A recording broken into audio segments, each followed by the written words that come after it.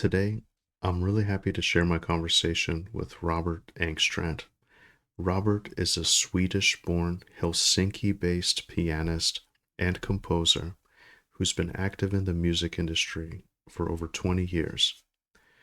He's worked across a really wide range of genres, from heavy metal to jazz music, classical, progressive rock, electronic music, and also soundtracks and sound design for indie games. He's also currently touring as a keyboard player with Marko Hietala, formerly of Nightwish, which is really cool. He's a very interesting guy. He's a classic EverQuest devotee, Commodore 64 aficionado, audio fanatic, animal lover, sauna enthusiast. He's a very interesting, extremely interesting individual. Beyond all of that, I just really enjoyed talking to Robert. I was a little nervous at first going into the conversation because he's such a legend, but once we got rolling, it just felt natural. And the more we talked, the more interesting it got. And after a while, it just felt like a couple guys hanging out and talking about things we genuinely care about. He's obviously very deeply passionate, devoted to what he does, and that passion absolutely comes through. He's just a really cool guy. And as a fellow EverQuest nerd, I really appreciated the conversation. He's a huge part of why Monsters and Memories feels the way that it does. He's the man responsible for all of the beautiful ambient sound and music. A big part of why the game feels so atmospheric and immersive and alive. And honestly, it's probably my favorite part about the game, to be honest. So that kind of work can be easy to overlook when it's done well because it just becomes part of the world, but it matters so much. And Robert absolutely nails it. His work really gives the game its mood, its tone, and that feeling that makes you really want to stay there. So, Robert, thank you very much for taking the time to talk to me. It was an absolute honor to speak to you. You did an amazing job, and I'm really, really excited to share this conversation. Huge shout out to Robert Engstrand. Greetings, everyone. Greetings and welcome. My name is Slayheim, and today we're joined by Robert Engstrand, the amazing composer for Monsters and Memories. Robert, how are you doing today, sir? It's great to see you. Thank you for having me. I've been looking forward to this chat with you. Thanks so much for doing this. So, yeah, for people who don't know, who are you and kind of what's your origin story there? So I am originally born in Sweden and have lived in Finland, the neighbor country here in Scandinavia, for the last 20 years. I grew up in a very musical household. My father is a guitar player and he played in bands in the 70s and 80s and 90s on the side. And so I grew up with music and a lot of music. I recall wearing headphones, listening to music from very young age. And there are like photo proof of me sitting as a 2 or 3 year old with headphones on, listening to my dad vinyls and messing around with the radio. And already there it was like something with music, something with audio, and something with twisting knobs and pushing buttons that really got it started. Um, so I come from a musical family, and I have since, let's say, since I graduated from the music academy, I've been working primarily as a live keyboard player. So I've been a live musician, touring and playing and doing session and studio jobs for all kind of various artists and bands and various styles of music. And I've also been an avid gamer since childhood. Grew up in the 80s, so we're talking like Commodore 64, Atari ST, Commodore Amiga, that sort of 8-bit to 16-bit computer games. And around maybe 10, 15 years ago, I got my foot into game dev, working on my first doing composing and sound design for my first game.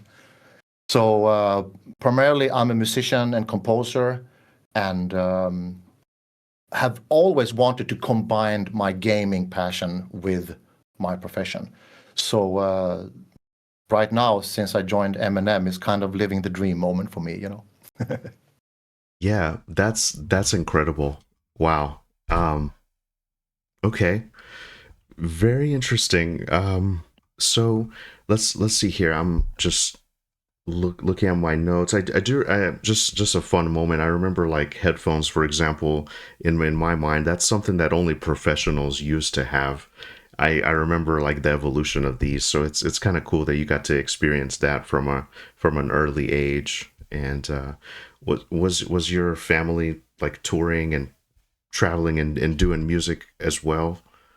Well, my grandfather was a piano player, not as a professional, but played piano. So I remember when we visited my grandparents. He had an old acoustic piano. He always sat down and played this sort of jazzy, Dixie, sort of 1940s, 50s kind of style jazz. Mm-hmm. But my father, he was never a professional musician, but he played in bands for like 20, 30 years. He he was working as an engineer for Volvo, the car factory. Oh wow. I grew up in a pretty small industrial town in South Sweden. My father worked there, but he did gigs almost every weekend. He was playing in these sort of dance music bands that is still a very popular thing in Sweden. Everybody in his band was wearing the same colored suit, and they were wearing the same kind of clothes, and they were playing sort of dance halls, you know. So he was away doing gigs in the weekends. And so I was always like, hey, my dad is coming home at 3 a.m. from a gig, you know, driving home. And then Sunday he had a day off, and then Monday back to the factory and being an engineer. So so it was always music in my home. Like I lived in a typical countryside 2-floor house with upstairs we had a music room. There was like one room where there was a drum kit that they bought for me. I started to play drums. That was my first instrument. So there was a room with a couple of guitars, a couple of bass guitars, a drum kit, a stereo, and a couple of synthesizers, you know. So it was like a kind of a dream childhood, perfect scenario to get into music and listen to the music that my dad listened to, which was sort of everything from the Beatles, 60s, 70s, classic rock, Dire Straits, sort of guitar music. So I got to try everything as a kid, you know, play drums. Yeah. Way too early in the morning. I remember my neighbors told my parents, like, could you try to make Robert practice drums like after 8 a.m. in the morning? I was like, because I was, you know, you're a kid, you wake up early, you're excited about that drum kit on the second floor, you know. Yeah. So it's That's good memory of music being around all the time. And I started to learn music. I started to play all these instruments and started to listen to music and imitate. So I built a musical ear really young, and I think that's a real privilege to be able to do that as a young human being. Practice the ears, listening to music, and imitate. What chord is there? Oh, it must be this one. Play it on a guitar or drums, whatever. So, kind of a perfect circumstance to get into music. wow. That's very interesting. Yeah, that's amazing. And so, and also there was video games in the household too. You mentioned like Commodore 64, Atari PC. Was that kind of synonymous with it? Where you know, because there's, you know, the sound and music from like those early games. Did that kind of spark your imagination as well, or?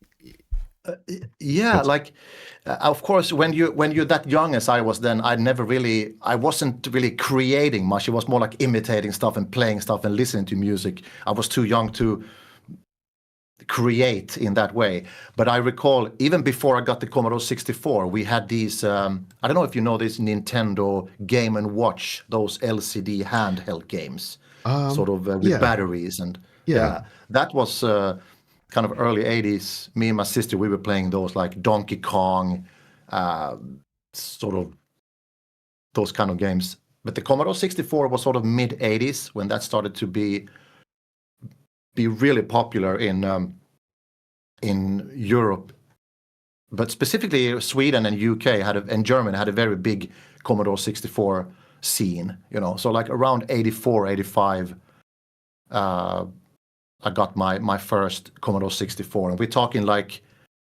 talking tape cassette player, we're talking tape cassettes to load the games, you know. Very simple, but at the time extremely fascinating, you know. The music, everything is 8-bit. It sounds very crunchy, very gritty, but I loved that sound. I fell in love with that 8-bit.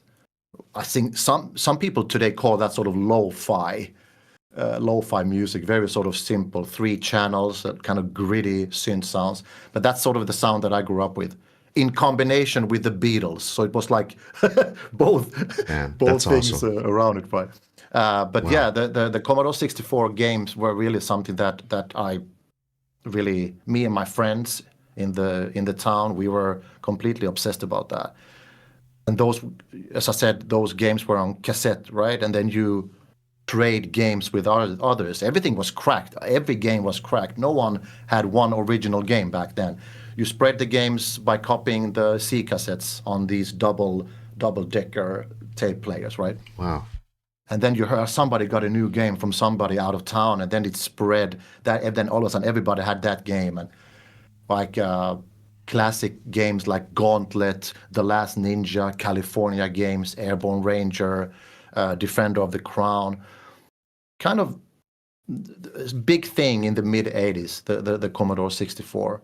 And I even subscribed on a Commodore 64 magazine. So once a month came like a Dream magazine, pictures of colored screenshots on game reviews and stuff like that. So that was a very big thing. And then it slowly went into sort of 16-bit computing, like Commodore Amiga and Atari ST, like sort of end of the 80s. Things started to develop. Wow, that's very interesting. So yeah, you have a deep background with music and video games. What about so what was the, so you mentioned that you studied music after that. In high school, there's music academy. Can you tell us a little bit about that? Yeah, so when I was 15 years old, I was in 9th grade in the sort of local public school in my home county. My music teacher was telling me and told my parents that Robert should go to this. He should apply for this school a little bit further away from home, like 1.5 hours with the car away from home, in the city of Malmö in the south Sweden. It's a big city, Sweden's 3rd biggest city. So this music teacher, rest his soul, he passed away a few years ago. He was my mentor when I was 15, and he really was like, you have a talent, you should do this, you should apply for that school, you should apply for that high school in Malmö because it's focused on art. And my parents have been very supportive of my life choices. So I moved away from home at very young age. I moved away from home when I was 16 already, which was now when I say it, it sounds very young. When you're 16 years and moving away from sort of a comfort village family home to a big city, you know, living alone and being sort of very green on life. You know, my mother was like, okay, I'm going to teach you how to make pasta bolognese so you have some food to eat down there, you know. Mm-hmm. It's like starting from scratch. But that really opened up, like going to high school, focusing on art. I had great teachers who really opened up like so much, like a wave of inspiration, new music styles and everything, jazz, fusion, funk, soul. I was just drowned in material, and I soaked everything in, as you can do at that age, you know. So those high school years were like extremely important for me, and I developed rapidly in those years. And then I graduated from high school, and then I applied for the music academy, which is a couple of levels over that. So then I went to the music academy for 4 years and graduated in the end of the 90s. And since then, I've more or less lived on being a keyboard player, you know, being a piano player, being a keyboard player, synthesizer play, whatever you want to call it, touring with various bands and doing this, sort of being a hired gun for bigger pop artists and stuff like that. So I get to play a wide variety of styles, and I've toured a lot. Toured in the States many times, toured in South America, all over Europe, toured in Australia, in Asia. So it's been a lot of traveling, a lot of touring, and I hate flying. So that's a funny contradiction, Wow. with the touring. But That's very interesting. That's very interesting. I'm the same way. Actually, yeah, I'm the same way. I love traveling, but I don't like the process of going from point A to point B. I don't like flying either. So I can definitely relate there. But no, that's amazing. So you had some great teachers, and that kind of propelled you to kind of supercharge this career.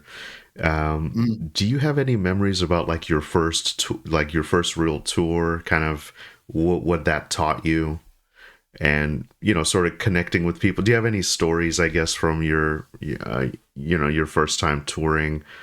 And well, okay, I don't want to throw too much at you. One thing at a time. No, it's okay. The very first tour abroad was like in '98 with a progressive rock band from Sweden. We were doing some gigs in South America and in the East Coast of the United States. And our very young, very green, we had rehearsed a lot, and it was a great success, and I was super excited.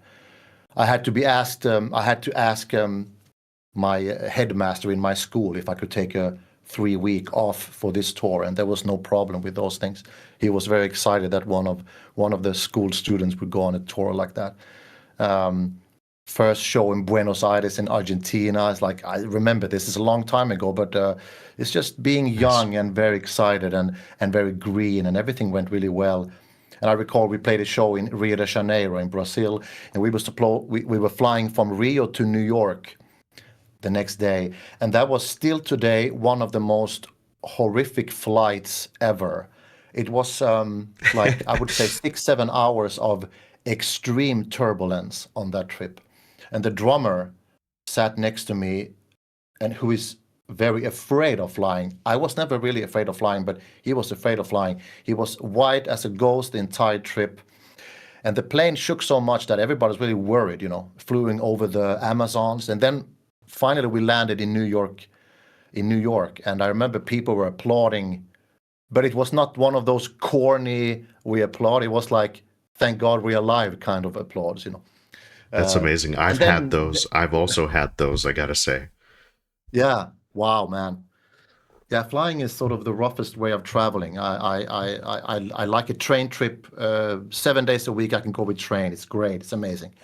But yeah, flying is rough. But yeah, I mean, just it was a big thing. We played in New York City. We played a show in Manhattan. I remember going up to the Empire State Building, and this was in '98. So this is like 3 years before 9/11. And I recall watching some pictures from when we are up there in Empire State, and it's very almost eerie to sort of remember that time. But that was just amazing. And yesterday, when we had a short chat, you and me, we talked about North Carolina. During that tour, we played a show in Chapel Hill. It was my first time in America, and we played a show in Chapel Hill. I remember the weather was amazing. This was like end of August, beginning of September. It was like steaks, barbecue, pools, music, festival, and it was great. So I got a real good taste on my first tour, like how this is traveling. And it's just a nice memory of that very first tour abroad. That's amazing. Yeah, no, that's cool. Barbecue is a huge thing here. I used to not like it growing up, but North Carolina is known for having like, different types of barbecue. I had some yesterday. It was pretty good. It kind of grew on me over the years, but Oh yeah. that's cool that you got a chance to enjoy that. Do you have any? I'm just kind of curious about this too. I'm not deep into like the technical aspect of music stuff, so this is really fascinating to me. But did you ever have a moment where your gear kind of malfunctioned, or your gear kind of betrayed you, or things didn't work like you intended, but you had to kind of make it, just make it work with the people that were there with what you had? Any kind of stories like that? Not as much as guitar players have issues with, because I have Yeah. played with other guitar players. There's always issues with them, and we keyboard players, we have this thing that look at those guitar players. They always mess around with the pedals. There's always something going on. But Yeah. I think we keyboard players, we have it. But they do happen. They do happen. But I think the worst thing that happens could be like there is a dead tone. It's like you have Mm, the whole keyboard, and then all of a sudden one key stops working. There's no sound coming from this key. And when it happens, it's always annoying because it's always a key in the middle where you actually always play. So sometimes you yeah. have to then, and that's really bugging me. You know, you start a gig and then you notice that I have a dead tone here. You know, Mm, and then you sometimes have to play around it, and you have to sort of play an octave over, and it's just that's really annoying. But it's not really a disaster in that way.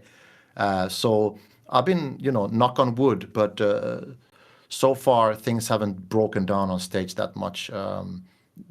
I've been lucky having solid, good gear, good hardware, and so yeah, mm-hmm.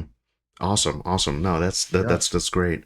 And now as far as inspiration goes, you know, what does that kind of look like for you? What are you inspired from when in terms of your music? I know you mentioned you're kind of like a mercenary for hire with different bands, but whenever you're making your own music, you know, is there like movies, books, other bands even, like what does kind of like your inspiration look like when it comes to music? We might be jumping around a lot here. That's I fine. apologize. Yeah, yeah. No, no, jump around. I love jumping around.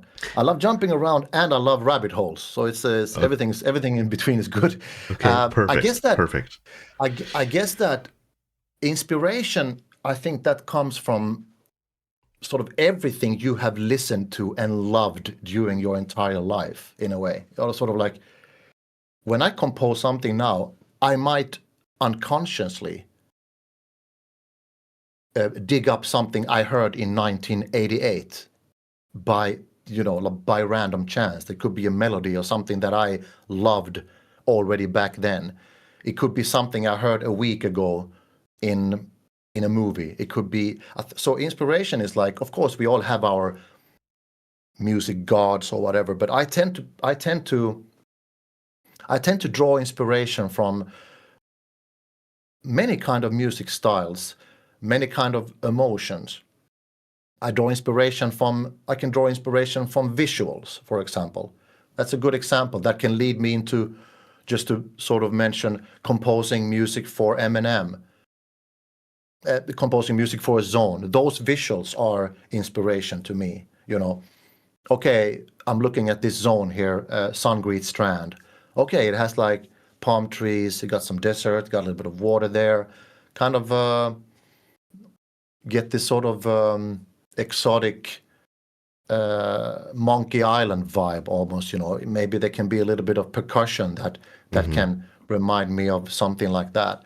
But inspiration is like whatever I have listened to in my whole life is sort, and what I've repeatedly listened to, songs that I come back to, music styles that I go back to, playlists that I never get tired of. You know, may it be Morrowind soundtrack, or you know, can be a track from Skyrim. It can be something from the 90s. It can be, you know, some rare gems that I played here or there. So inspiration is sort of, can be visual, it can be emotional, it can be musical, it can also be my current feeling of the day. That can be an inspiration. You know, how do I feel today? You know, I feel energetic. I have this sort of, I feel a lot of vibe. I feel a lot of energy today. Maybe then up tempo, maybe some rhythm, or it could Mm-hmm. be like I'm kind of have a somber. I have a somber feeling of solitude and melancholy. Let's dig more into that. Let's mine on that stone for a while to see what can come out of that. You know. Yeah. Yeah. That's beautiful. Somber, melancholic tracks really resonate with me. And you know, I was thinking about this too. It's because I'm interested. You know, and we'll get into like how you got kind of involved with the team and sort of like your contributions there, but like your music specifically for Monsters and Memories is amazing. And not to say that Monsters and Memories is like a bad game just kind of without the music, but like an example that I like to have is like, you know, like whenever you see Star Wars but it's without the music, it's like it's still okay, but it's not, you know, it's not amazing. But when you add the music, like the Imperial March and all that, like it really makes it epic. So that's kind of your music just really like amplifies some of those zones. So like you absolutely nailed it there. Do you have kind of like a sort of a library of ideas or kind of sound palettes? So like whenever you're starting something new, do you prefer to start fresh each time? So let's just say, yeah, you know, here's this zone, Sungreet Strand. Um, it's more of, well, yeah, it's how you feel. It's how you see what the tone is, I suppose. Um, Yeah, like I know that some modern composers, um, they use templates. What do you call it? Templates, yeah, mhm. where they have like they open up their digital audio workstation and they have already laid out instrument ready to be recorded, you know, with their Oh, with their synthesizer. I don't do that. I like to start completely from scratch. I don't want to have anything preloaded into my sequencer. I want to start from scratch. I don't want to have anything laid out before me. I kind of like to just um, I like to pick a sound and improvise on that sound. It can be a piano sound. It can be a kind of a plucked stringed instrument like a zither or a dulcimer, like more of an ethnic string instrument that I use a lot in M&M music to create a certain sort of ethnic vibe to it. Because I don't know, it might be obvious that I like to blend Western traditional music with East Asia, Arabian flavor. I like that combination, yeah. like a plucked instrument with like playing a strong melody in octaves and then surrounded by maybe a traditional classical orchestra setting, right? It's like Fall and Pass. That zone music is a good example of that. Oh, it's A amazing. Yeah. little bit of harp, a little bit of zither, sort of this sort of ethnic string instrument vibe, um, and then sort of it's melancholic. They have like somber elements, and then in the middle of that song, there's a very dramatic part with horns and bass trombones. And the reason why I wanted to have at least one dramatic part baked into that is because how dramatic the visuals are in that zone regarding well altitude, and the zone is very dramatic, you know, Yeah. in its way. No, I love it. And I see So that. I see exactly what you mean. Yeah. Sorry to interrupt you. I've spent the most time in Fallen Pass probably. And I see that because I was sneaking around trying to get all the way to the top, and it's very dramatic and like grand at points. Yeah. Please, mhm. please continue. Yeah, because there is this mysterious green tower that everybody's talking about when they zone into the game in Night Harbor Westgate, and I sort of that tower deserves some bombastic, dramatic elements where the chord progression goes a little bit sort of Indiana Jones battle moment, you know, Mm-hmm. and but the song is that dramatic that very dramatic part in the middle is surrounded by two very melancholic and very almost sorrowful parts, right? The beginning and the end of the song, which is something I tend to.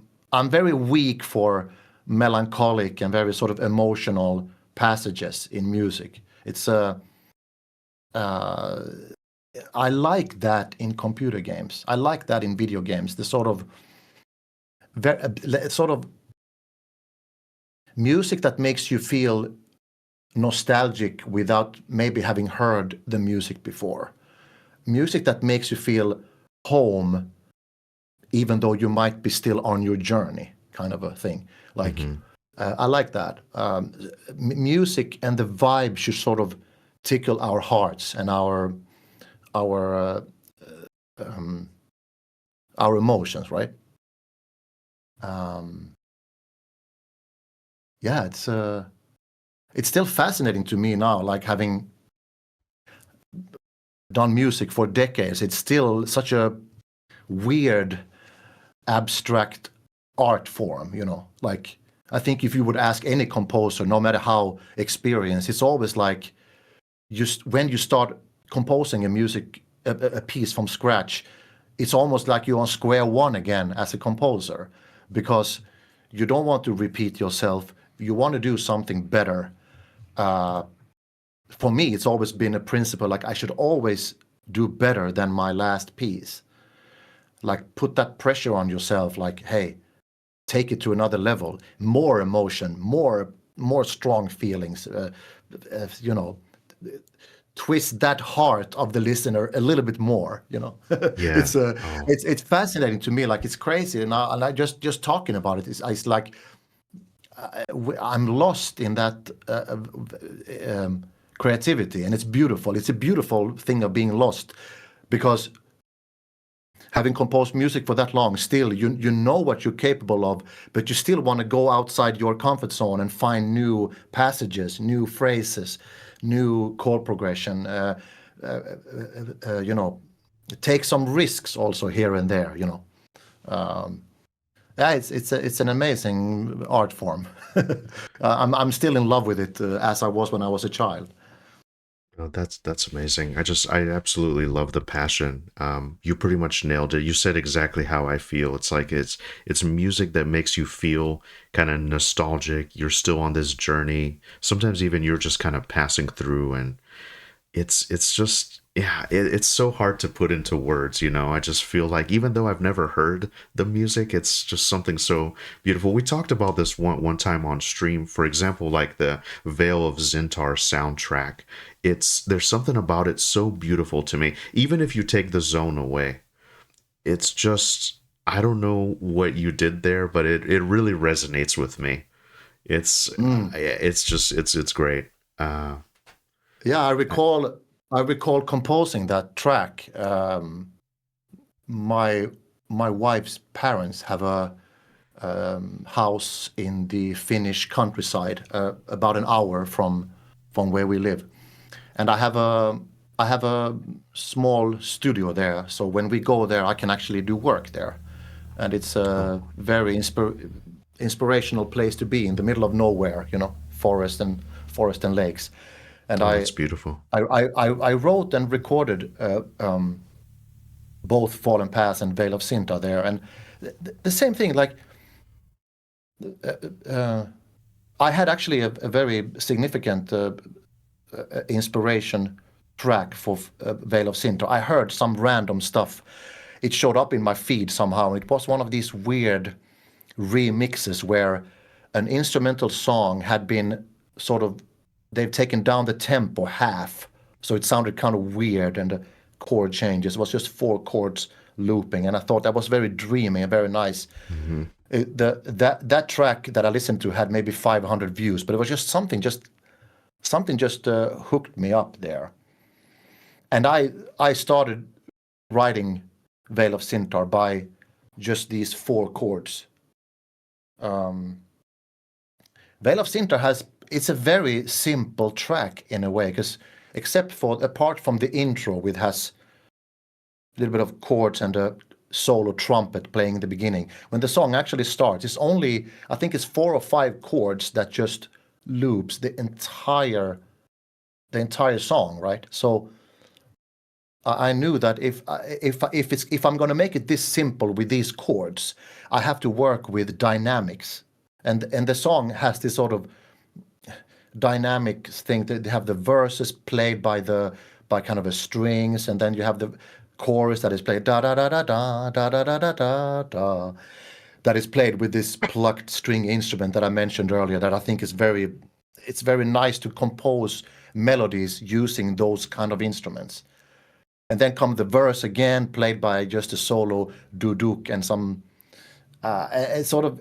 So if you just would zoom out, Vale of Zintar is a very sort of simple song, but for some weird reason, people tend to really like that song, and it's also one of these magical weird things that when I had that song ready, I have no idea, how somebody will connect with this song the first time they hear this. It might be one of those, it's an okay song, but for some reason that song, people are like, hey, I listen to that all the time. I listen to that when I'm working, when I'm coding, I listen to that when I put my son to bed, like, and it's impossible to pinpoint what exactly went right in that song.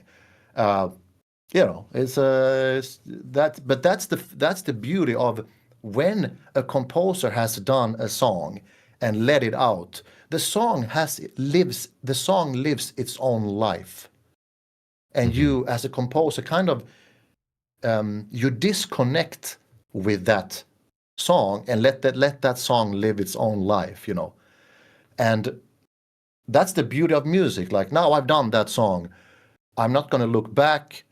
I'm very happy with the way it turned out. I think the song sounds really good. It's good mixed, and it has emotions and everything. But I'm already, as soon as I post that song on YouTube, and as soon as that song is in game, I'm already looking forward. I'm gonna do a better song next time. It's gonna be even more emotional. It's gonna be, and that's funny with music. You release a song, it has its own wings. It lives its own life. It's gonna travel through years and years, and maybe in 20 years somebody's gonna find that song and like, wow, what is this? Or somebody's gonna find that song and say, this is horrible. You never know. No, it's So it's like, amazing. it's funny, You reminded me of something. Not it's just art in general. Great art has to stand up on its own. It needs to just exist and kind of speak for itself. The artist isn't always going to be there to explain to you what the intent is and stuff, and that comes across very, very well. I actually Yeah. studied art history, and that's one of the main things that I remember my professor saying is that great art needs to stand up on its own and have an impact. Um, Yeah. uh, Have it's you played it? Have you practiced any instrument at some point? Do you know what's crazy actually? So on that subject, here's the thing. I've always admired kind of like guitar players, but I think it takes like a certain kind of mind to your brain needs to be wired a certain way for music. And I think in some ways, like, yeah, like memorization, chords, whatever, it's all very mathematical to me. It seems like C sharp and whatever. And I tried at one point to learn guitar. I really liked Bob Marley and the Wailers, like the original Wailers, like even when it was like still ska before it was reggae. And I always like tried to play some of those songs. I found it very difficult. I don't know. I don't think I have the talent for it, but I was interested in guitar at one point in my life. I had long hair, like you can't tell now. I wanted to be a rock star. But Oh yeah. I was kind of in a band in high school, like where I grew up, everybody was obsessed with like being in a band and making it. It was kind of like those early days. I don't know what the genre is, like kind of like metal music nowadays, and everybody wanted to go off and be in a band. So I was like really trying hard to be a singer and a guitar player, but it just didn't Yeah. work out for me. Did So, you did you practice chords um, or melodies or? yeah, I did. I tried. I would print out like a. Back then, I remember you could get like a piece of paper, you could print it out, and I could practice there. I think I kind Hmm. of got the sound, but another thing I never understood is like how to tune the guitar. I didn't know how to tune it correctly. I didn't know what I was Hmm. looking for. Sometimes you go too tight on the thing and sometimes too loose. I just feel like I'd never had that like musical kind of aptitude and Oh yeah, yeah. so Do you have a guitar at home now? do you know what? I think I gave it to a friend.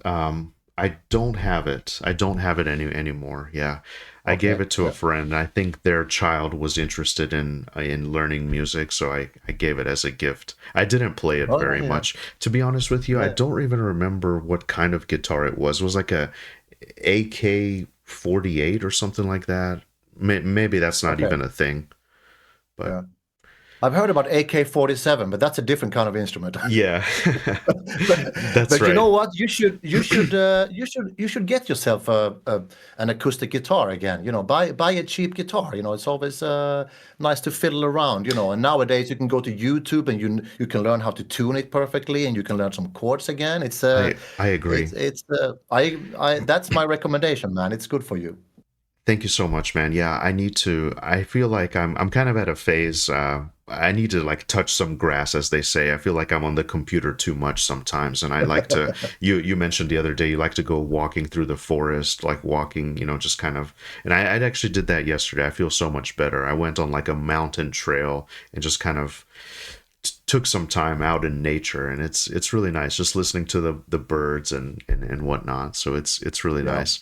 Actually, Mhm. on that topic of like instruments and stuff, I was just kind of thinking about this while we're talking, and well, one of my questions I want to ask you is like, do you think that there's an instrument that's kind of underutilized or like a sound? You mentioned you incorporate a lot of like ethnic sounds or instruments and stuff, and certainly, that's I mean, depending on the zone, like where it is, like in the world, the geography, etc. But like as I've gotten older, I've really appreciated kind of music from kind of my culture back home. They have like those accordions and the bagpipes and stuff, but I don't know if you're into anime at all, but there was a really iconic anime film called Akira in 1988, and it has this really unique, interesting sound. It's almost like I don't know. They were banging some kind of. I'll have to send it to you. It's gonna Yeah. make more sense if I actually send it to you. But that type of instrument is like really really iconic. It's some kind of Japanese like percussion instrument,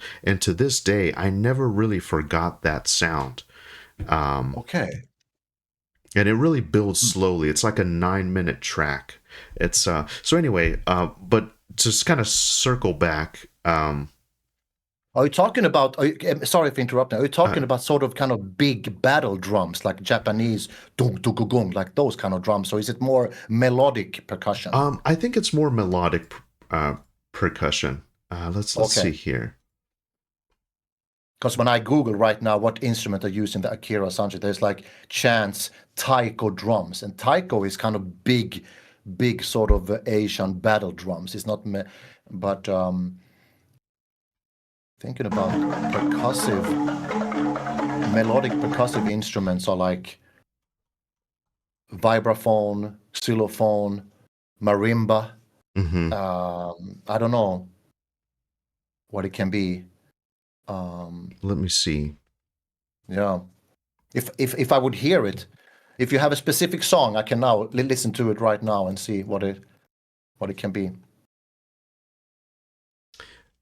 It's okay. How about this? I don't know if you can Oh kind yeah, of hear this a little bit. oh It's yeah, yeah, yeah. Yes, I hear it. I hear right away what that sounds like.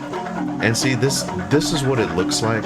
It's sorry, I said Yes, drums, but yeah, yeah. It's an anklang. It's let me I love that so much. Uh, yes, I can live here send you uh, a Wikipedia link to you. Yeah, it's called anklang, and it's I just love that you're thinking about this. You're thinking about yeah, incorporating stuff like this in the music. And another thing too, just as someone who, I mean, I'm from like, I'm from Bulgaria originally. There was a yeah, huge Ottoman influence there at one point.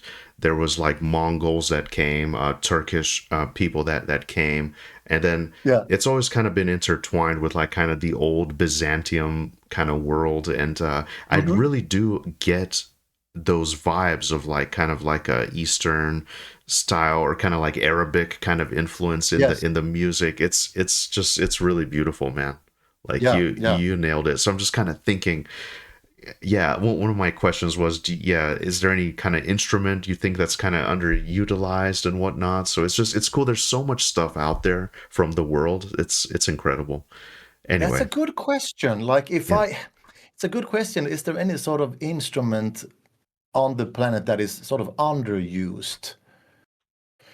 It's I don't know, because if it would be underused, I would incorporate that a lot. If I, so, but like Yeah.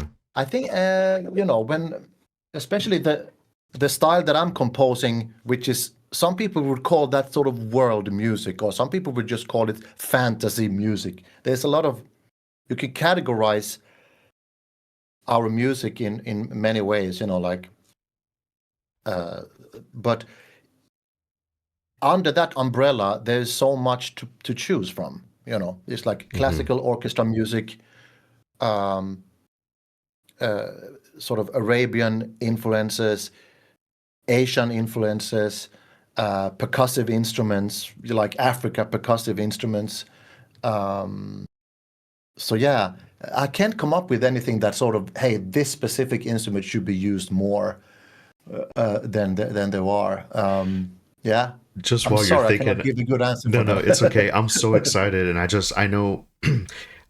I know you can't talk about like everything with Monsters and Memories. I totally respect that, but like as of the recording of this, Monsters and Memories had a short from Sean's live stream. He said that the world is like basically like right now it's probably 20% complete, and in Mm, module 1 we're gonna get like the deep elf city, mhm. Aelvorith, I think. So it's like I'm already thinking like there's all these different races and cultures in different parts of the world, all these like kind of ethnic groups like in the races. So it's just I'm already thinking like all the variety and stuff that's most likely gonna come. So yeah, Yeah, and very yeah, cool. on interesting you brought that up, because I want to talk about this, about one of the very first thing um, that I analyzed when I wrote my first piece of music for the game was that I still recall this. I had a long chat. I had a long video chat with Sean, and he showed me screenshots, and he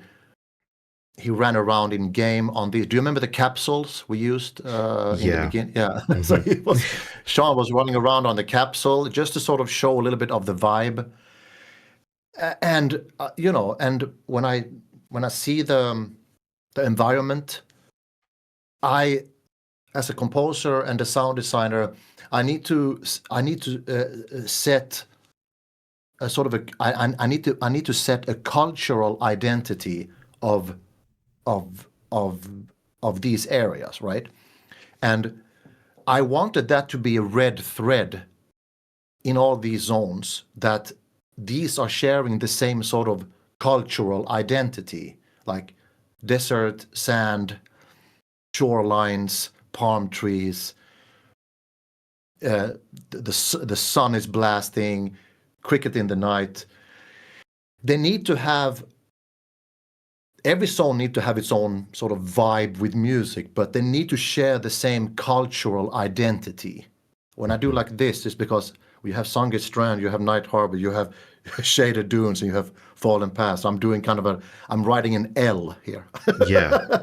Yeah. Yeah, but it's like, and that is so from an instrumental arrangement point of view, they are kind of sharing the same vibe. Yeah. Um, And I get that too. It's like it sounds similar, but you can tell you're in a different zone. It's not too jarring to the mind. It's not like you zoned in and the music is completely different. It makes sense. It's just mm, flows. Yeah. yeah, and that will be interesting whenever we go into deep, because then maybe I will cut myself away from this identity we've had in this desert region, and then we are like, okay, now I'm gonna pick sounds and tools and inspiration from completely different instrument sources, maybe more electronic, maybe more gritty stuff. Heck, maybe throw in some weird 8-bit crunchy sounds there. You never know. Like Yeah. there might be mechanisms in the deep that can be related to weird old electronic sounds, which then would open up this kind of Yeah. maybe more synth electronic based stuff, and maybe not so much classical orchestra vibe, right? So there's like, here we have another kind of cultural identity in this part. So that's fascinating and very exciting. Yeah, for sure. Yeah, I can't wait to see what you do with it. Bulgaria's got a lot of caves as well. A lot of yeah. I'm already thinking all these like subterranean like echoes and this stuff. Anyway, Yeah. no. So just to circle back. So okay. So how did you? And I'm sorry if we're jumping around a lot here, but I'm very interested. So how did you get involved with the Monsters and Memories team specifically? Were they looking for a composer? Did you is there anything you can tell us about that? Uh, this was in the end of 2021, and I had just finished off writing some music for some indie game, and it was also sort of kind of middle of COVID. There was not so much going on in the live scene because, unfortunately, all the live concert event were canceled, and the music scene all over the place was suffering heavily Mm-hmm. during those years. And for some weird reason, I have no idea, but I was I was I was on Instagram, and all of a sudden there's a reel, Instagram reel of somebody is playing a computer game. There's like a guy in the lower left corner inside something that looks like a dungeon. He's playing some sort of game, and there's a weird capsule. There's a weird capsule there in some dungeon. And this guy is talking calmly about something, and I'm like, I don't know, it just showed up in my feed, and I think that I got interested for whatever reason, because I very rarely reach out to people. But I looked at that and I was like, hey, I like the look at that dungeon, like I think Mm-hmm. it was like a dungeon. I don't know if that dungeon is even in use anymore, but one of those beginning test dungeon things. And I can't remember how it was, but for some reason I found the Discord channel, the M&M Discord channel. And I read more about that, and I contacted Sean. By the way, fast forward, I found out that the person in that video I saw was, of course, Sean streaming game dev. I Yeah. was thinking, there's some guy who's like, trying out some game here with capsules. It was just weird and funny, and I liked the vibe of the dungeon. There was something just weird, draw me to it, and I sent a message to Sean, and not knowing that he was the guy in the video, and I was just, hey, I reached out and more or less said that, what is this? It looks interesting, and I just finished off composing for this indie game, and I was just wondering more or less if you guys are you have a composer, do you have a sound designer, whatever, and then I asked like, hey, can I take a look inside the game? Can we have a video chat and you can stream the game for me and I can take a look, and then I can sort of do a, I don't know if audition is the right word, but I can compose something for this area to see if it fits the vibe. And that song is Shaded Dunes. Oh. So Shaded Dunes was the absolute first track that I composed with Eminem in mind. Wow. Um, That's amazing. It's amazing, isn't it? Like you're just kind of at the right place, right time. Something kind of gets your attention for a second and just kind of puts this idea in your brain. Isn't it crazy how the universe works it's sometimes? crazy, man. Yeah, Because it's you crazy. could have just kept scrolling and we would have never got your music, It's wow. Yeah, it's also like I guess I've been very privileged in my music career because the phone has always been ringing. Like people have called me. It's like, hey, we need a keyboard player for this tour, or we need a substitute for this tour with this idols artist, or we need a guy for the studio. The phone has been ringing for like 30 years, and it's amazing. I'm very thankful for. See, having all those opportunities. Yeah. this is what I love. It's like there's no shortage of work. You're fine. You know, you're established as a musician, and in fact, you've already done. Not only have you done like actual real life music and toured, but you've also done music for video games in general, like video game soundtracks. So it's Hmm. like this is like purely out of passion, and that's Yeah. what's kind of cool to see in the whole entire team in general, like the culture of this game. It's a truly unique game in that sense. You know, it reminds me of the good old days where people were just kind of hanging out in their garage just making a game together just because they wanted to, just because they wanted to see if they could, you know, create a good product. Not, hey, Yeah. how are we going to make a bunch of money, and you know, let's go with that. That's what I Yeah. love. So Yeah. And like uh, for the first time in maybe my entire life, I was like, hey, now I'm gonna reach out. I'm gonna go for something that I think looks very interesting and I can contribute something here. Like this could be a good fit. This could be a good thing here. Um, so yeah, I mean, it's just weird how everything turned out. It's like it's also crazy that there's been so many years since then. Like so January 2022, Shaded Dunes, that track was ready, and then I did Night Harbor, then I did uh I think Wormsbane was my track after that, and then I did mhm. this long 22-minute, I think it is, or is it more, this Night Harbor Atmospheres track. Mhm. um Now yeah, I mean, then just now I think it's 26 or 27 tracks of music, and it's just it's yeah, incredible. it's crazy. Yeah, there's a lot of music right now. I think I've calculated the Eminem soundtrack playlist on YouTube. I think it's almost 3 hours long. So Wow, there's a man. lot of things there now. It's incredible, and there's so many bangers. We don't have to go over every single one, but another one that people really love is the Heart of Felindral. It's a really beautiful piece of music that just really evokes something like deep in your soul. Is there anything with that track in particular as far as like inspiration or like kind of methodology? I want to ask you about the methodology specifically here in just a little bit, but that particular track also comes to mind as being like exceptionally amazing. Well, first of all, I'm extremely happy to hear that because I've never had so much pressure on me ever for a track as Felindral, because everybody who has played EverQuest knows about Kelethin, knows about the epic nostalgic music that tree zone uh, gives to us, right? Hmm. So uh, that was a big mountain to climb.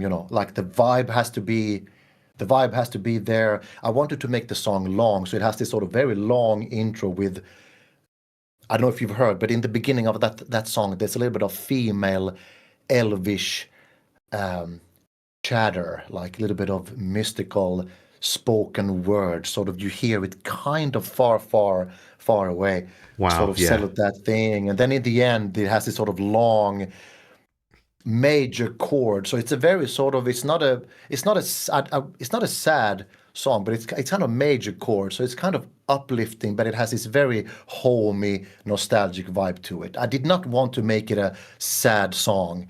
I wanted to make it melancholic and home. And the outro, the last 2 minutes of it has this very glittery sunshine. Is The sun is shining through the leaves, and sort of It's it's and it's it's a very perfect. emotional track for me also. Oh yeah, sorry, no, just the ambience too, like the footage of actual like the trees and the light coming through the trees. It just all works really well.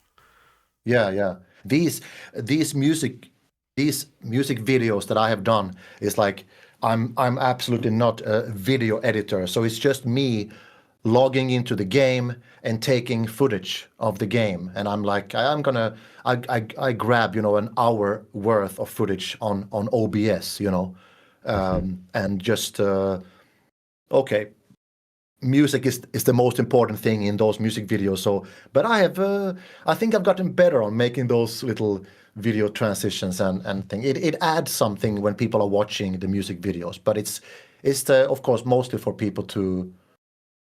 It's mostly for the ears, you know. No, it's beautiful. Thank you so much for sharing.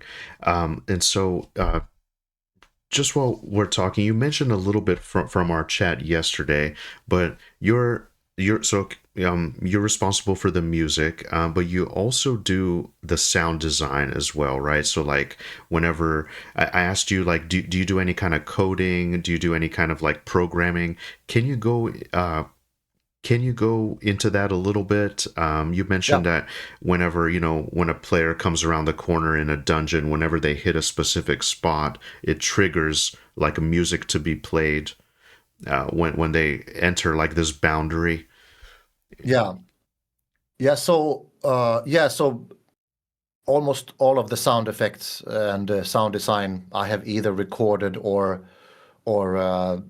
used the synthesizer to create. For example, all the spell sounds I have made using either my mouth as a that sort of stuff, mixing with some synthesizer sounds. So the spell sounds I've done with my mouth and the synthesizer, kind of blending different samples and sounds and stuff like that. I've Wow. been to the forest many times to record, like I think in Night Harbor and in most of the desert zone, most of those zones have sort of a general ambience nature sound, and that is just me with a microphone like 3 years ago, standing like this for like 5 minutes and then editing that sound. And I've recorded some shore, like some waves and water sounds and stuff like that also. So everything you hear in the game has been implemented by me. You talked about this sort of music transitions. Yeah, there's not so much. I'm not a coder. I'm absolutely not a coder. But there's a bit of sort of coding in our sound engine when it comes to the transition of the music. Like when, just an example, when you are in Wormsbane and you are going deeper inside the zone, you reach this chapel where this NPC Timon Bell is, and there's a church organ on the second floor. At some point, the music sort of crossfades into another music track called the Wormsbane Chapel. And so I have decided exactly where physically the player needs to go for that to trigger. And then I have decided how many seconds of smooth transition there should be. And those decisions are made in our sound engine, which is called Audio Kinetic Wise for those who are technically interested. And then I open up Unity and I draw a certain region and I put a script to that region that area should change the music state. So the music state should go from none to chapel in that specific example, right? Yeah, so there's a lot about sort of transition to make it smooth, to make you don't want to hear any cuts and you don't want to hear music stop, abruptly. You want to have a nice, smooth transition between these tracks. And that is, of course, also smoothness is also something you have to think about when you're composing the tracks as well. That's why it's a pretty good rule to compose. Every track should sort of have a slow beginning, talking about dynamics. So when the song starts, there's like a smooth little drone coming in instead of just stay right away. So it's like a smooth. Yeah. So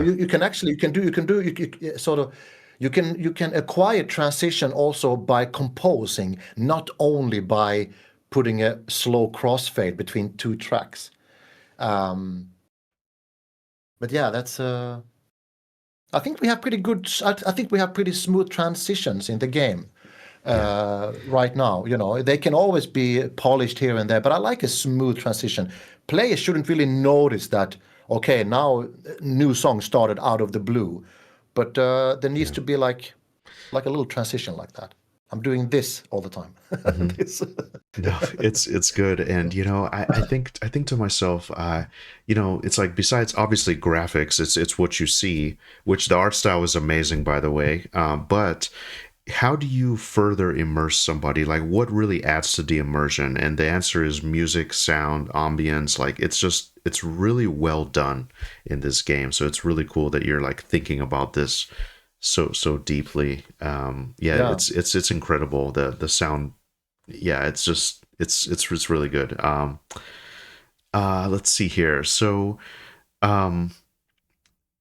we're almost kind of to the end of like the technical side of things, I suppose, with just kind of the methodology. But so now that initially, Sean showed you like you asked to see a zone, to see a sample, but now that you guys are kind of chugging full steam ahead, whenever a new a zone or concept is laid out, do you get given like all the information, like, okay, well, this is what the environment's going to be, the lore, the creatures, like the levels of the mobs, basically, is this going to be a raid? Is this going to be whatever? And is that sort of how it works? Like, hey, Robert, here's this zone that we have next. Well, basically, how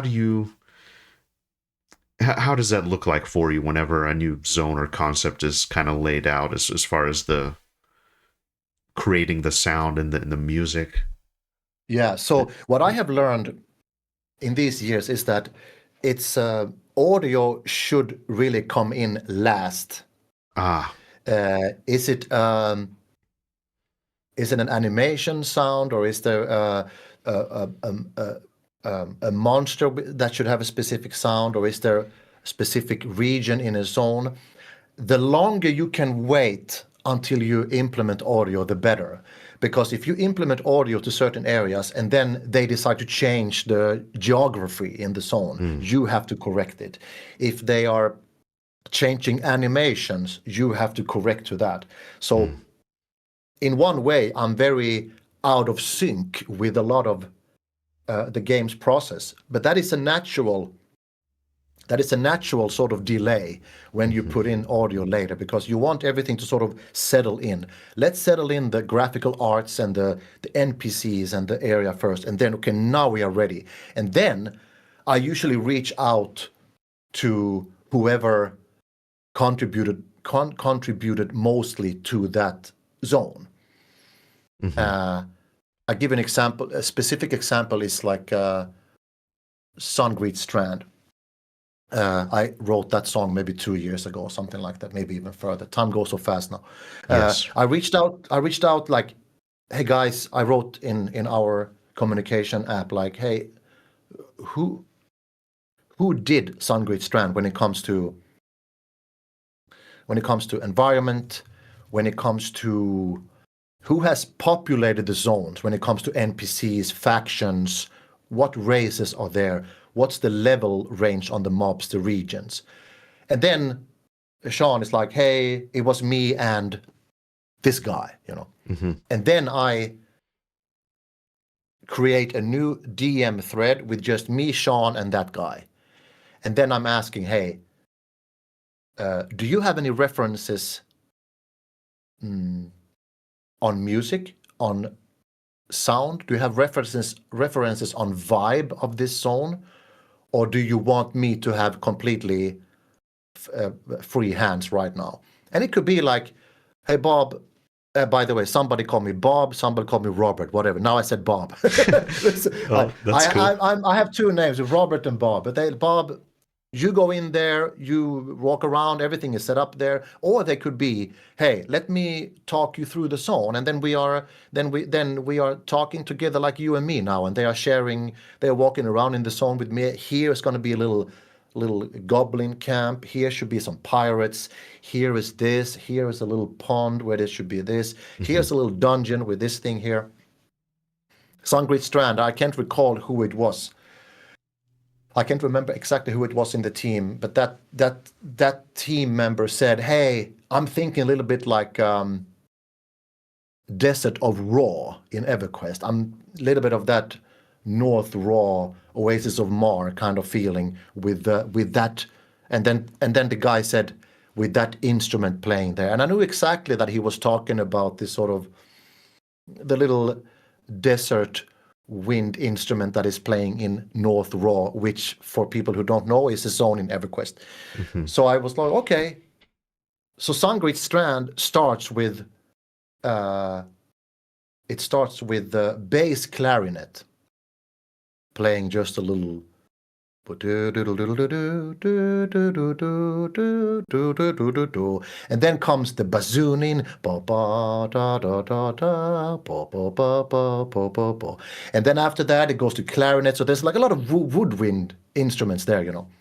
And so I drew a little bit of inspiration.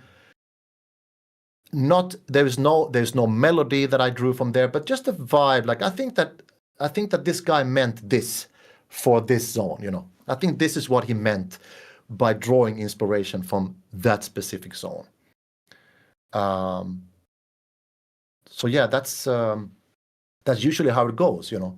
Audio and music comes in pretty late when you've already established geography, populated the zone, NPCs, faction, races, regions, and then okay, now this is settled. Now it's up to me to bring this to another level, to immerse the players with music and sound design here. Yeah, that's incredible. Wow. Is there anything that's kind of, I guess some people might think that it's something easy to do, or it's actually very, very hard, or like vice versa.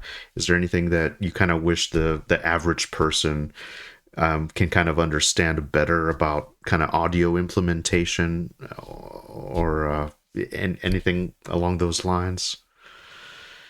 I mean, run around in the zone, man. That's the thing. Just pop in there and look around, and what would I like to hear when I'm looking that way? What do I want to hear when I go close to the shoreline? What do I want to hear when I go into that cave? You know, I think one of the best transitions we have in the game is when you go from North Harbor and you're heading towards Wormsbane. You go into this Wormsbane tunnel there. Mm-hmm.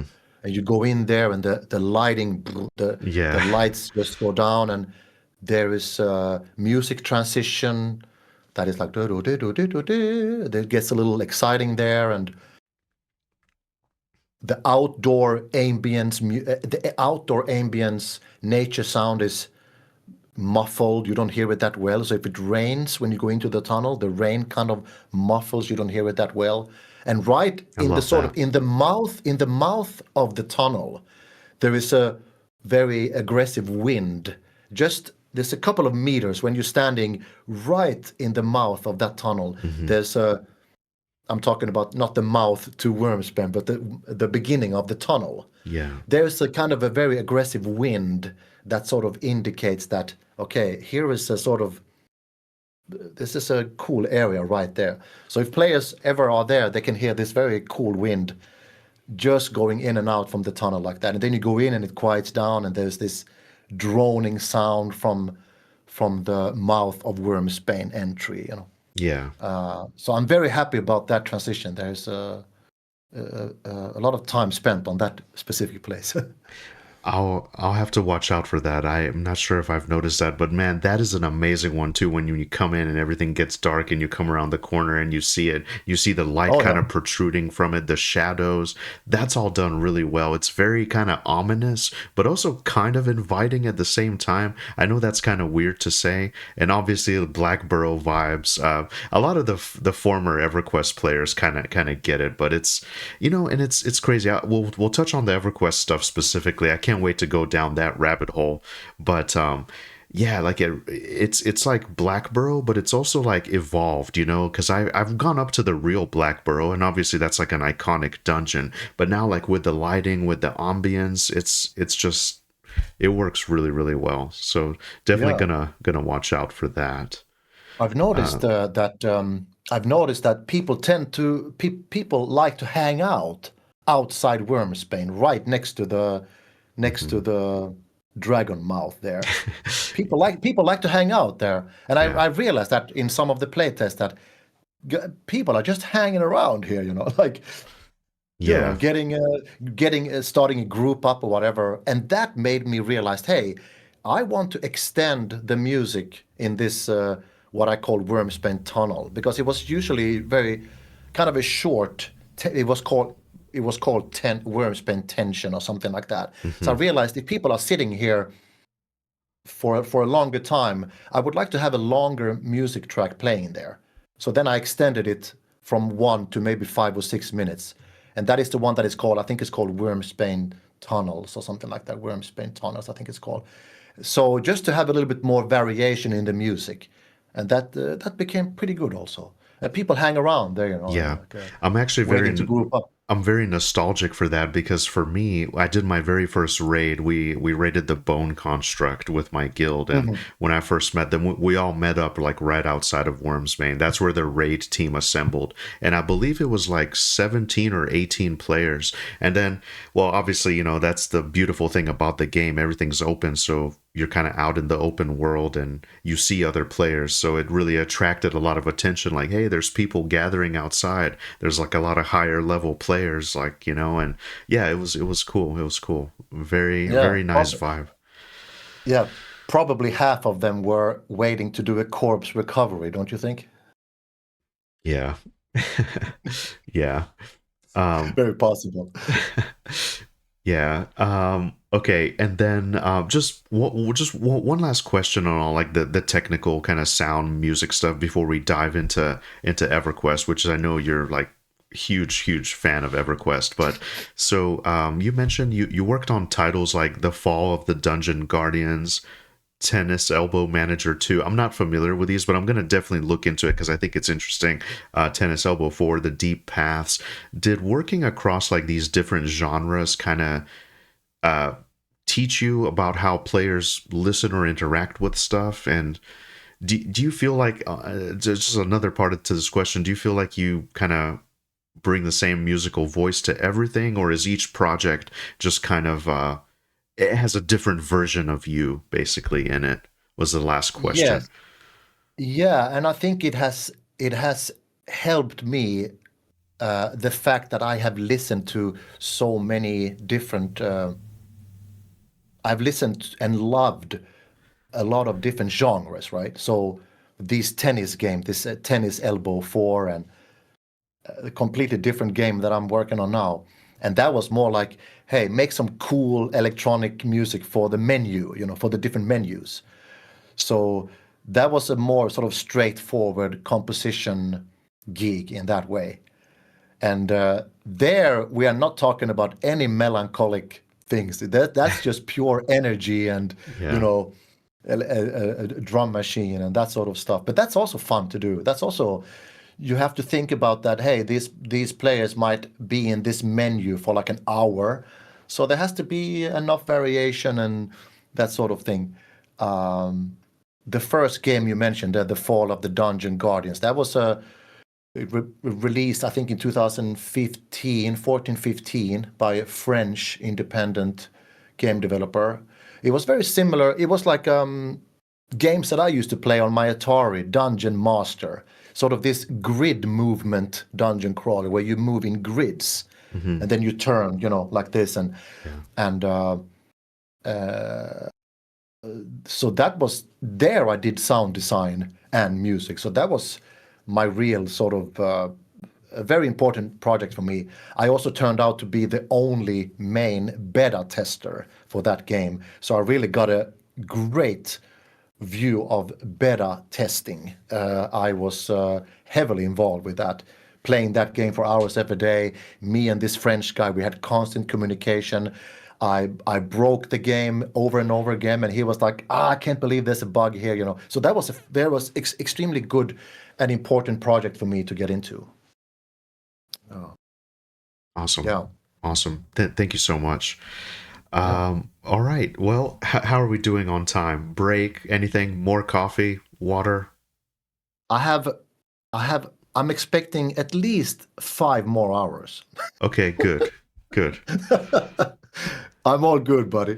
Okay, awesome. Well, then let's continue. Let's take a deep dive into EverQuest. I know you're very passionate P99 enjoyer, so I'd love to hear some of those stories as much as you can give me, as much as you feel like sharing. Yeah, so EverQuest obviously a huge chapter of your life, huge inspiration for Monsters and Memories. We don't need to get into it from that standpoint. It breaks my heart when people say that Monsters and Memories is just an EQ clone. There's so many other influences. There's so much other inspiration and good work that has kind of got into it. But EverQuest specifically, it's a big chapter of all our lives. So what does that kind of look like for you? How did you get into EverQuest? What kind of hooked you into that game? And what, P99 and emulation, what does all that look like for you as far as EverQuest, your EverQuest journey? Yeah, so we are rewinding 26 years, I think, for me. So we're talking millennium has just happened. Mm-hmm. It's 2000. And by that time, I'm a pretty casual PC gamer at that time. I play casual games. I play Half-Life. Half-Life had just come out, I think, 98, 99. I played, point and click adventures like Monkey Island and that sort of stuff. Which, by the way, I love. I love point and click adventures. Sierra Online, LucasArts, though they made amazing games. So Yeah. we're talking like year 2000-ish, around there.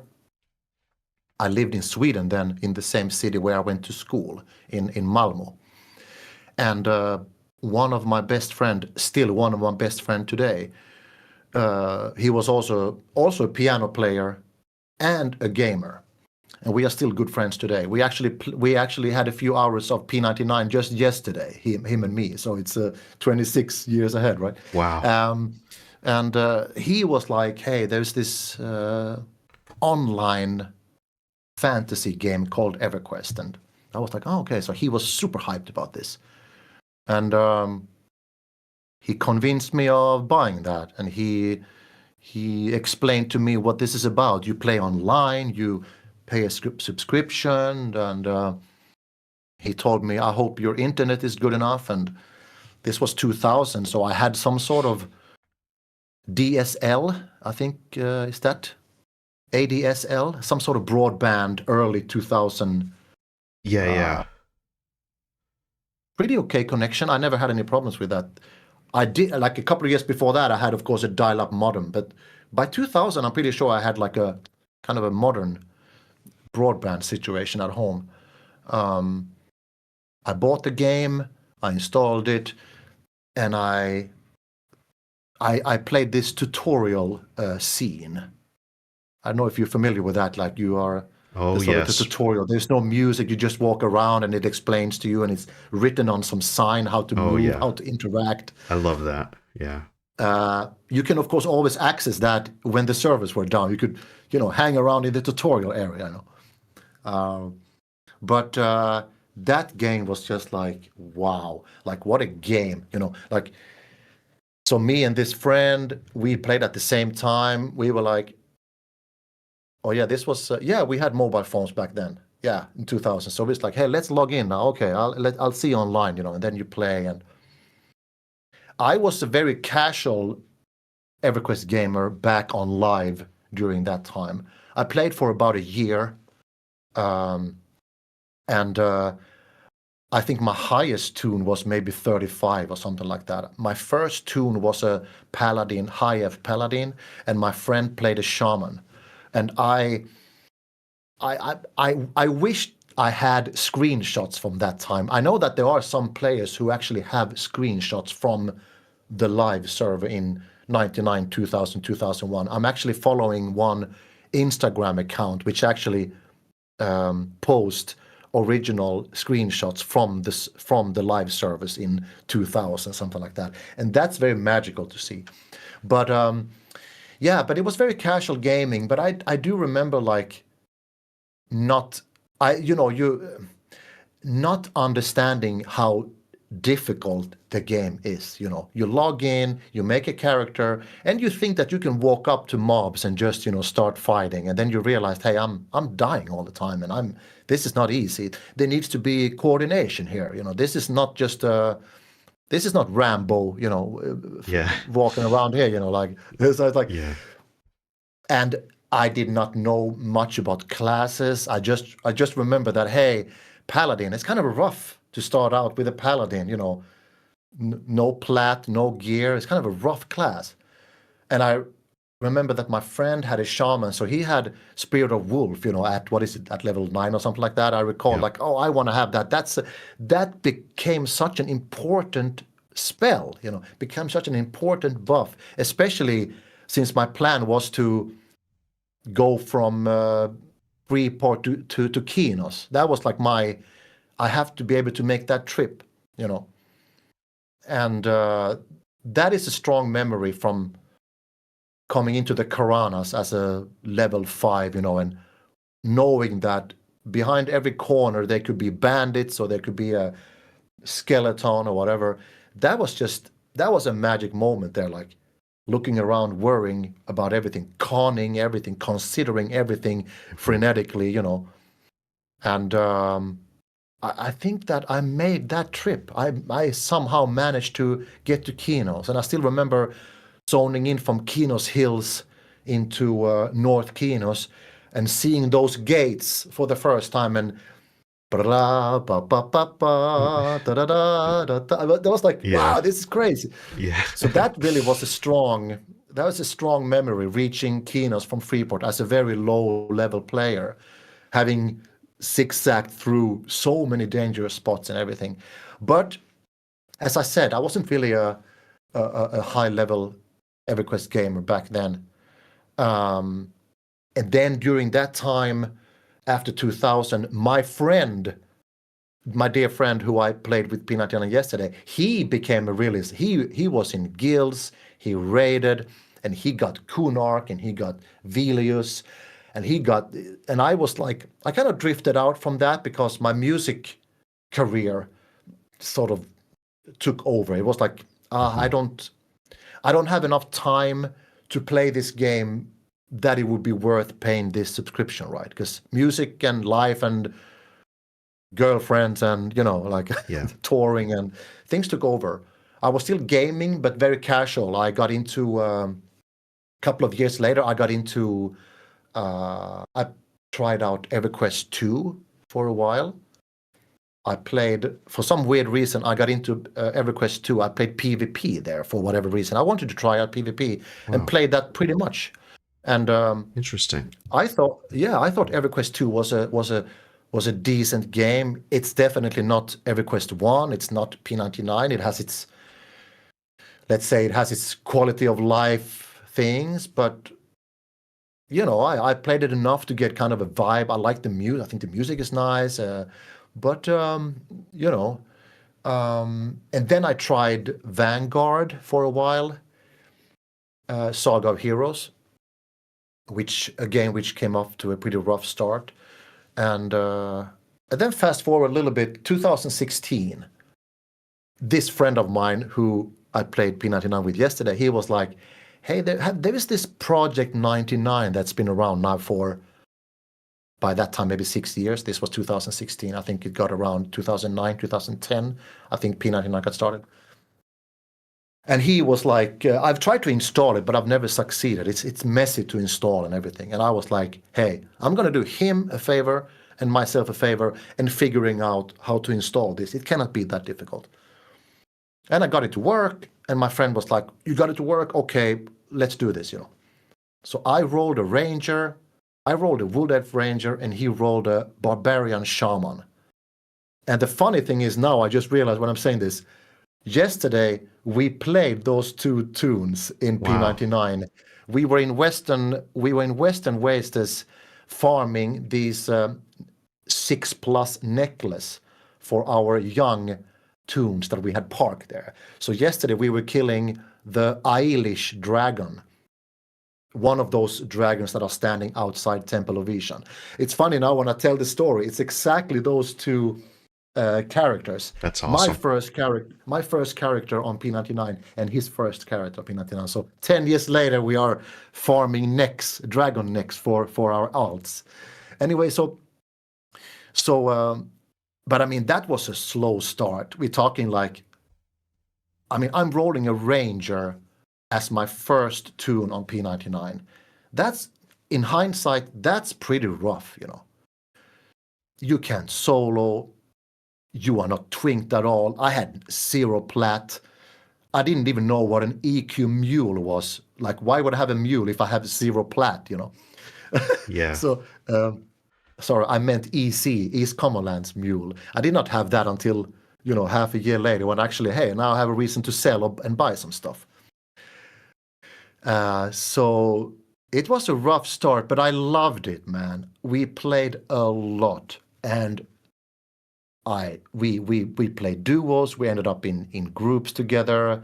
I loved my little wood elf ranger. You know, he was fragile. He was weak. He had no good armor. But then slowly for surely, you know, like, hey, now I've got this weapon here, and I got this one. Hey, I start to build up a character here. You know, start to build up something. And you know, all of a sudden he was level 55, and it started to get very slow for a ranger to get XP. And I kind of hit a wall. I hit a mental wall at level 59 on my ranger, which was like, it's getting heavy. It's getting like I need to be able to. I want to play something. I want to have a solo class. You know, I want to roll. I want to take a break, and finish off my 59 ranger level to 60 a bit later. So I just took a deep P99 breath and sat back, and I was like reading the forums, checking the P99 Wikipedia. What is a good solo class? What do we have here? People recommended shaman, necromancer, enchanter, and I was like, hey, necromancer, that could be the thing, you know. And I was like, I'm gonna roll something. I'm not gonna go mainstream now. I'm not gonna roll an Ixar. I'm gonna roll an erudite female necromancer, just to do something different. Interesting. Yeah. Yeah. So I was like, became my main, my Koska, my erudite. Wow. Female necromancer became my main. Very cool. Born in Payneal, and I started from there, and then, you know, half a year later, I dinged 60, and I earned a lot of plat because I realized, hey, I can solo these wyverns inside Sky Shrine, and I can loot this very cool loot here, you know, and I can sell stuff. And I started to build up a bank, you know, and I realized, hey, I'm a player here now. I can use that money to buy better gear for my ranger, and I can twink another toon. So when my necromancer turned 60, I rolled a high elf enchanter, and he became my main. And I was like, hey, I can do things with this enchanter that is just amazing. I can solo these mobs, and I can take there's a lot of risk, but the reward is high and everything. And Wow. yeah, so, you know, fast forward 10 years, I have 10 or 11 toons on P99. I think I have 7 level 60 and a lot of epics. And Man, that's awesome. Yeah. Wow. It's amazing. I've heard P99 is a little bit more difficult for somebody who, you know, who's so busy, who doesn't have a lot of time. Because I always heard like those camps and raids are so heavily contested from all the different guilds and stuff. Like you got to be very dedicated to get your epic. But that's really cool. Thanks for sharing. And it's cool how everything kind of came full circle with your friend. You came back to playing the very original characters that you made. And you know, I'm kind of the same way. I think honestly, I have more time on P99. Maybe. I don't know. I need to check.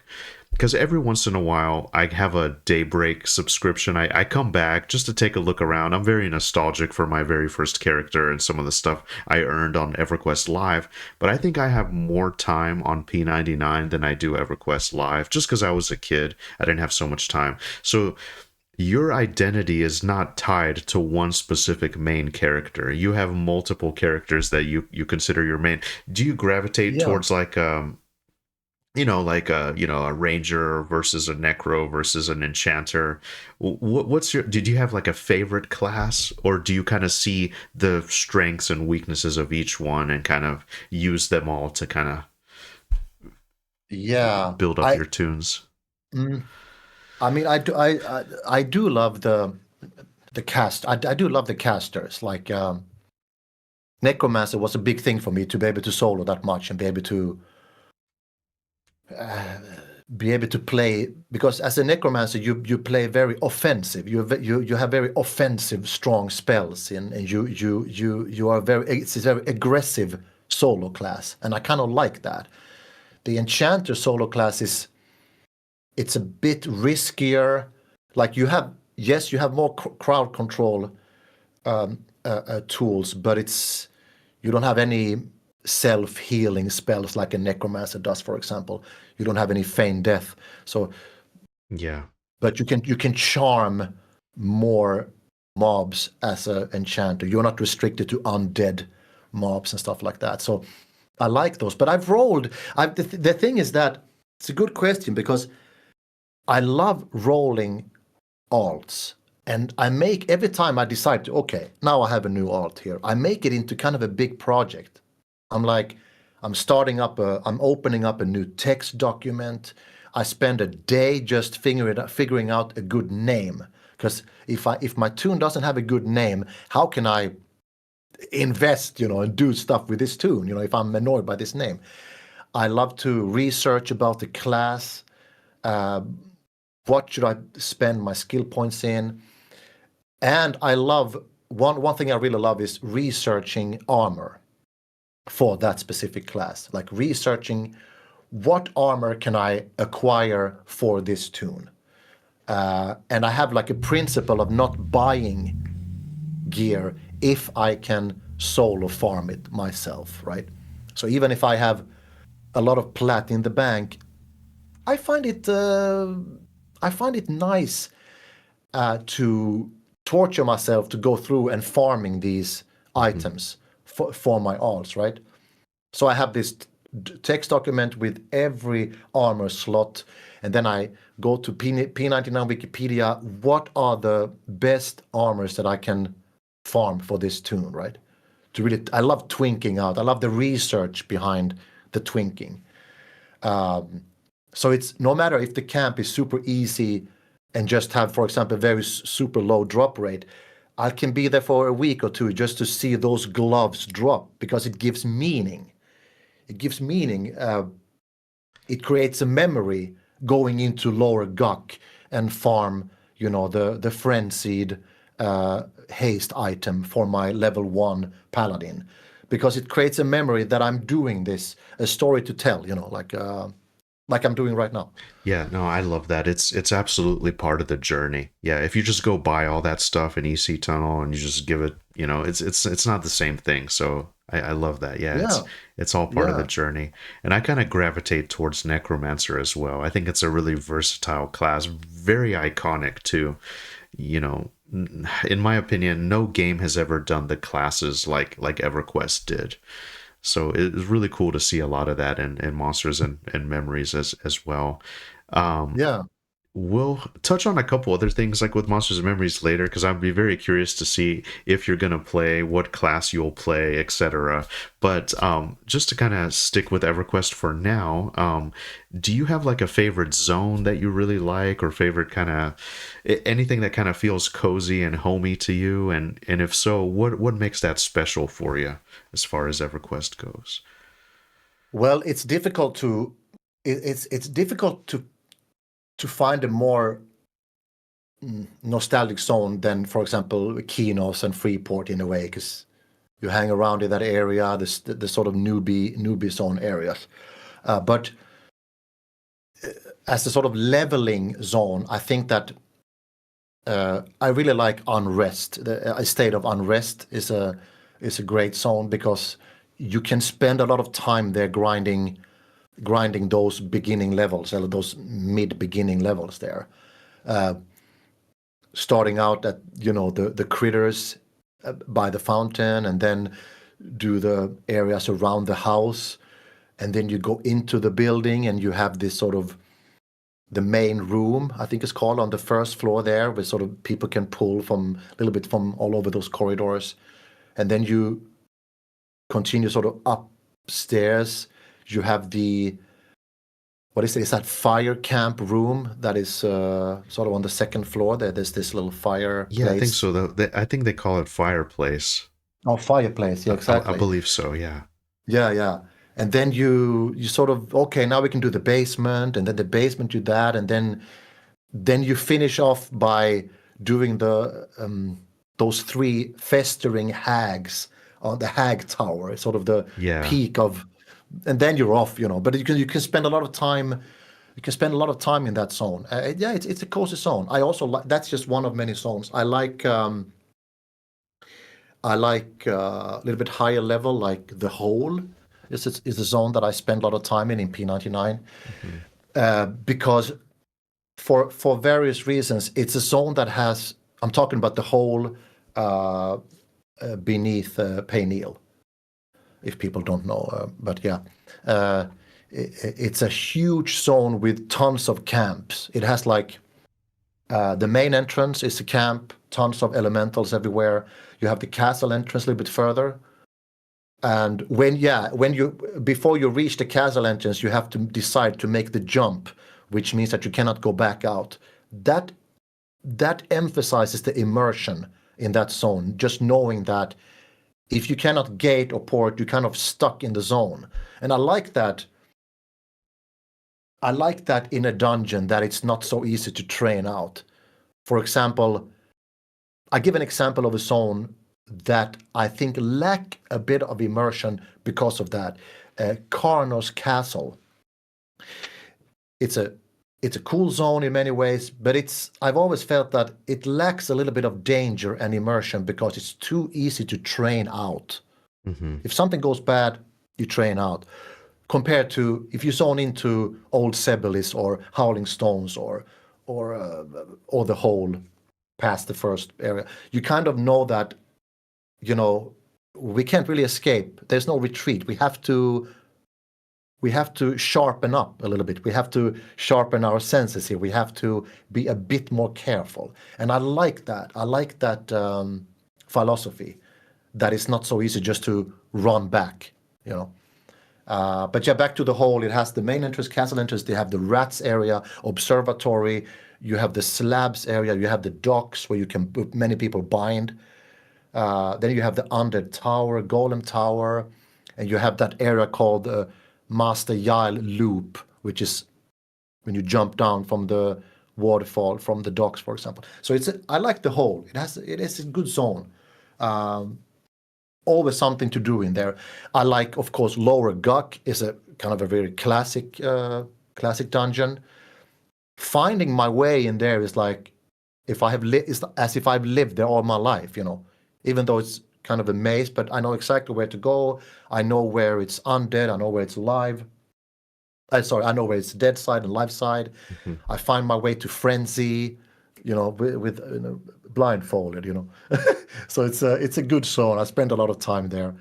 That's amazing. What else is there? I enjoy City of Mist. I think I like that zone. Again, it has tons of camps, stables, the temple, the arena, the moat, the little trick of going up in the temple and levitating out to the banner that is hanging, and then you drop lev, and then you jump up on the second floor, where there's like there's like jugs and there's skeletons, so there's a combination of live and undead mobs. And then you're levitating out to the arena, and then you bind on the arena roof, and then you continue up those stairs where there's like ghouls and all that kind of. Yeah, I like that song. There's so many I think wherever you have spent most time, those are the zones you like. Those are the zones that you Absolutely. feel related to, right? Absolutely, yeah. No, it seems like you've seen a lot of the game. You've been to the highest levels, and yeah. What about like, is there a zone that's like purely comforting for you that kind of just feels like home? Or maybe if it's still dangerous. Of course, you mentioned Kinos. Are you more of a Kinos boy or a Freeport boy, as they say? I know that's like a big thing for me. It's always been Kinos. I never got into Freeport Yeah, that much, which is ironic because in Monsters and Memories, I do get that correlation that this does feel like this feels like Freeport, Oasis of Mar, North Row, South Row, kind of all together, and I do love that yeah. so much. But in the EverQuest days, I gravitated more towards Kinos. Yeah, it's like it's for some reason on P99 I tend to wherever, because I have tunes that are I have a troll shaman, I have an Ixar monk, so I have sort of rolled tunes from every city available. But for some reason, after a couple levels, I'm like, I'm gonna head over to East Common Lands and sort of go there. So it's for some reason I tend to go Freeport, and I think. Makes sense. And it's not because of anything against Kinos. It just feels like civilization is a little bit more Yeah. concentrated in the Freeport area with the East Cumberland Tunnel, Yeah. the North Row zones, the Oasis of Mar, you have Neriak not that far away.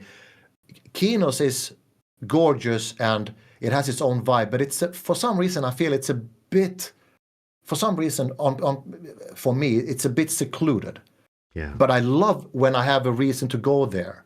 Then it's like, hey, now I'm in sort of back in year 2000 in a way, for some reason. Yeah. Yeah. No, I got you. And it makes sense. Like from an economical point of view, everything is concentrated in the EC, which is amazing, by the way, because, that's a location that the players chose just from playing the game. I love that. I Yeah. love that so Yeah. much. Yeah. Do you do you play the economy at all? Like since you have all characters, you're farming different stuff, and do you kind of get into buying, selling on your mule there at Yes. all? It can get kind of competitive. Yeah. There was a time, and this is probably also COVID related, right? Mm-hmm. Like during 2020 and 2020 and 2021, there was a lot of time to play EverQuest. Like work was canceled, and there was a lot of gaming going on, a lot of staying home and trying to, to take day by day, right? And I was very competitive with farming stuff and selling stuff. I was in Plane of Mischief and farming these. I don't know if you're aware of these throne cards that are dropping in Plane of Mischief. Yeah, I believe I've heard of those. Yeah. Yeah, you can solo them with a chanter or a shaman, and they were selling for like 60,000 plat back Wow. then. Wow. So I remember that. Hey, if I want to just almost like it became almost like a side mission in EverQuest. Like I'm going to see if I can make a lot of plat, just becoming really good at soloing these, farming these sort of very high risk camps. And I did, and it was like very rewarding, and it was fun. But it's never been the core of the game for me. I've never sort of, this is where the magic happens or anything like that.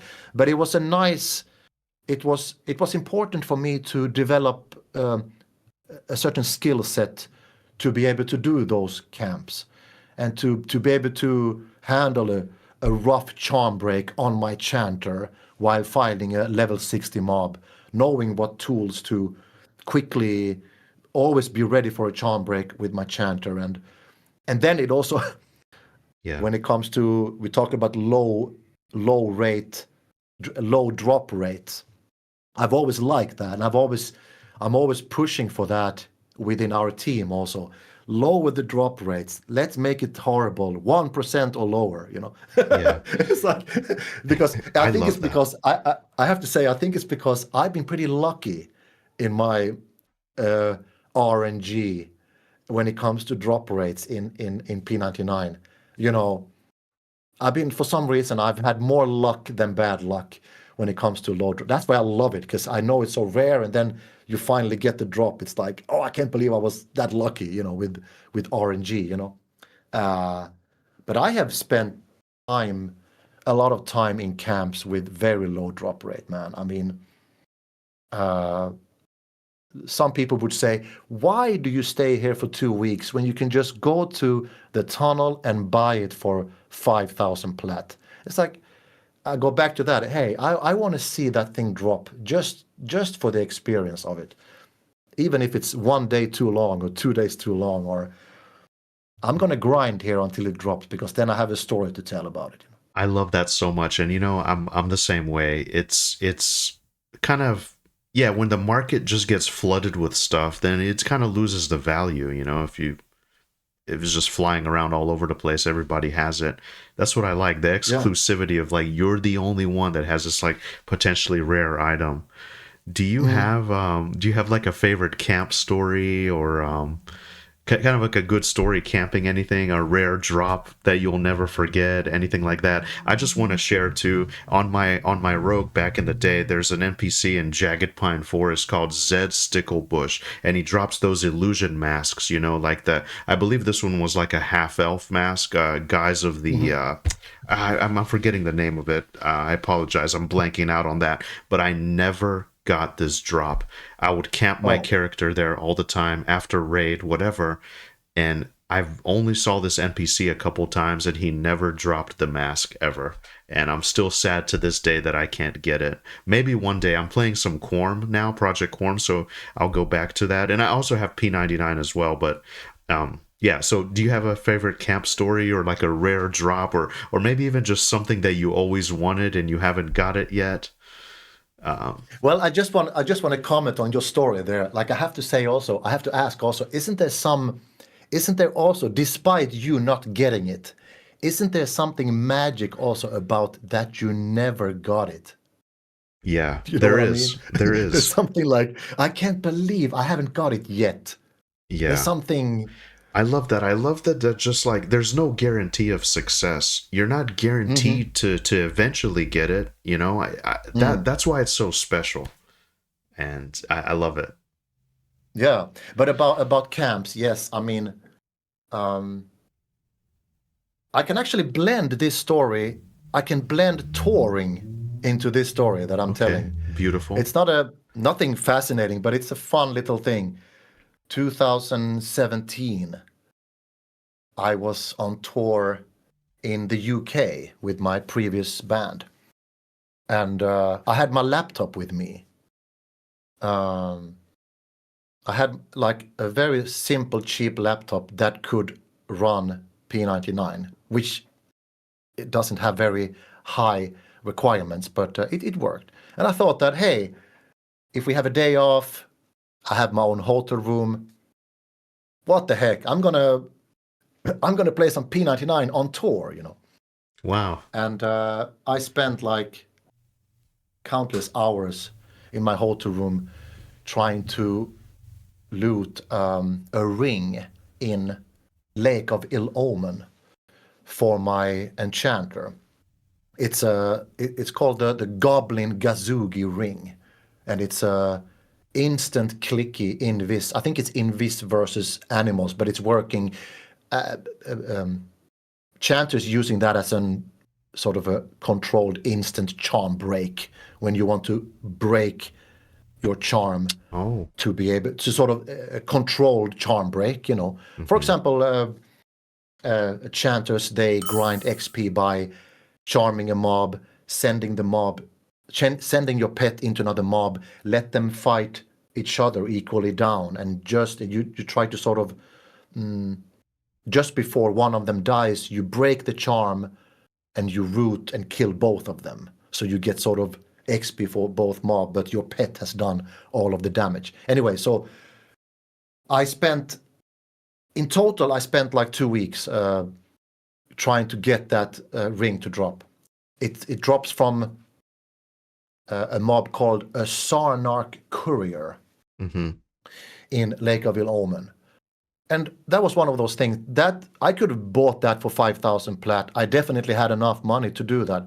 But I was like, I'm going to test this camp. I'm going to go through this. I'm going to torture myself at this camp just so I can tell this story, just so I can have a nice memory of this.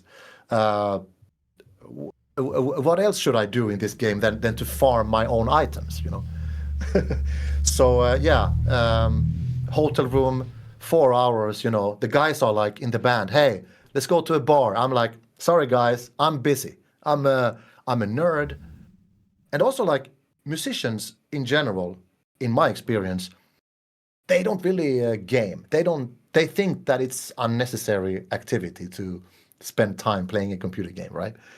So it's kind of nice for me to be able to jump between these worlds. I go on tour with guys who think that computer games is for losers and it's like, it's unnecessary, it's a waste of time. And then I'm in my game dev bubble with people who understand when I'm talking about horrible drop rates, Yeah. like No, it's amazing. Actually, that's a great connection. Yeah. And I often think the same too. It's like, okay, well, this is a guy, he's going to be very busy. He's traveling all over the world. He's working. He's doing a bunch of different stuff. How do you have time? I mean, because EverQuest is considered like a very tedious game, especially EverQuest, compared to, more modern kind of takes and stuff. Yeah. That's awesome. And I'm sure you understand it's very difficult to explain it to somebody that doesn't play the game. Like, why do you like this so much? Let's go to the bar. Come on. Yeah. So. But it's also like connected to that story. It says when you are on tour, when you have a day off, it's nice to have alone time because you're constantly traveling and working with the band all the time. So my personality is that if we have a day off, I'm in solitude. So that suits my choice. But anyway, about that took me 2 weeks. So we came back from the tour and I had to continue trying to get this Goblin Gazughi ring. Sooner or later, I saw a Sarnarch courier walking around and he was glowing. Then I knew that, hey, now he's carrying the ring because the ring has also a light effect on it, right? Yeah. Then I knew right away, here he is. Killed him, looted the ring. And because I'm a log nerd, I had to pull up my logs and I had to figure out exactly how many Sarnarch couriers I killed before it dropped. And I think it was 106 couriers. Wow. So in that moment, RNG was not a good friend of mine. But it was, I deserved it because I've been so lucky with other drops. Like I've been lucky with, in Kaesora, Zalgots is dropping this fear staff. Staff of Dreaded Gaze, I think it's called, which is a Necromancer fear clicky staff. I got super lucky. One of many stories that I come to the camp, I found another Necromancer, I talk to him, hey, how's it going? And he tells me, I've been here for 5 days, day and night, no luck whatsoever. I've had it. I'm burned out. You can take the camp. I take the camp, and after 3 kills, he drops the staff. And I'm like, I don't have the heart to tell him that I cannot tell this poor soul that I got. So there's been many moments when I've been very lucky with RNG, and which is probably why I like these very low drop rates. Same thing when I've been farming in South Karana. There's this Quillmane, this white flying horse who's dropping this Peggy cloak. I've been farming them for my alts also. I've been lucky with drops there. But sometimes the low drop rates hits even a lucky guy like me. When you spend 2 weeks in a camp like that, just running around killing stuff all the time, there's no break. Because in this specific Goblin Gazughi ring camp, I think the respawn time is like 30 seconds. So it's not an AFK camp. AFK camps are nice because you can kill something, and do some important things for 6 minutes and 40 seconds or something. But this was like 30 seconds. There was no time. So that's but yeah. Man, It's fun, man. that's beautiful. It brings back so many good memories. That's amazing. Yeah. Have you done some of these camps that I'm talking about? I've done the Zalgaz one and deep down in Kayasora. I haven't got the staff, but I was just kind of down there exploring. I have a 51 Necromancer on P99. I have some other smaller characters, but yeah. Nice. Whenever I haven't done it on P99 specifically, but I had a brief stint when I was playing the Hero's Journey THJ before that got shut down, and I was kind of living out my power fantasy. So I was going through, just blazing through all these zones, just doing all this cool stuff I never got a chance to do, but not on P99.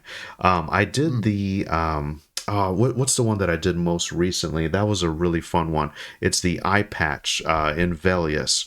You go to Tower of Frozen Shadow. You get the pages. Oh, the eye patch of Plunder. It's kind of like a quest with those drops. So it's I have a beast lord on Project Quorum. I know that's not on P99, but I always kind of wanted a beast lord class, and so I got it's like a self haste item. Yeah. So. Nice. That's kind of something that's coming up in my mind recently. How about like raid memories? Have you done any of the raiding at all? You mentioned you have several epics. I love the epics on EverQuest. To me, that's, those are like these world-spanning raids where you get this incredible item that just signifies like, okay, this person completed their epic. This is like a certified enchanter or shaman or what have you. Do you have any fun raid memories or kind of raid experience stories? Yeah, so I got into raiding pretty late in my P99 career. I was never really attracted to it because I've always liked sort of. I like dungeon crawling. I like dungeon crawling with small groups, like a trio or a duo, or I like that sort of stuff. Raid for me always sounded like that's a complete mayhem with too many players, and I've always sort of been attracted to how difficult things can we do with the few people as possible. So every class has to be used to its extreme limit, where there's no room for anyone to make any kind of mistake. And I always felt that raiding was not really that. Raiding was like, as long as we have a lot of people, then we can have a few leaders and a few good ones, but then we have mostly sort of warm bodies who are kind of present, right? And but I did raiding on P99 and I got into it. I liked it. I loved tracking. I did a lot of tracking. I did most of my raiding in Temple of Vision. I love the North Wing dragon cycle, there. I parked all my tanks because I have a couple of plus 50 tanks. I got like Paladin, Warrior, Shadow Knight. So I parked them in Temple of Vision there. They are around level 55 now. And I was doing raiding with my Necromancer and with my Chanter. And I was like just collecting DKP, which is, for people who don't know, the sort of guild currency that you earn DKP if you participate in the raids, and if so anyway, so I did a lot of tracking. I like that, so I got into that for a while, just sitting in front of my computer and spamming macro pet attack to see if anything spawned, and then calling my guild like, hey, Lord Viam Pop, come on, let's go. I did that for a while. And thanks to that, I got some good gear here and there, good gears on many of my characters. But raiding was never like, it's never been the end goal for my EverQuest playing time. I've always said that the journey is sort of the leveling from 1 to 60. That's the bread and butter. Learning the different classes.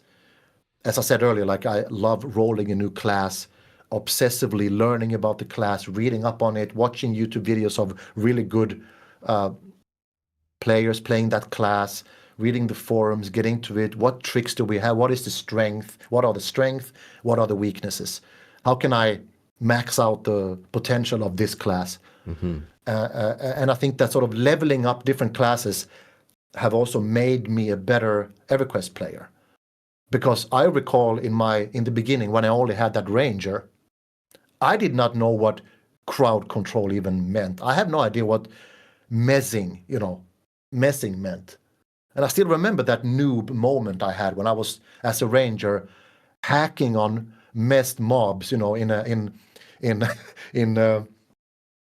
in left courtyard in Karnos Castle, and the chanter is like, please don't hit the messed mobs. And I was like, oh, okay.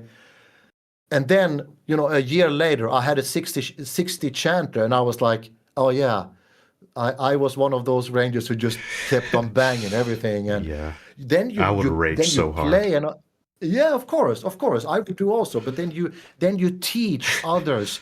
This is the reason why you're not hitting on a messed mob. This is the reason you not do this, and this is the reason why you shouldn't take too much aggro. This is the reason why you have to wait until the tank is building up enough of aggro. And okay, and then you become better at the game because you become better at various classes as well. And sooner or later you're like, hey, I'm in this group and there's a young shaman who doesn't really know how to optimize his class. I can give him a little bit of tips, hey, you can do this, you can do that, you can try this, and you don't have to slow every mob and waste mana on that when we have a cleric who sits here with the clarity too.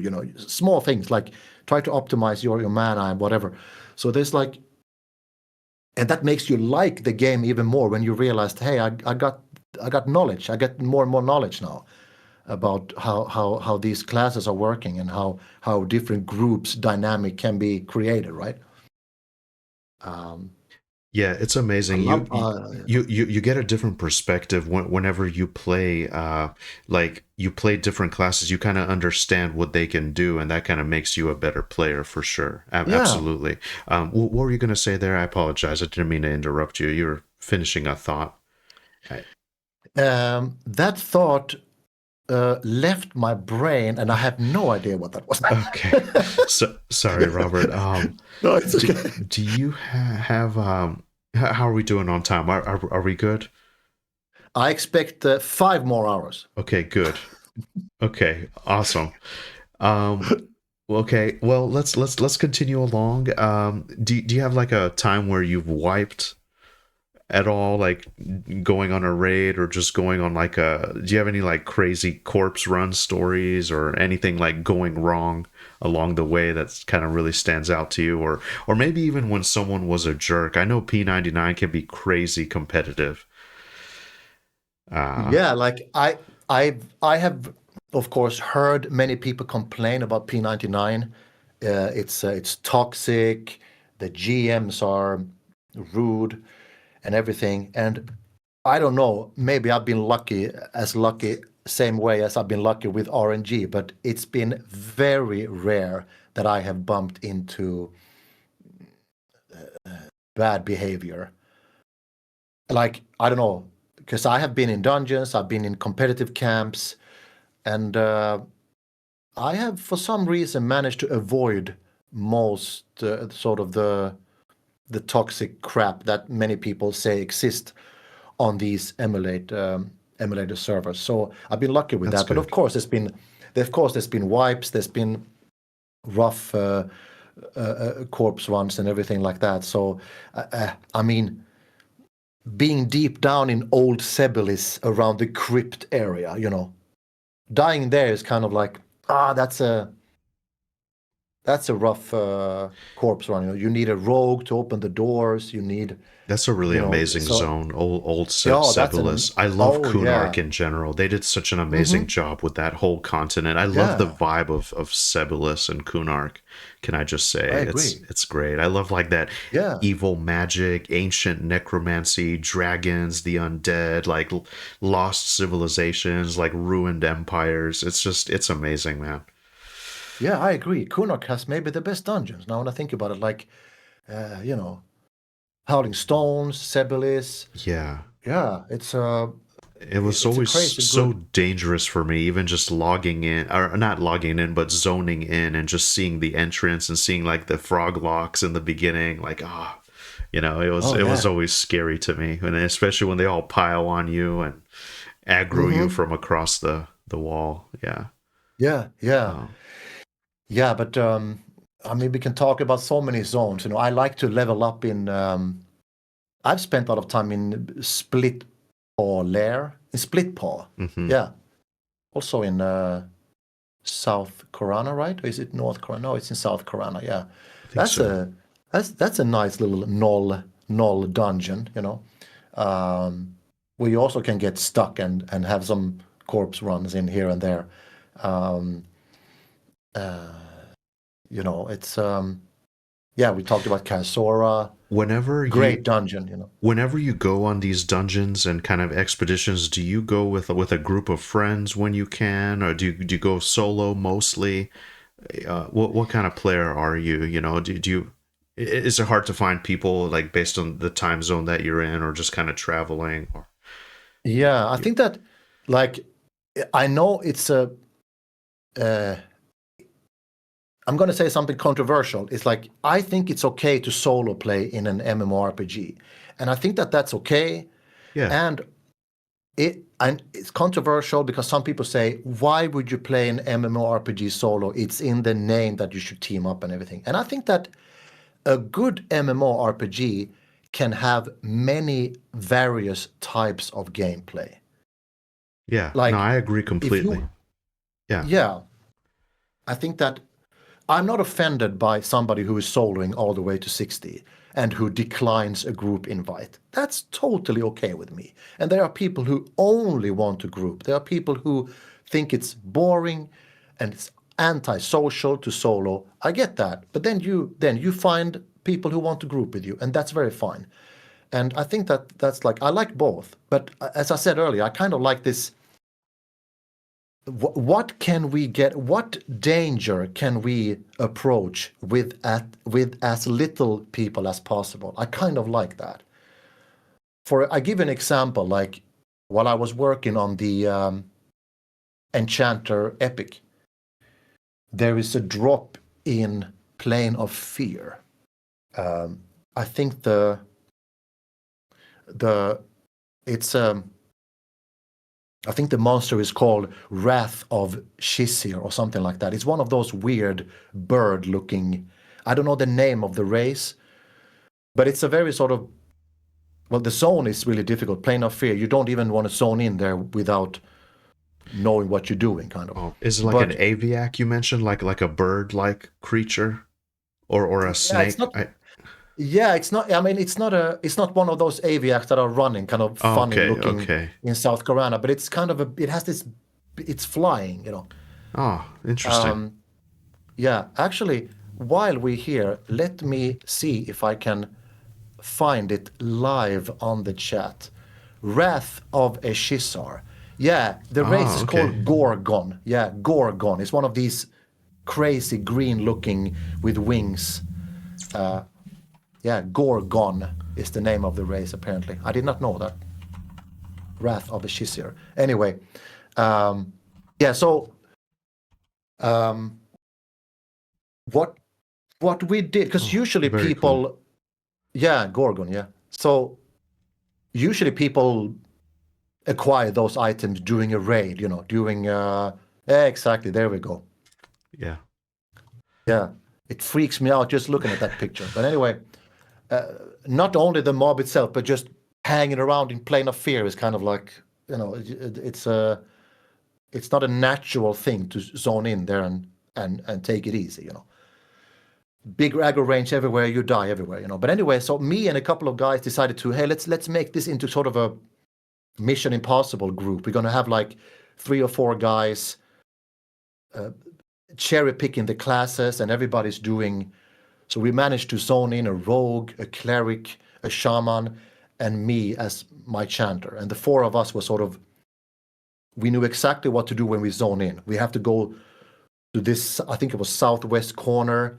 There we can be. There's a safe spot to be there, and then we have to have a bard come in and start kiting around and taking a big risk. And he was kiting around, and then we have to sort of, what do you call it when you sort of drag one mob out of a train? You have to sort of. Yeah, I know what you're talking about. Is there a term for it? To me, it's just pulling. I guess it's kind of strategic. You know, somebody has all the aggro, and you just pluck one out of there.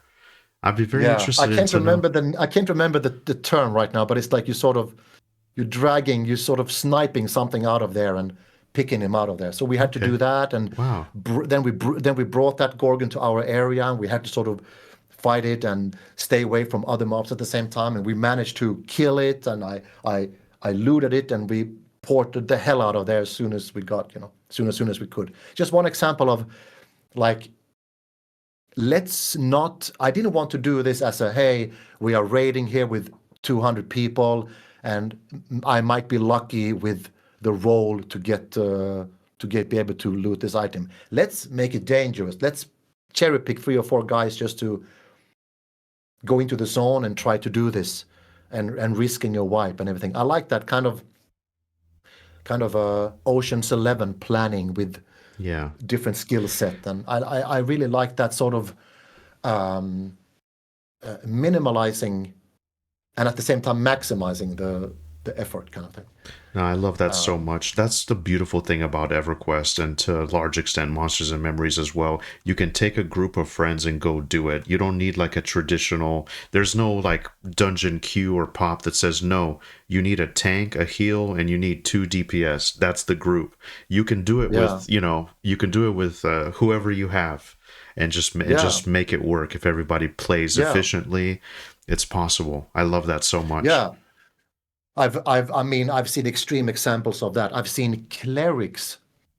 I've seen a cleric soloing really high level mobs in Chardok by using this charm clicky item that has, I think, 3 charges. This allure, Wand of Allure, I think it's called. It's a rechargeable charm clicky.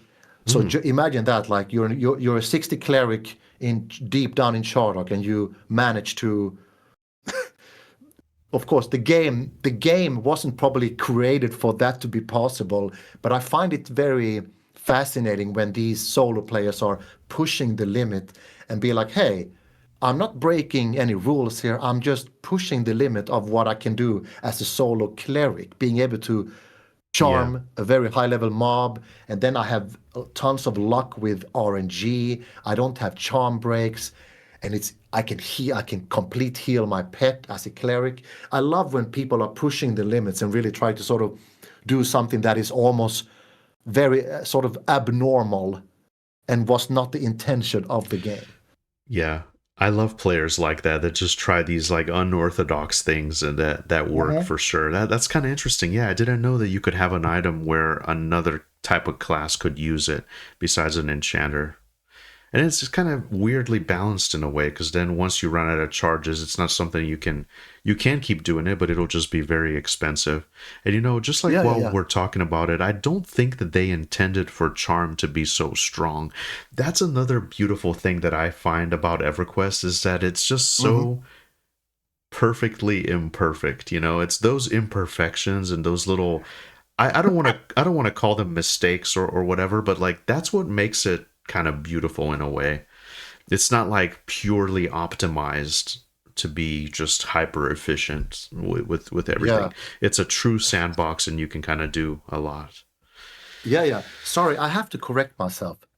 It was puppet strings was the name of the item that you could charm with. It was called puppet strings, and every class could use that. And I think it had 2 or 3 charges of it, and then you had to recharge it by doing this trick thing when you Hmm. selling and the item with the full charge and everything. It was not Wand of Allure because Wand of Allure was enchanter only, but it was called puppet strings, and people used that a lot to be able to charm, uh,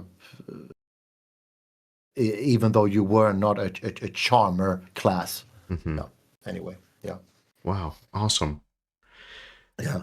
Do you have a favorite epic weapon that you just think looks really cool? One of my things about EverQuest that I really liked, it was the first time in my life that I had really seen like particle effects on weapons, and it felt Oh yeah, really unique. Like, okay, this druid has their weapon, this warrior has their weapon, this paladin has it, and it's very yeah. iconic to that class.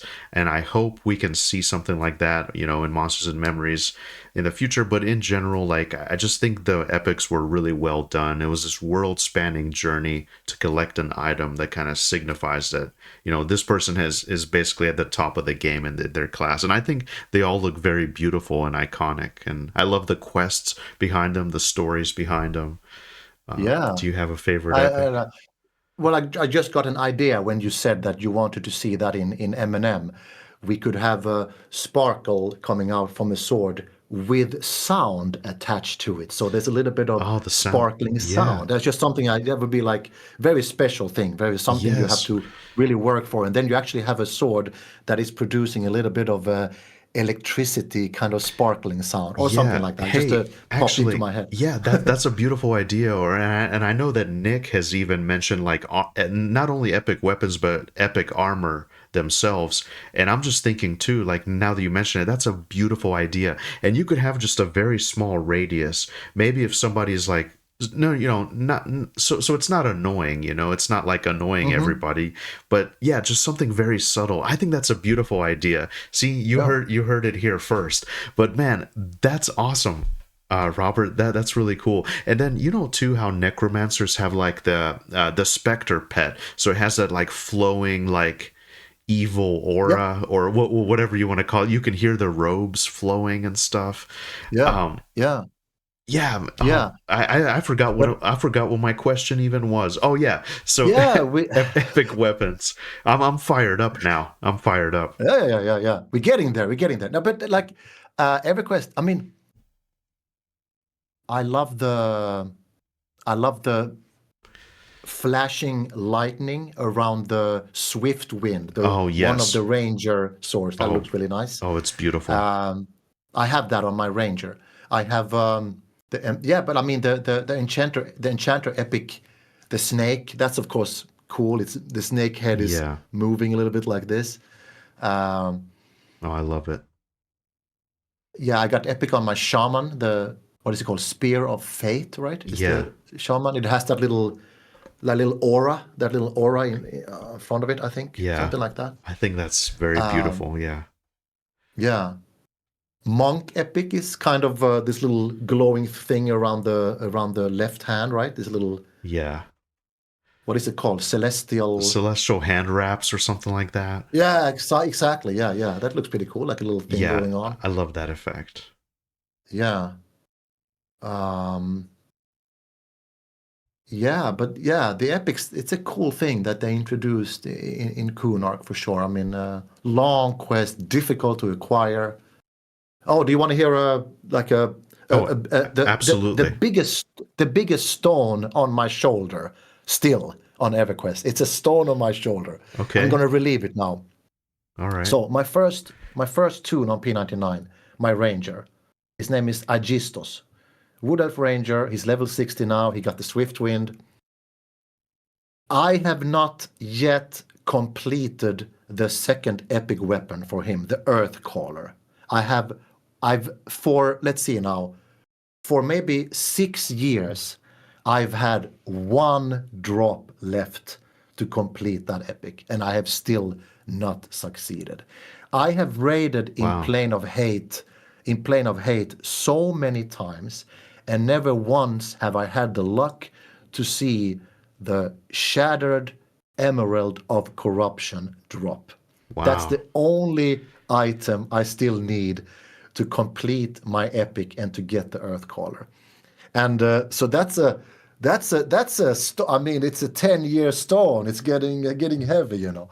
But it's also, hey, it's also a magical thing that has never dropped. And someday, even though the blue server is the population has dropped, someday I will. Someday it will happen. But talk about a long journey.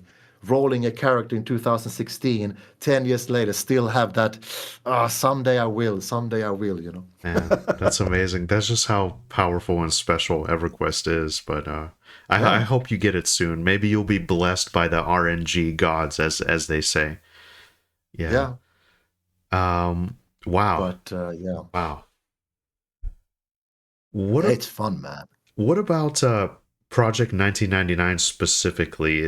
Are you interested in any other servers, any other eras of EverQuest? I know there's Quorum out there. There's Live. There's all kinds of different stuff. Do you play any other MMOs actually as well? Uh, Or no, no. okay. Well, like ever since I installed P99 on my computer, it kind of burned the bridges to any other MMO in a way. I did at some point. I did together with this old friend of mine. Hmm. We decided, hey, let's give some other games a chance. I remember downloading and installing Rift. Tried that out for a while. Mm, it didn't happen for me. I even recall downloading and installing sort of like a trial month for free. It must have been Age of Conan, and that was probably around 2017 or 18, something like that. But Hmm. I was already like the EverQuest poison was too deep in me then already. That I just felt like, why am I trying to like this when I can just go into Norath and explore all these things, all these places I haven't been to yet. You know, I'm more excited about that game, and also ever since joining the M&M team, uh, I used to I've told Sean as a joke like, hey, you ruined my P99 career because I don't have time to play now when I'm working on M&M. So it's like, that's a funny Nice. thing, you know. No, Like I was that's like, yeah, but it's game dev is so fascinating and it's so it's fun to spend time on that. And P99 is still there in the background, but not. I don't really have time to play as much as I did during COVID. You know. Uh, Do you does P99 kind of inspire you for Monsters and Memories in a way from like an from an artistic point of view, or like a sound design kind of a perspective? Do you just kind of play it and kind of wonder to yourself like, oh man, like how did they do the sound here? How did they do the ambience, the music? Do you just kind of try to connect the dots kind of in a way, or just kind of think about how they did it back then? Yeah, It of course. When they made P99, sorry, when they did EverQuest, it was it like sound wise, it was very simplistic. Like in a way, like technically how they implemented audio then was like very sort of Yeah. things are dropping in and out, and nature sounds are just collapsing all of a sudden. So it Oh, was very sort of much more simple in that way, you know. yeah. Um, Uh, but of course, there are iconic music. There's iconic spell sounds that we who played EverQuest we recognize them in an Oh, instant. You know, and absolutely. of course, I drawn some inspiration for sort of, oh, the healing sound could be a little bit like that, similar to that thing. But nowadays, compared to in 1999, we don't have the same technical limits they had back then when they did 3D audio or now we have more or less unlimited memory, the size we can do music and the quality of the sound and everything has developed so much in 27 years. So it's the way you implement audio now is so much different then. we are not doing anything sort of similar in that way. But of course, the melodies, the music, and the sort of sounds, they live with us because we've played the game so long. Yeah. Yeah, actually, one of the things that's so funny when I play EverQuest to this day, like I have to turn to sound realism or whichever bar. There's there's a couple different sliders, but the sound realism, I have to turn it down to 5%. So like, whenever you're killing spiders or like whatever, there's animals screeching all the time. It's just screeching. It's a little bit jarring. And yeah, like you said, the nature ambience, they just cut it off. Like that nighttime ambience, you hear like animals in the distance or whatever. Yeah. One thing that I'd really like to see explored is like kind of more local sound. If there's a wolf near you or like a giant in the distance, I like that it's the sound is like what's actually around you instead of just like a track that's playing in the background. I think that's really cool and kind of more modern design. So yeah, I mean, EverQuest, if you analyze the nature ambience sound of EverQuest, those are like less than 10-second long, and they're looping. There's like the same. If you go into the swamp area, like Indothul Swamp, and you have the frog stuff, it could be 5-second looping like that, and that was because they had to save a lot of memory. The sample size was very low, the quality was very low, and the length of the audio was very low. They had to be able to squeeze that into as little memory as possible. Nowadays, we have the luxury of being able to have nature ambient sounds that is a minute long, so people don't actually hear when it loops. So yeah, we have different tools now for sure. Beautiful.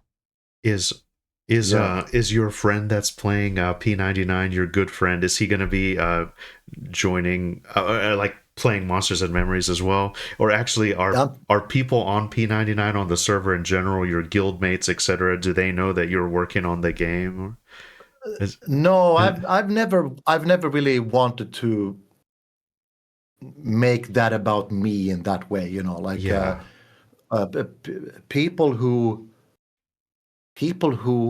would like M&M, they will find M&M. I think it's a small kind of niche world inside the niche of MMORPG inside gaming in general, right?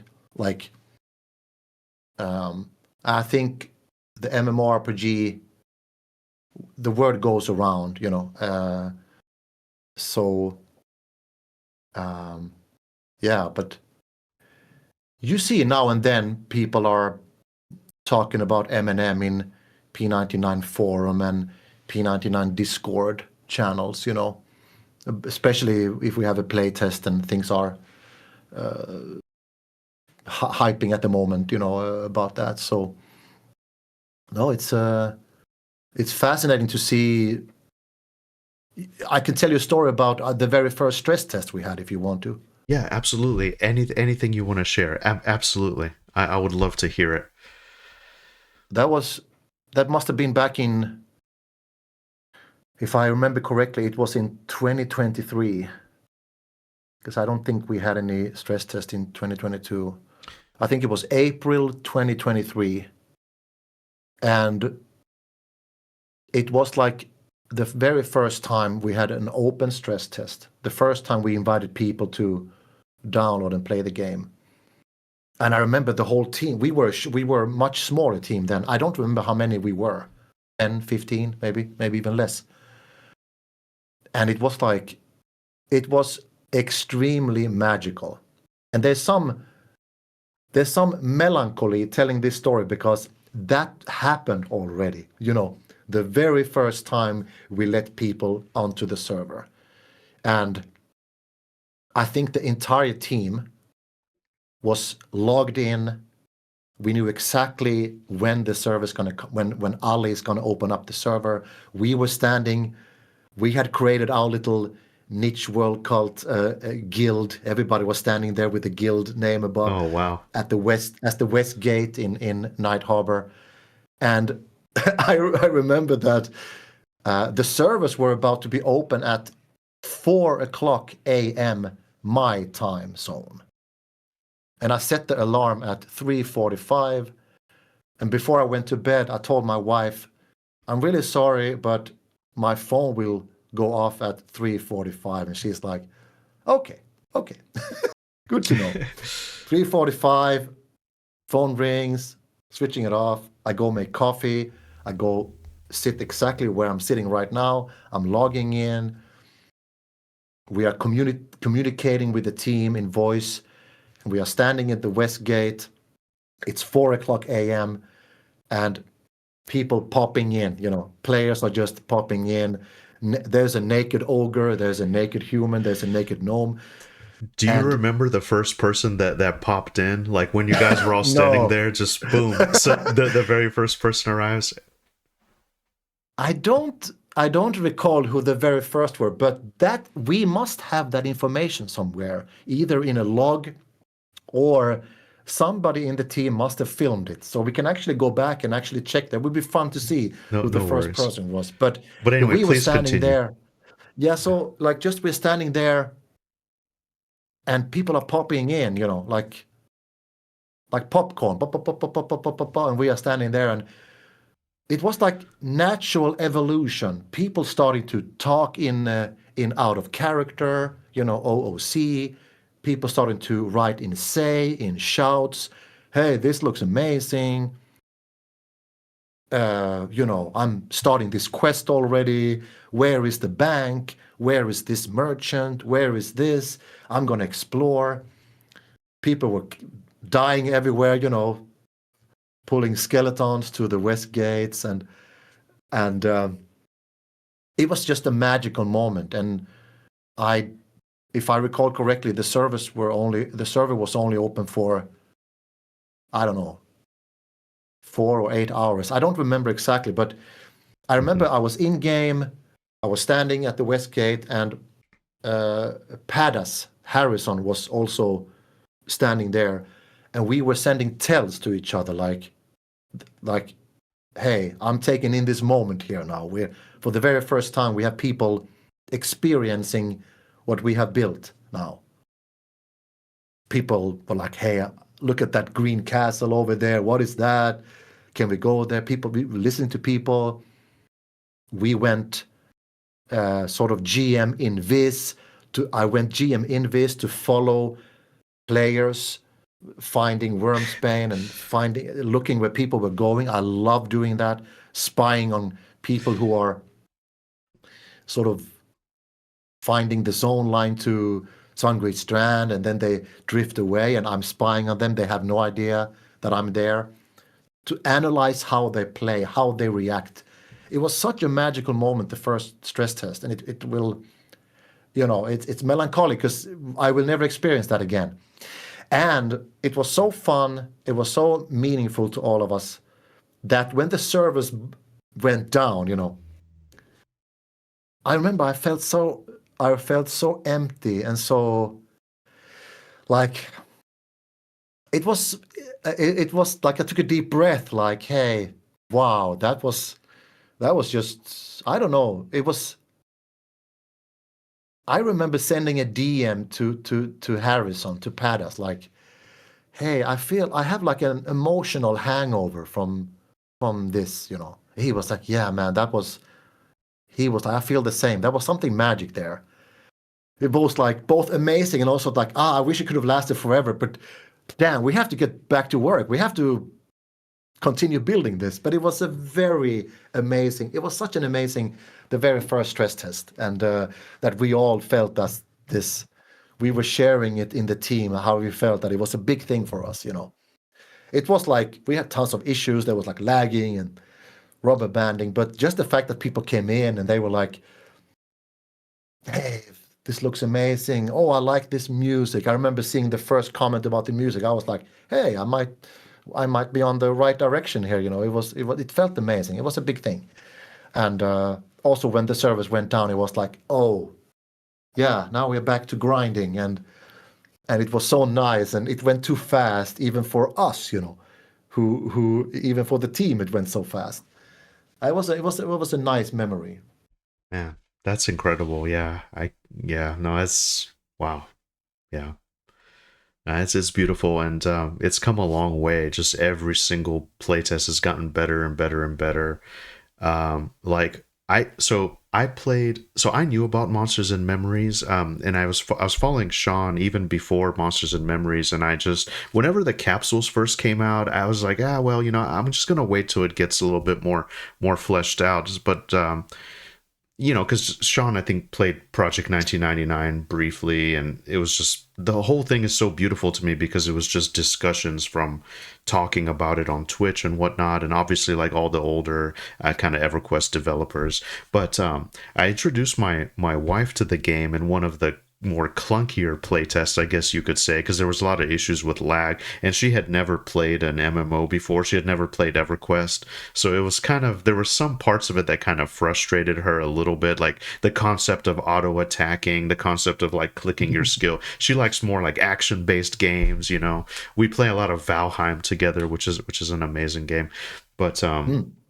so anyway, I have a fun moment. I actually have a short. I went back on my footage and I captured this, so I'm thinking about posting it on YouTube.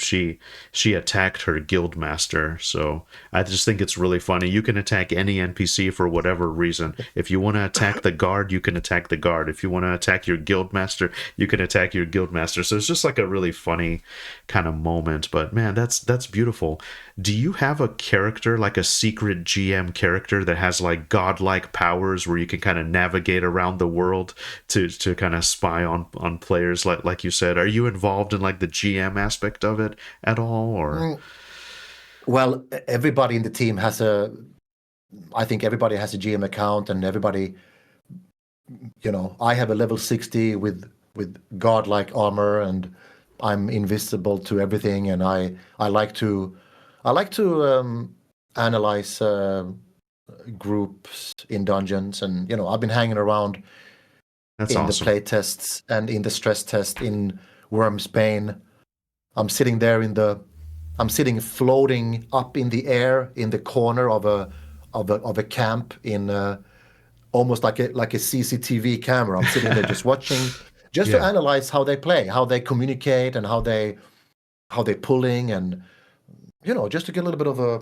yeah, yeah. I do that, and then sometimes I follow around solo players who like to adventure far away by themselves, and I like to follow them to see how they solo explore in dangerous areas. That's a nice thing. So yeah, we all have level 60s, I think, and but we also play the game. We roll our level 1 tunes and not twinking them, and constantly going on in the team. People are talking about the class balance and that sort of thing.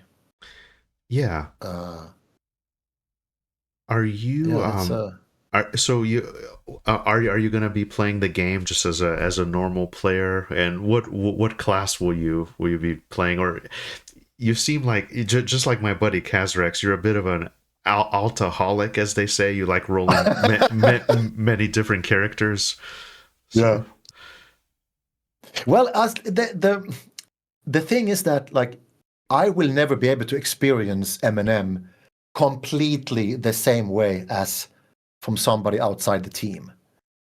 And yeah, that is just the fact that we in the team, we have to live with that for the rest of our lives. That this amazing game we will never be able to experience like maybe tenth of thousand people will.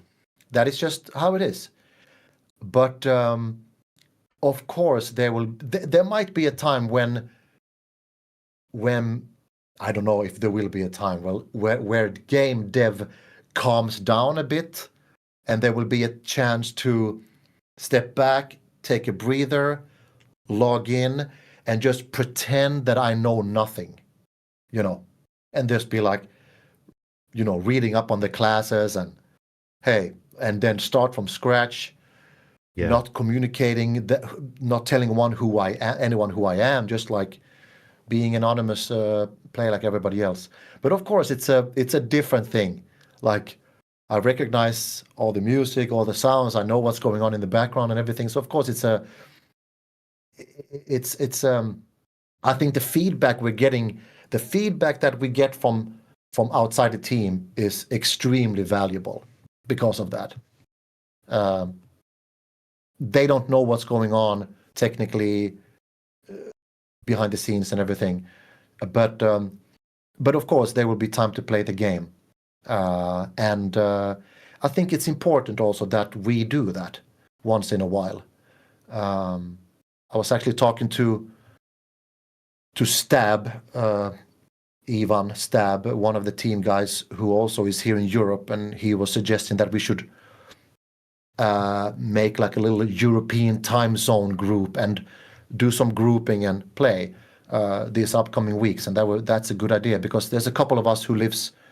Most of the team is of course based in America, but there's a couple of us here who are in sort of European time zone.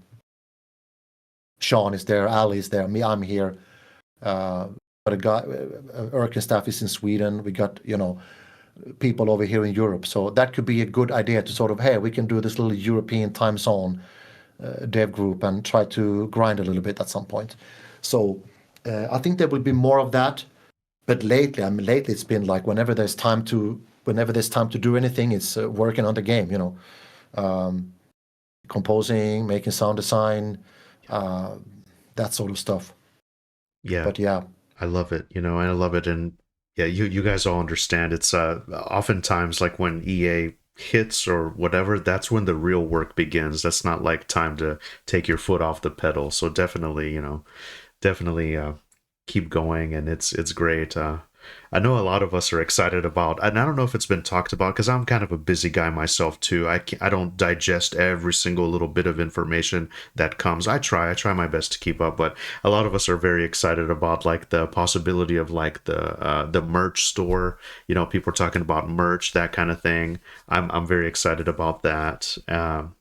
And then just kind of seeing where it goes, because as Sean said recently, the game currently is about 20% complete. There's going to be different modules, different cities, etc. And I think the game's launching with 27 zones currently, so very excited to kind of go through them, because even just for me, I spent the most time in Fallen Pass. I got to level 24 on my rogue. And that's about as I've only just seen those, Wormsbane, Fallen Pass, like a couple of those dungeons, and that's it. But for me, it's just I can definitely see all the love and passion that kind of went into it. So it's kind of cool. It's like you guys are not only making the game, but it's such a beautiful thing that you want to play the game as well. So yeah.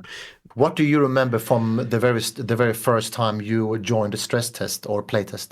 I just love like just being greeted with like that somber kind of melancholic music of the desert when I first spawned in, and just kind of learning the city, just kind of going out. Now, as someone who's played EverQuest, I already know like, okay, well, this is very Freeport like. I'm just gonna kill some bats, kill some snakes, just get my stuff, just kind of go out into the world. But man, I remember like my very first crocodile group, how that's cool, how everybody's just kind of excited to share in this space, kind of share the warmth of the campfire and just kind of huddle around and talk. But just like the wonder, the scale, that's something that really stuck with me. Just seeing that castle in the distance and like, wow, that's something that we can get to eventually. And it's great. Yeah.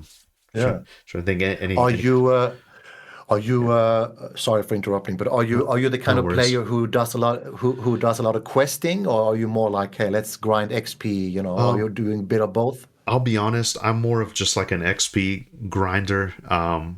But I did spend some time really trying to kind of understand the layout of the city and do my rogue quest. Actually, I was working with Nicodemus on this on stream. He tried to help me, but for some reason, something got broken in my rogue quest. I wasn't able to finish it. Even though I have all my items, the guy is not accepting all the items in the turn-in.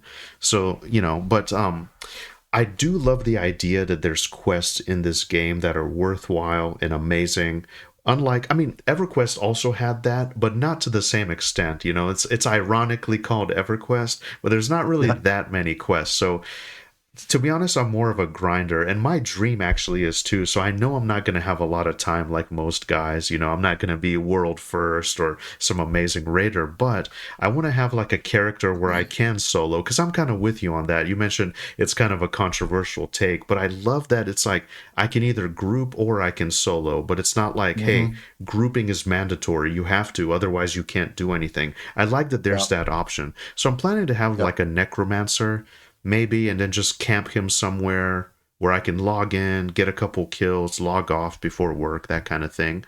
But yeah, I'm just interested to see like more of the dungeons, the zones, you know, and maybe Yeah. even kind of get into the lore a little bit. I like exploring. I'll be honest, mud commands are a little bit new to me. I'm old school, but I'm not that old school. And it took me a while to kind of get into the mud commands. So that's going to be a Hmm. fun way to kind of interact with the world as well. I like that other layer of, even though you're in the same room as someone else, there's things to discover, there's things to unearth with the mud commands. So I think that's kind of Mm. interesting too. Yeah. Sorry to jump around all over the What place. what no, it's good. What was your first gaming console or computer? What was sort of the first computer, or what Oh, what device did you play games on when you started out as a kid? oh man, do you know what's crazy? So whenever I was kind of growing up, I guess communism in Bulgaria was on its way out, and so my father took me to like these. They weren't really internet cafes back then. They were more like computer cafes. So there was like these really old knockoff games that were made in the Soviet Union that were kind of modified to be kind of very similar to like Japanese games or like American kind of Western games. I remember a lot of like tank games, like weird tank games. I don't even know the names of it, to be honest. But then a lot of kids. There was a kid that I played with on my street that had a Nintendo, that's a Super Nintendo, so like Mario, those kind of games. And I think. But then to answer your question, so like I never had a lot of games growing up in my life, and it wasn't until I came to the United States where, um, believe it or not, my very first console was a Nintendo 64, and so I played the Mario game on there, Jet Force Gemini, that kind of thing. But my true console, shortly after that, PlayStation 2 came out, so I played a lot of PlayStation 2 games. I like a lot of JRPGs, the Final Fantasy series. Um, you might appreciate this, but like Final Fantasy VI and Final Fantasy VII have some of the most amazing video game music of all time. I still think about it to this day. The original Mm. Final Fantasy VII is incredible. So I just love like old JRPGs. But then we had a family computer, and I was a kid. I was in middle school at the time, and I often tell people this too. I think I was at like Walmart or something, and I saw the box art for EverQuest, Keith Parkinson's box art. I don't know exactly what drew me to it, but there was something about that. Like, you got the Ixar and you got Furiona V kind of chained up. She's like this helpless, kind of beautiful blonde woman, and you have this like Ixar monster, and then you open up the thing and you have this epic thing of like them fighting the giants and the trolls, and it's like this adventuring party. So I think the box art kind of really attracted me to it. But to be honest with you, I think EverQuest was one of my very, very first games ever. And Mm. and it's weird Yeah. too. Like I had to convince my parents. We're like immigrants. My parents don't understand the internet, how credit cards work. I had to convince my dad to put his credit card information online on a game. So yeah, shout out to my dad. He is always supportive of this journey, even though like my family to this day, they don't understand. My dad, he's a very practical guy. He's very handy. He's good with tools, mechanics, cars, whatever. To me, my passion is kind of more like on the computer, like the virtual world.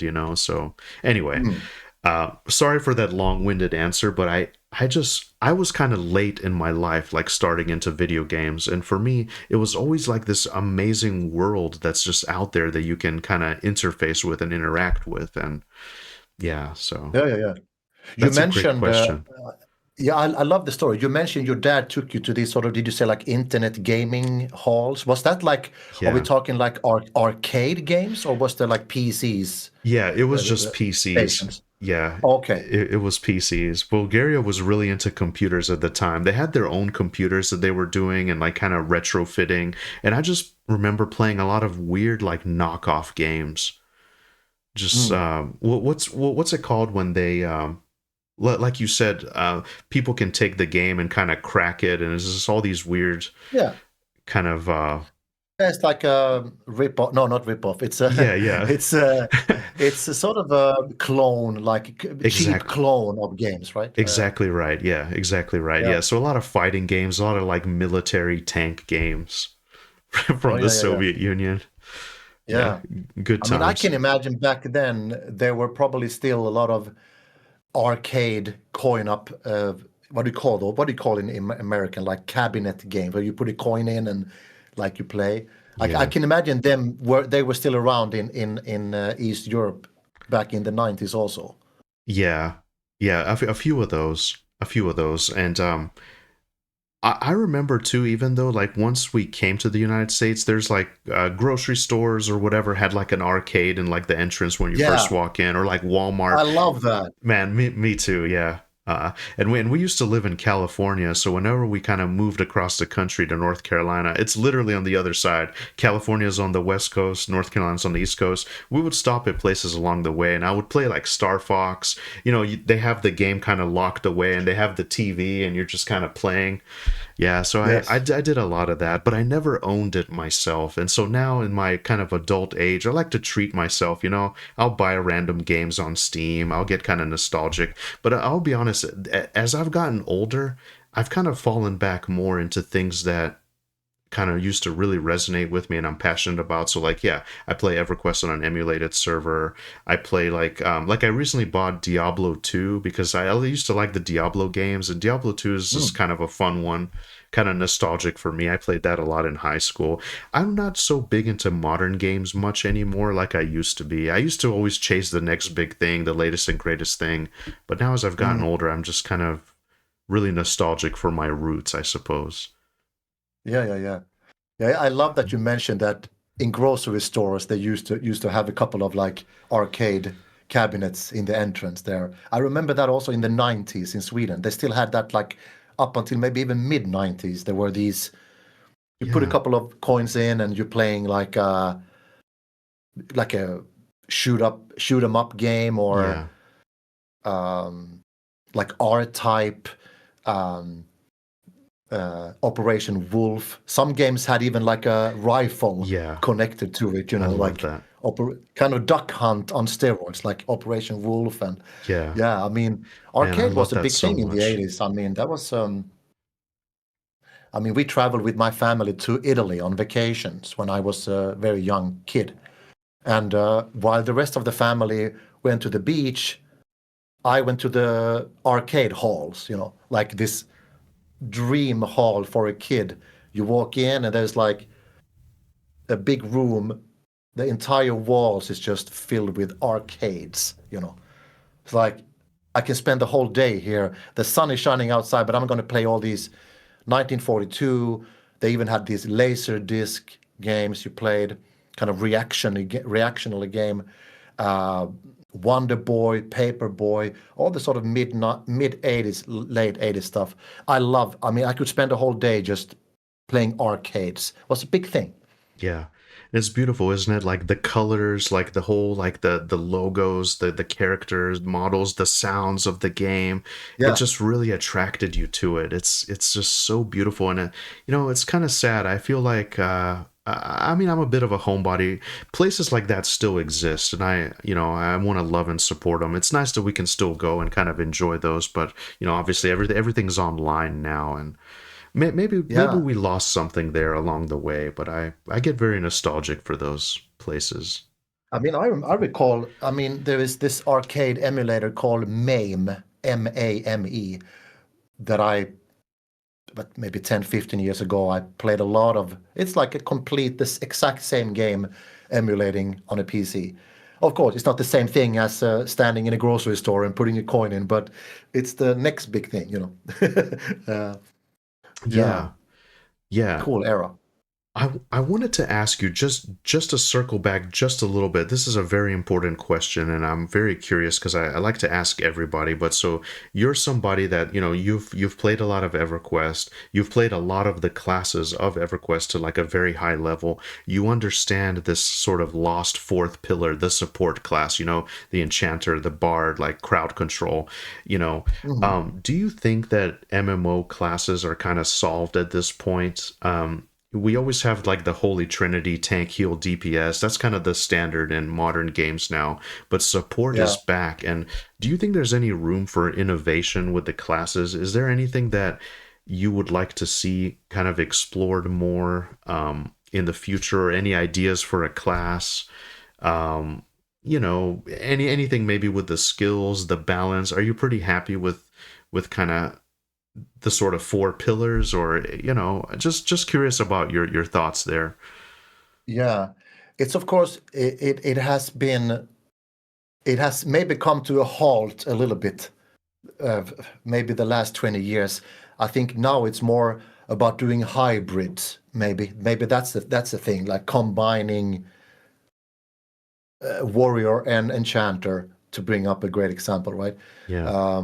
Or making this sort of hybrid classes, combining things, because it's difficult to come up with a completely new class that would be good at something that clerics can't do, or a tank can't do, or a crowd control class can't do. Because to be able to come up with a completely new class now, like a new pillar, you would need the entire game mechanics to change, and you would have to maybe, I don't know. It's difficult to. It's a great question, but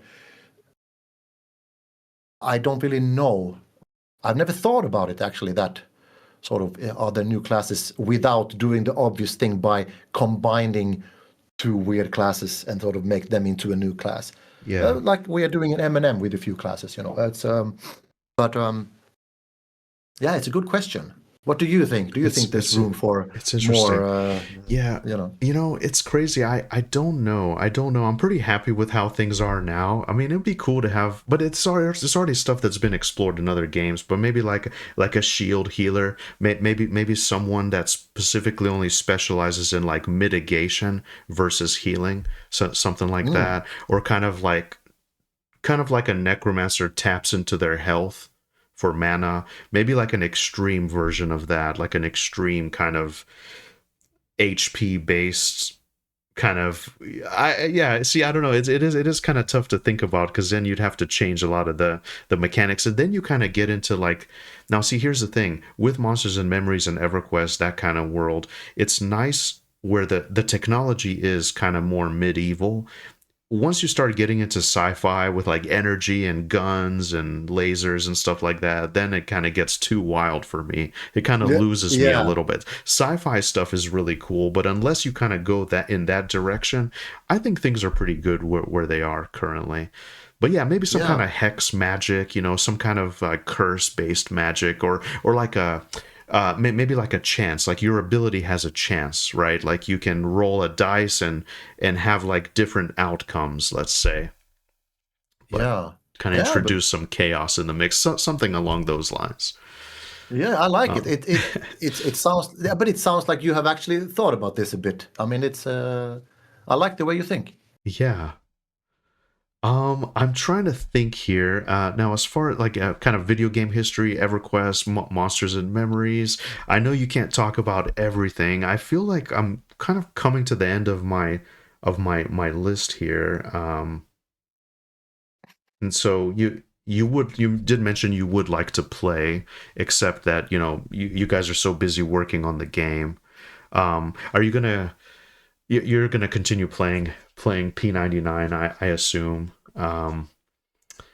Yeah, I mean, I, I'm not playing it as intensively as I used to do, for various reasons, but it's always nice to drop in there once in a while. I think the next project that me and my old friend, we got lucky yesterday in P99 because we were farming these 6+ stat necks for our low level alts in Western Wastes. We got lucky because we had we were able to, because we are in Europe and there's not so much people on the server, so we got lucky in the early morning for us to kill Ailish, and then we knew exactly the time of death. So then 8 hours later, she spawned again, and we could take her on the snipe. And then we did it a third time, and then we only had one neck left to loot, and we say, oh, let's talk tomorrow. And then half an hour later, my friend sent me a WhatsApp message, Quake. And I was like, oh, Quake, okay, let's go in and do another Ailish. So we Wow. there's a Quake, okay, we got in, we logged in quickly, and there was tons of people in Western Oasis because of Temple of Ishan, Quake, everybody's going there. But we just focused on sniping Ailish and bringing her to the coast, and then we got it done. So we got all our 4 necks in one day, and Man, that's awesome. then we ported our low-level tunes out of there. And I think the next mission might be to get some Quillmane Peggy cloaks for our low-level alts, and that's a kind of more of a chill. It's not so high risk running around in South Karana for 2 level 60 plays. It's more like having luck with spawns, and the spawning mechanism has changed the last year, so it's a little bit more. It's not the same mechanics they used before. So that's just going to be more of a, hey, let's make some coffee and grind an hour and see what happens kind of thing. But I like this little project like that. Hey, let's try to loot a couple of Peggy cloaks for these, and then we don't play for a month, and then we try to maybe farm some other armor piece, later, that sort of thing. Yeah, no, that's beautiful. Is there a class that you are kind of interested in, but you haven't got a chance to play yet? Kind of anything that's kind of not thematically you. Like for me, like I love Necromancer. Like I think it's amazing. But I'm personally not into like evil magic and curses, and like it doesn't fit my kind of style. But I like it at the same time. Same thing with like like rangers, druids. It's not really my thing, but I think they're amazing. So do you have like a class you haven't played yet that you're kind of interested in that might be on your radar? Yeah. Just So curious. so on P99 I have a rogue ranger monk. I have a shaman druid cleric. I have a magician necromancer. I have an enchanter. I have a shadow knight warrior and a paladin. What I haven't still rolled is a wizard and a bard. Oh, very cool. And some people would say, hey, you're a musician, shouldn't bard be your main? And I'm like, I don't want to. That's a good point. Those two worlds collide. That's my profession. Maybe I don't know if that is the reason, but I think I will definitely at some point roll a bard and height my way to 60 on P99 and get into that sort of thing. But it takes a long time to level up a tune in P99. So, but there will be time for that also. And luckily, bard is a pretty good solo class, so I'm not going to depend on a high population or anything like that on the server. So at some point, but I have a few. I have like 5 or 6 level 55 tunes that I want to reach 60 with them before I roll a new tune. But as an Altaholic, you can't promise anything. That's awesome. No, that's very interesting. Bard is an interesting class. It's very iconic and unique. I've heard it's very high skill ceiling. It's very technical. There's always stuff going on. You gotta do the songs and whatnot. But that's weaving. That's beautiful. Let's see. It's. I lost my train of thought. I was gonna ask you something. I feel like it was very important. Take your time. We spoke about M&M, EverQuest. Spoke about a little bit of classes, rolling alts and everything. I was gonna ask you how do you like your coffee? You seem like an avid coffee drinker. Is there a particular way you like your coffee? You can tell a lot about how someone likes their coffee. That's what they say here in the United States, anyway. Well, we have We have. First of all, I drink my coffee black. Um, Me too. we have. That's awesome. Yeah, yeah, yeah. I used to be kind of a little bit of whole cream in it, but the last years I've gone black. We have a Nespresso machine in the kitchen which uses these capsules that you just put in and Oh click it yeah. out, and you get a good like espresso. But sometimes I do this Oh, like a nice like little French press kind of a thing. Yeah. yes, French press, yeah. That's So I put awesome. like a pretty strong coffee in there, and then I just boil water and let it sit for. I let it sit for 4 minutes and 28 seconds. Wow. That's very specific time. Yeah. No, but so this I've been drinking my coffee here already, but yeah, that's how I drink my coffee. Um, Man, that's because awesome. I've quit nicotine. I've never been a smoker, but I've used these nicotine pouches. I know that they are becoming big in America now. These I see people use the nicotine pouches more and more. But I managed to quit a little bit over a year ago, so I've celebrated my 1 year nicotine free now. I used to be pretty hooked on that, and Oh, congrats. Congrats. I've replaced it with coffee, I guess. That's awesome. Yeah, my friends Yeah. are really into the nicotine stuff. I never got into it, but yeah, it's great. It's all the flavors and all the stuff. But no, that's great. Congratulations. Yeah, I'm a Yeah. coffee guy as well. I have those actually it's Italian. It's like that percolator, whatever it's called. You put the Hmm. coffee, you boil the water and you pour it. It's like espresso, like really strong espresso, I guess. Yeah, Yeah. that's great. It's fueled a lot of power sessions as well. I wanted to Yeah. ask too, Yeah. just a random question. Sorry to jump around. I'm trying to think of. I want to hit you with everything. I guess while I have you, is your wife a gamer as well? Is she gonna be playing these kind of games? Does she try EverQuest, or is she gonna play Monsters of Memories? Do you try to take her along on some of these adventures, or She does not have the background of a player, and she has never been into that sort of thing. I have, I think, 10 or 15 years ago, I dusted off my old Commodore 64, connected it to our TV, and I managed to make her play a car game, like a car racing game called Le Mans, like an okay? old Commodore 64 game. I loaded the game on tape cassette just to show her how vintage this is, and Wow. she actually did enjoy it. But no, she does not live um, in this nerd bubble. She is a singer as a profession, singer Oh, and singing teacher. So wow. we both have the music we have in common. Ah, But no, she does not. She's very supportive of. She's very excited about Eminem, and I use her as feedback when I compose music, and that's good to have a set of fresh ears when you're working with a track. You are so bogged down into it. You sit hours and hours a day, late nights.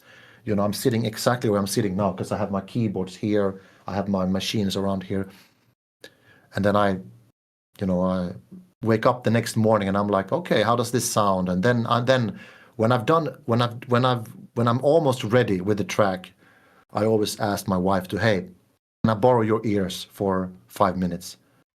And then she sits and listen, and then she has good ears, she has good taste, and she knows pretty much what I'm going for. So she gives me some nice feedback once in a while.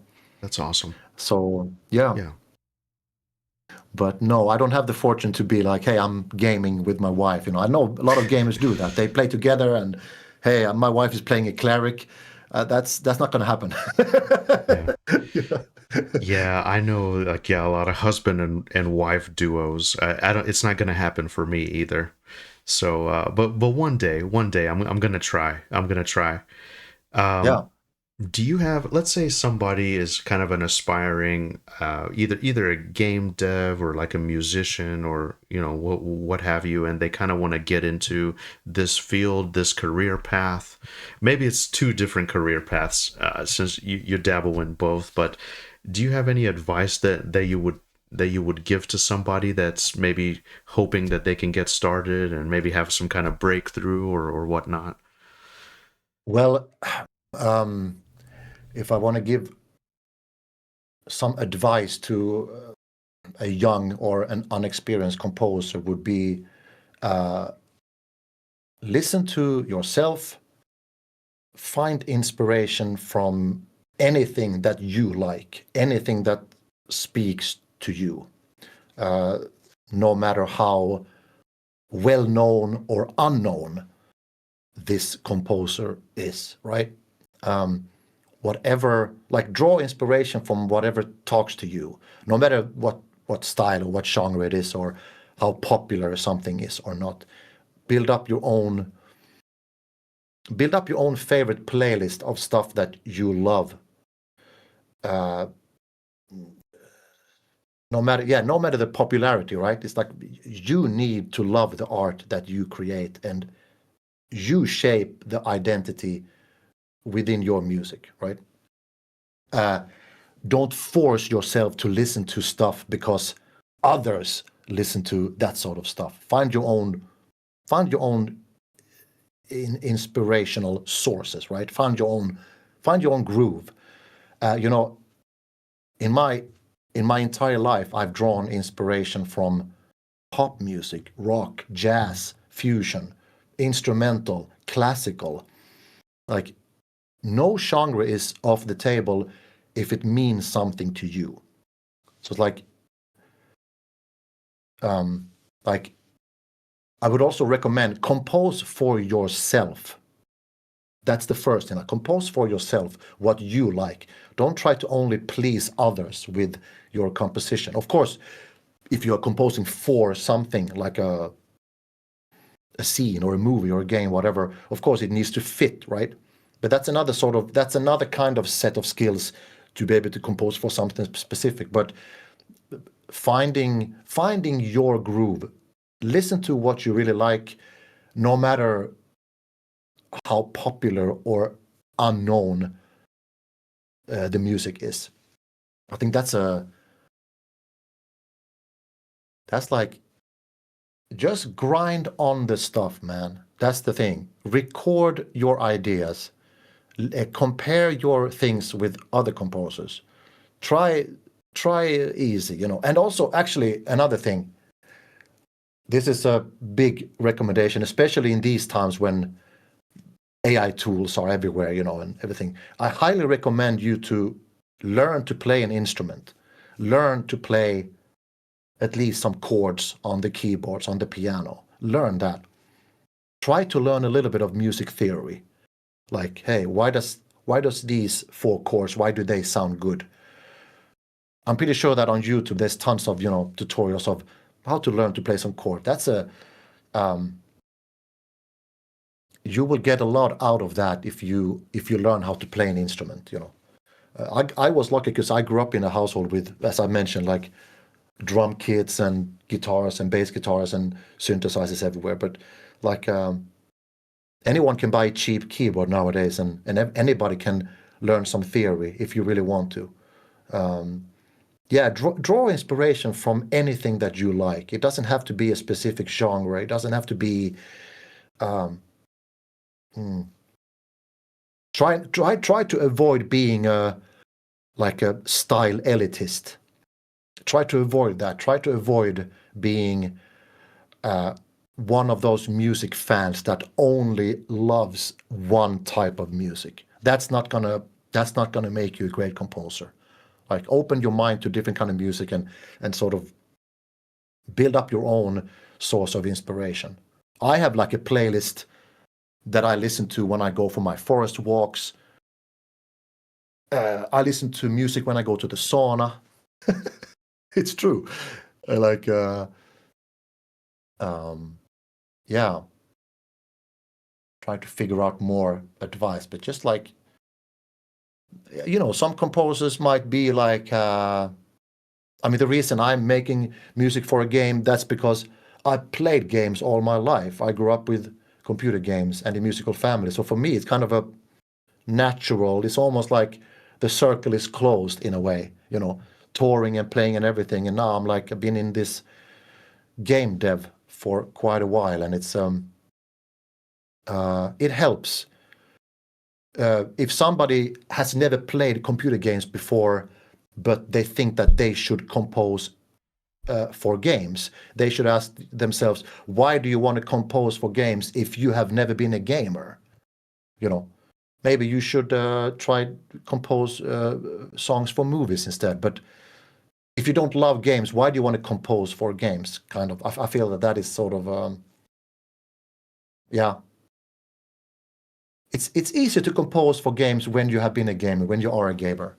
You've been in games, you've been listening, now when I play games, I overanalyze audio, I overanalyze music. That's kind of a disease in its own way, that we musicians tend to listen to music and maybe overanalyze a little bit too much. We think about the mix, we think about the production, we think about rhythm, we think about the chord progression. That's just because who we are and what we are good at, kind of. Yeah. That's beautiful. That's amazing. That's excellent advice. Thank you so much for that. I remember Oh, what my pleasure. I remember what I wanted to ask you. This is kind of interesting to me. So whenever you are designing sound or like music in a zone or whatnot, how important is silence to that kind of methodology?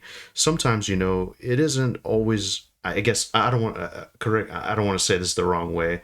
It's not always good to have like sound all the time everywhere. Like how important is like I guess the subtlety of silence whenever you're kind of thinking about some some of these zones or tracks or sounds or whatnot. Do you incorporate silence at all? Yeah, it's It's, a very good question, because it's a great question, because I have a very concrete example of that. Um, a couple of months ago, I had this idea of I wrote a couple of short tension tracks, these sort of 30 seconds tension tracks, and they are actually on my YouTube channel. They sort of, I don't know if you remember, in certain places in EverQuest, like Befallen and other dungeons, there can be no music for a while, and then all of a sudden comes these scary little things. And I thought that, hey, let's introduce some silence. mm-hmm. And so we did that in Wormsbane and a couple of dungeons. That, hey, let's have, when they zone into Wormsbane, it's also for mitigating repetition. Like, let's not just have the music loop all the time. Let's have moments of silence. It did not land well. This idea. Wow. I was, it didn't land well. Like, streamers were like, oh, the music is bugged because it's quiet now. We want to hear music. Like, streamers thought something was wrong with the music system in the dungeons, and they started to Oh, stream our music from my YouTube channel instead, because they thought it was oh, something wrong, and they interesting. didn't like it. They didn't like the silence. So, like, we tried, and I thought it was a great idea. Let's have some silence there.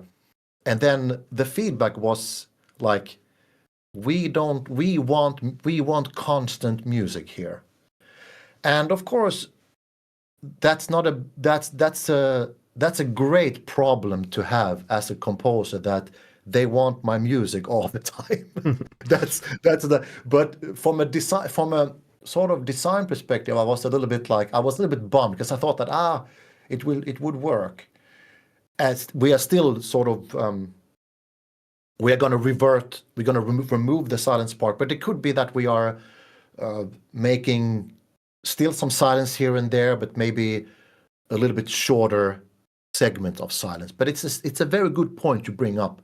Like, silence is of course important, and there will be areas where it's very quiet and it's very And that's also something you can do with composition. You can have very somber and low energy music almost being perceived as kind of silence, right?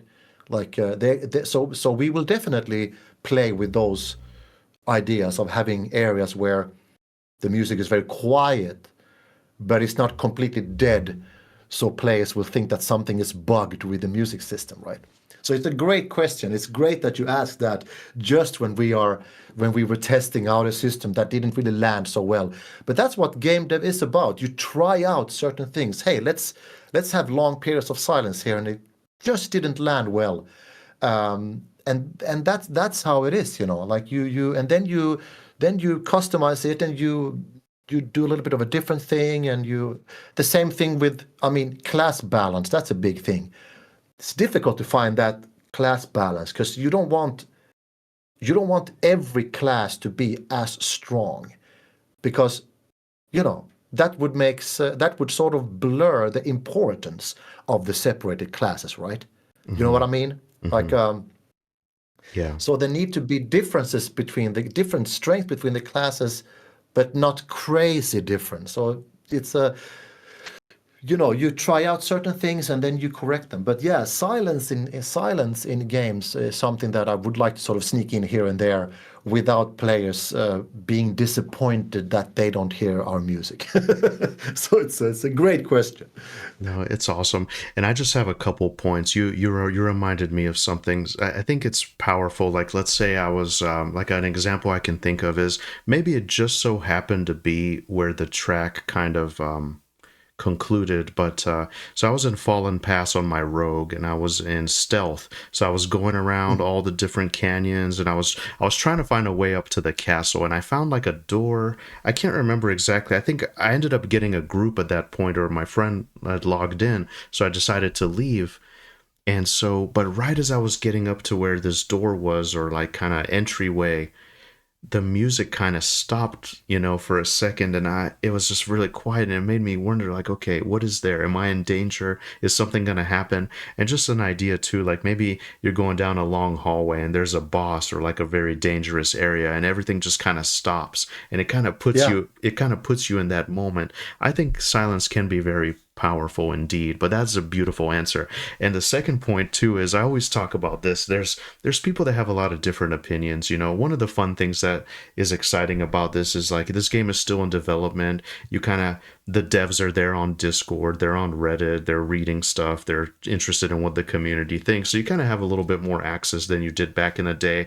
But everybody kind of not everybody, but certain people are trying to beat down the door, trying to get in and say, hey, you should do this way. This doesn't make sense. You should do this. And I think one of the cool things about the team is you're very good at filtering feedback. But a friend of mine made this point. It's like some of these people, they just want their idea in the game. They're just obsessed about it. And it's kind of like going into the recording studio and telling the artist how to do it. It's kind of like me coming to your kitchen and telling you how to do your recipe. It's like I think feedback is very important, but I would just say don't listen to what every streamer thinks exactly, But that's what I appreciate. You guys are extremely good at filtering out feedback, So some things work, some things don't work. You're willing to change that, but it's a very interesting idea about the silence. Yeah. Let's see. Yeah. I mean, feedback from, and of course, I just want to say that also, like a shout out to our community, because we have, I think, at this point, almost 30,000 members in our Discord. It's amazing. Yes, congrats.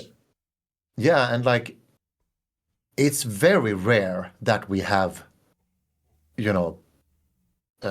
bad players, sort of toxic people. It's very rare. People are very positive, and I hope and I think that people are welcoming newcomers as well. And of course there can be heated discussions about quality of life elements, and corpse runs are rough, dropping your spell book when you die, people go crazy and they storm out of our Discord. That's right. That's okay. And there should be a map and there should be chat bubbles. Those are a couple big ones. Sorry to interject there. Yeah, chat bubbles. Yeah. Chat bubbles. That's very EverQuest 2, And that's yeah. But I guess that in the end, the word vibe is of course overused. It's like getting the right vibe, but that is not to be underestimated. No matter what kind of player you are, because there are players who just want to go in. I want to reach 60 fast, or you want to take it slow and grindy. You need to have the vibe in the game, no matter of between those paths you take, right? You need to have a vibe there, and vibe comes from visuals. It comes from sounds, music. Vibe comes from it can come from animations. It can come from nature, sort of visuals. It can come from vibe can come from lore. Vibe can come from specific quests. You do a quest, you meet an NPC that you're intrigued about. Hey, that's a kind of a cool story. I'm a little bit interested in that lore. That gives you a vibe, right? Having to do a rough corpse run deep inside Wormsbane, that's vibe. That should be vibe, right? Surviving a corpse run in Wormsbane, zoning out and sitting there in the tunnel outside the mouth, that's vibe. And that's why it's important when you sit down there. For me, my job is that the vibe should be great there when it comes to music and sound. There should be vibe. Yeah, vibe is a great word, man. I love that. Yeah, I love that. I love that you're thinking about that too. It's like, where do players congregate in? Where do players kind of pass certain areas? And it's powerful stuff. Yeah, for sure. Yeah. Vibe is being in Old Sebelis in the crypt and waiting for repop to see if Hierophant, Hierophant skeleton is popping or not, or if it's PH. That's vibe. You're sitting there. You know that if you die here, it's going to be a horrible corpse run. You have to, ask a rogue to open the doors and everything. That's vibe. That's like just knowing that I'm really in danger here all the time. But if I play my cards right, I might loot a Hierophant's cloak, and that's going to be just unbelievable. Vibing is you after a session, after a streaming session that you do. You decide to go on top of the hill in Night Harbor and watch the sunset and just sort of take in the view and the music. That's vibe. That's also vibe. That's like crazy vibe. I love that. Yeah. Yeah. Yeah, definitely. Yeah. How about like now I'm curious. I know it's if, and I'm not trying to pry or anything, but if there's like a idea for like a water zone, like an underwater zone, how does, and I haven't tested this myself, but like the ambience of like the sound effects underwater and that kind of thing. I'm sure you've thought about that already, just incorporating different types of like, I guess, environments into it. We've had the game has had pretty nice and decent underwater soundscape already. It's been in the game for quite a while now. Sort of when the player is underwater, all the sound effects that the player produces underwater gets also sort of muffled with Very audio, cool. right? So if you cast a spell underwater, it's sort of like that, right? So we are constantly sort of working on those audio filters but I mean, yeah, a complete water zone. I love that. I love.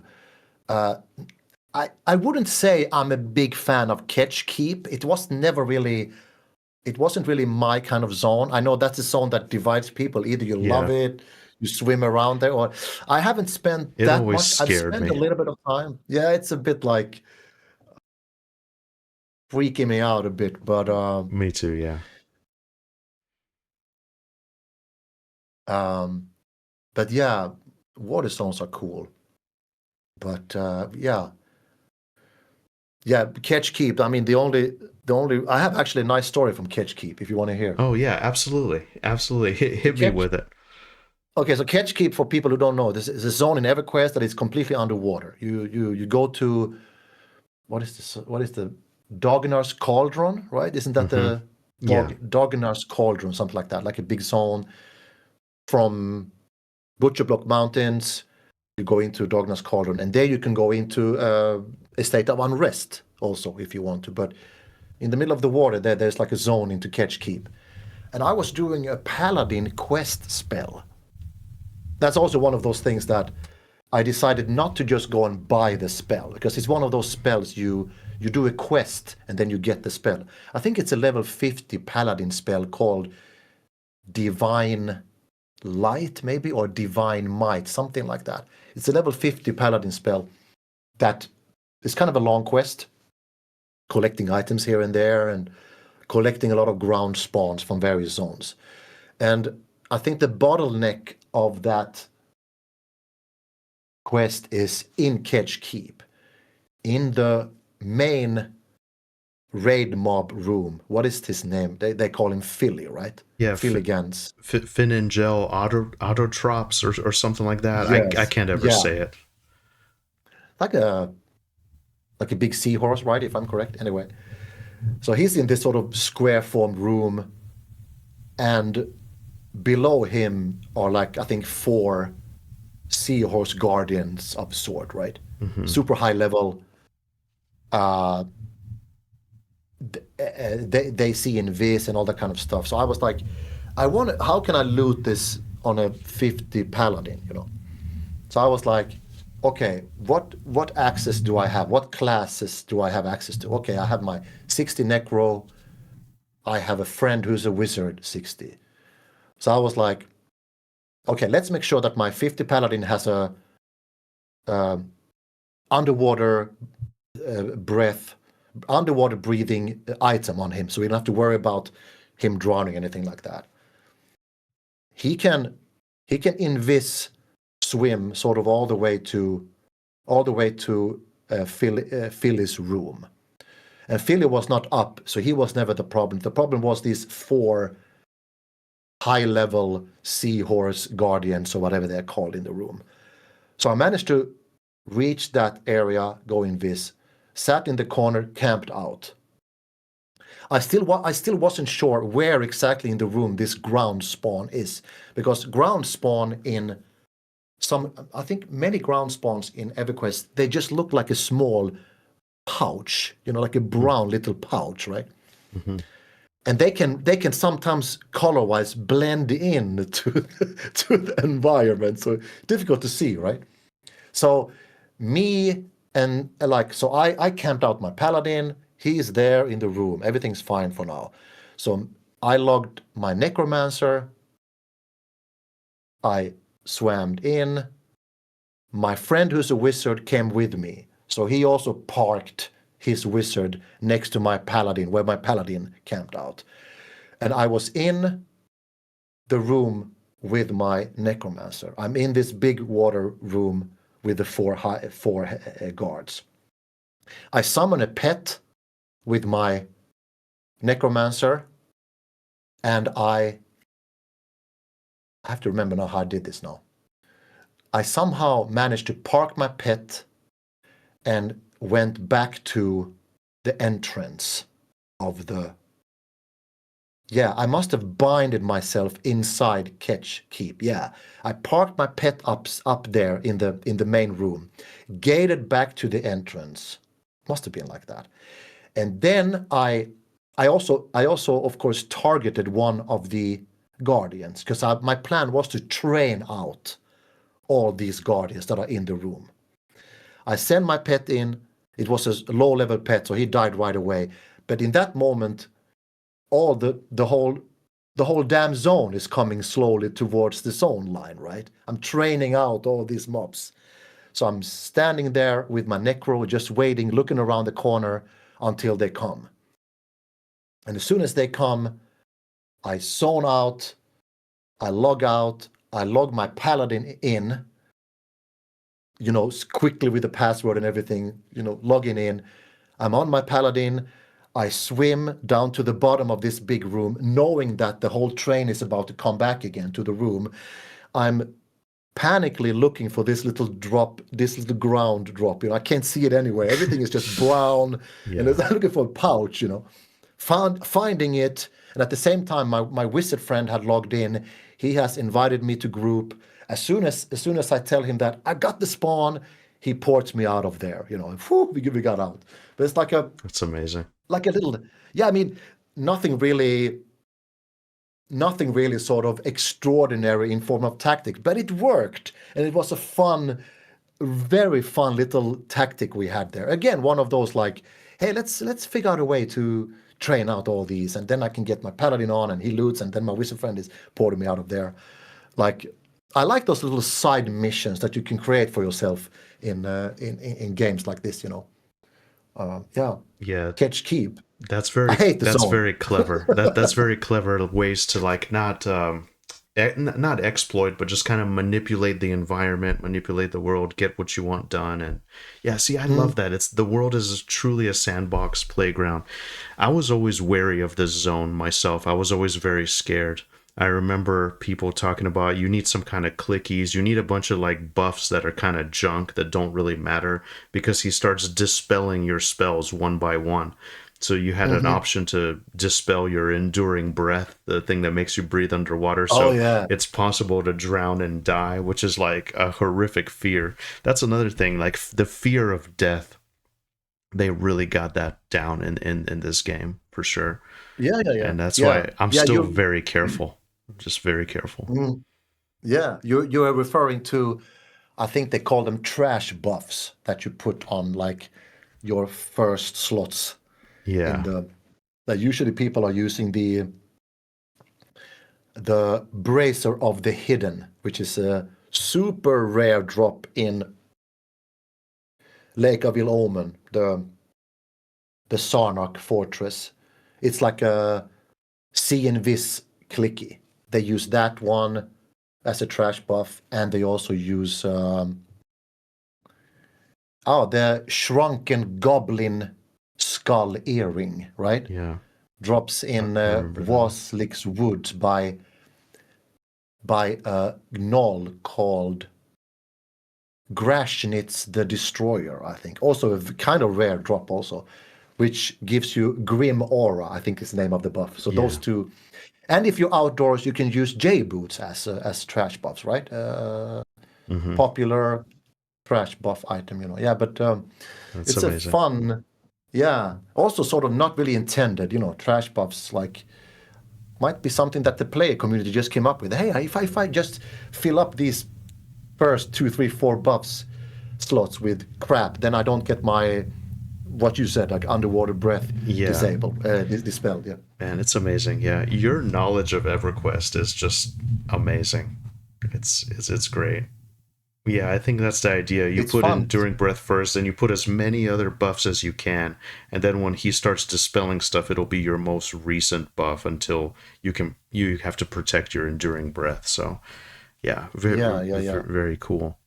Oh, and then blind. You put your you put your traps buffs first. You put them first. So, and then you put your Endurance Breath, sort of one of the last ones, sort of number 14 or something like that. That's right. Because I think that now that has been a little bit of a tricky game mechanic changes they've done. Also, usually they've dispelled always the first buff slot. But at some point they also did some changes, so it's sometimes a little bit random. Sometimes the second come in. Sometimes it's the last one you put there. So that's also one of those constant EverQuest mysteries, right? How is it really working? And of course, it could be a variation between P99 and Quorm and everything like that. But that's one of those. Yeah. You will just figure it out yourself. That's the best way, Yeah. No, that's Um, great. What about Blind? Do you have any memories with Blind? That still got me the other day. I forgot how intense Blind really was in EQ. Your whole yeah, screen yeah, completely goes black. And I thought, I yeah. mean, even the other day, even though I knew it could happen, I still thought something was wrong with my computer at the time. It's just all these like fun little things are just so interesting. Maybe in Monsters I of re- Memories you could do like a deaf, like a blind and deaf, so then you can't even hear anything. Maybe the sound is completely cut off and you're Great just idea. for confusion purposes to confuse the Yes, player. Anyway, you're right. I'm just Yeah, thinking. that's a great idea. Yeah. I actually remember seeing you. Uh, I think you did a short video on YouTube when you saw the blind in M&M the first time. Yeah. It was so great to see your reaction because you did something like, Yeah, I wasn't "Oh, they expecting. kept that in. They kept that in." There was something like, Yeah. "They did that thing," you know. Yeah. That's awesome. No, I'm glad you saw that. Yeah, I got so many random shorts I need to put up. I have so much footage I need to go through. It's Yeah. great. Thanks so much for Do you watching know that if stuff. Oh, yeah, I've watched tons of your stuff, man. Do you have any idea if Cazrax has put up a short when he fell asleep?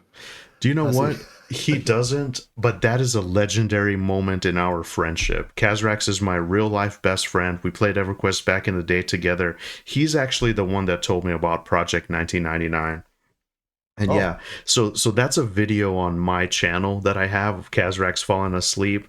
I don't know if he has it on his channel as well. I'll send it to you, but he is very honored that you saw that while it was happening live, because I think yeah. I was streaming and then he was streaming and then he fell asleep and a buddy of ours told me, "Hey, you should check on him." So I tried calling him a couple times and yeah, it's hilarious. Yeah, it's hilarious. So The, he still talks this, about it to yeah. this day that you saw that. You're one of his heroes as well. And he's like, I can't believe Robert saw that happening.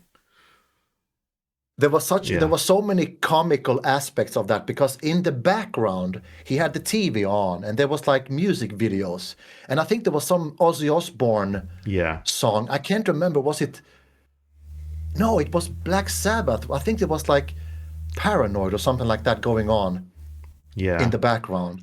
And that was such a, at the same time, Kazrak is like going slowly down, and sometimes he eyes were open and he typed something on the computer and then he's like, Yeah. then in the background, Ozzy Osbourne is just blasting out loud music. And it's And like he's like, you said, he's it's, channeling dark magic. He's influencing Cazrax. oh Cazrax is yeah, possessed by the demons. I love it so much. And do you know what? Actually, it's funny. So I think he had some issues with copyright. He wasn't fully he didn't understand how that works. So he was just blaring music in the background just to have a nice vibe while he was grinding. And I think he got a copyright strike for that. But oh yeah, yeah, yeah. no, Yeah, that's hilarious. Ozzy was like a dark elf Oh, necromancer in the background. yeah. Like Actually, you just reminded me. Do you know what I ended up doing? So I have that video and I put it on my channel, but I couldn't play the music for copyright purposes. So what I did was you have this amazing tune. It's called Seraphina's tune, I think, in the inn in Night Harbor. So I played that music instead of Ozzy. So it was in a way it was a melody to oh put yeah, Cazrax to sleep. Actually, oh I yeah. It's the I want to ask it's you. I'm so the sorry. I think is that Seraphina. I forget her last name, but is it a play on your name? It seems like it's kind of your name, but changed around a little bit. Is that true, or is that a conspiracy theory from the community? I can't remember who told me that, but it seems like this character is named after you, or am I mistaken? I could be totally wrong. no. I mean, you talk about my surname Engstrand, like that would somehow be Yeah, no, no, not at all. maybe I'm No, thinking of that's something else. yeah. You are referring to Seraphina's Dream, the song Seraphina's Dream. Correct. That's what it's called. Yeah, yeah. No, it was just I gave the song that title because that was like I saw Seraphina walking around, with the lute in the inn, and I was like, this would be a great idea to have people listen to her play the lute here, you know. And Seraphina's Dream was just a title that I thought was poetic. You know, people are like, hey, what is she dreaming about? You know, she tells that in the music, you know. Yeah, it's beautiful.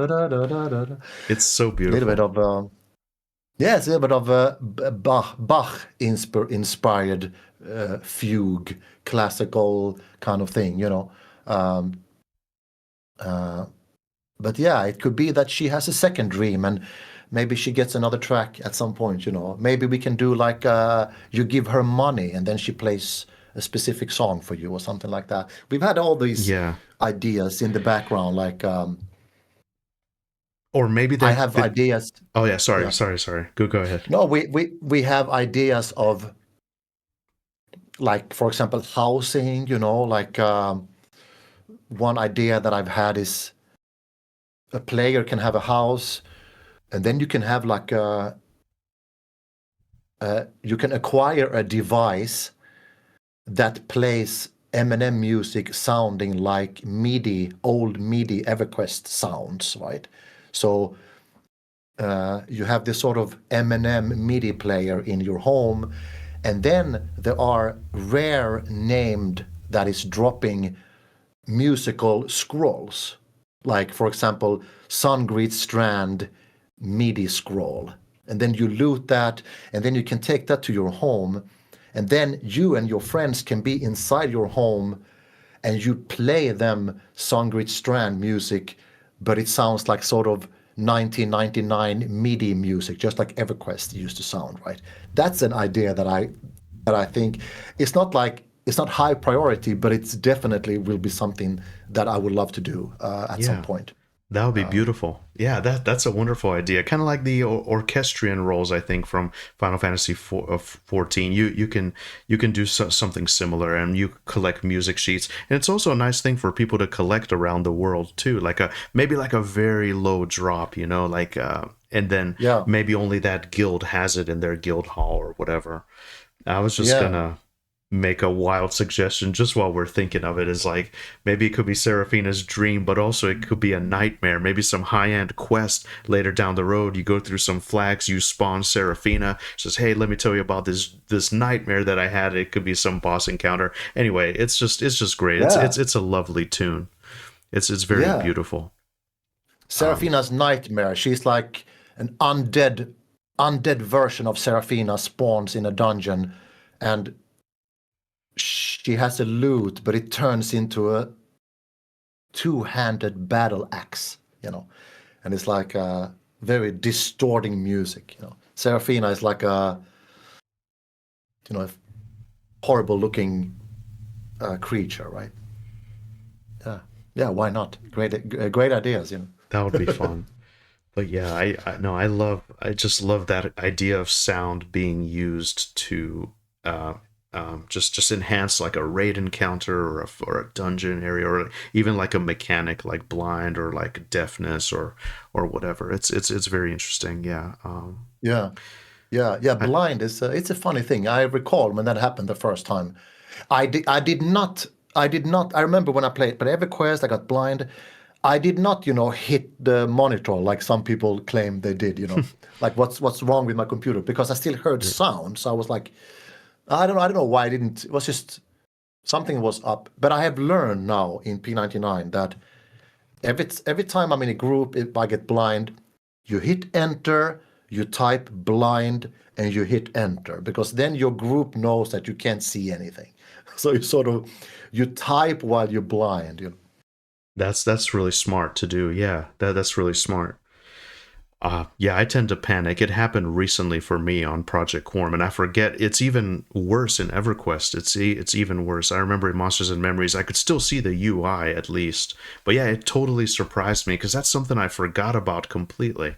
You know, so Yeah, man, that's amazing. yeah, yeah, yeah.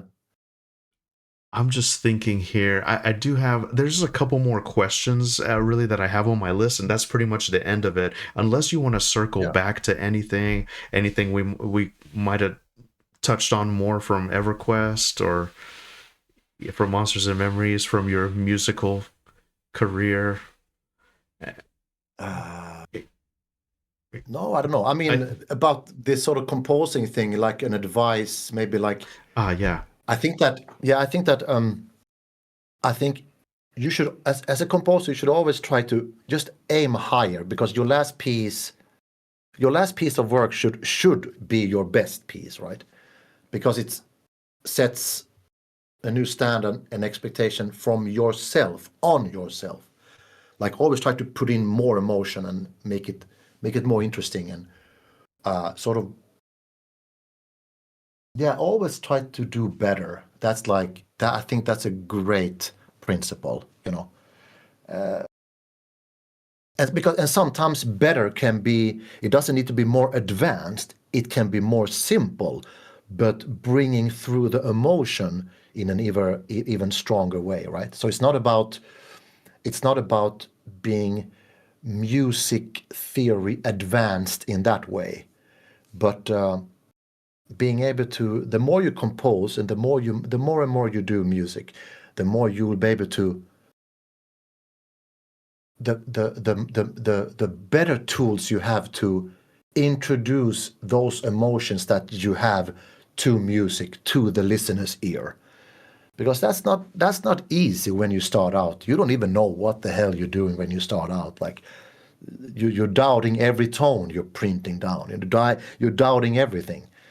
But just grind it, man. I mean, that's the thing. It's like anything. It's like practice, practice, practice. Listen to music constantly. Do what you love. Listen to what you love, and compose for yourself. If you like it, then it's great. You know. Yeah. Yeah. Yeah. Absolutely. Hello, my friend. Hey, welcome back. Thank you again so much for doing this with me. This is so much fun. I really, really appreciate it. The pleasure is mine, man. I'm having a blast. Thank you so much. I was so shy to ask, but I'm really glad that I did, and I'm having a blast too. I've learned so much. You know, forgive my ignorance when it comes to like technical knowledge of music and sound. So it's just really interesting to hear your perspective. It's amazing. And I think it's my pleasure, man. You're a very unique person in the sense that like you said, musicians and like gamers aren't necessarily the worlds aren't necessarily connected. No, not at all. Maybe they are in some ways, but my best friend, actually sharing pizza 666, he comes on stream. His favorite band is a band called the Acacia Strain. Or the Acacia Strain. I'm not a big, like, I like weird, my music taste is kind of weird, but that is a musician. I think he streams on Twitch and then also kind of does stuff, but it's very rare, like you said, yeah. And especially for something like EverQuest, you know. So anyway, yeah. But welcome back, and thank you again so much. Yeah, it's great. Yes. So where were we? Did you stop and record and it started again, or how does it work? Well, it's just one continuous recording, and then I'm gonna go back and kind of edit. I'm basically just recording the screen on OBS right now. Maybe in the future I'll come up with a better way to do it, but I think for now this has just kind of been the easiest thing for me. Yeah. So I would be heartbroken if something went wrong with the recording. Oh no.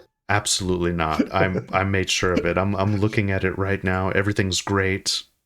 Yeah, I would be heartbroken as well. Yeah.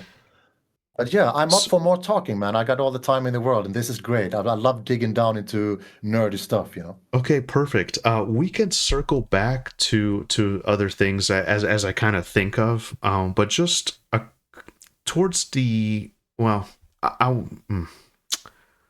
I guess these are just a couple kind of music related questions, I suppose, and then we can kind of maybe dive back into EverQuest. This was supposed to be the grand conclusion, so I don't know. Maybe I'm trying to think if there's anything more I can ask you about EverQuest sound.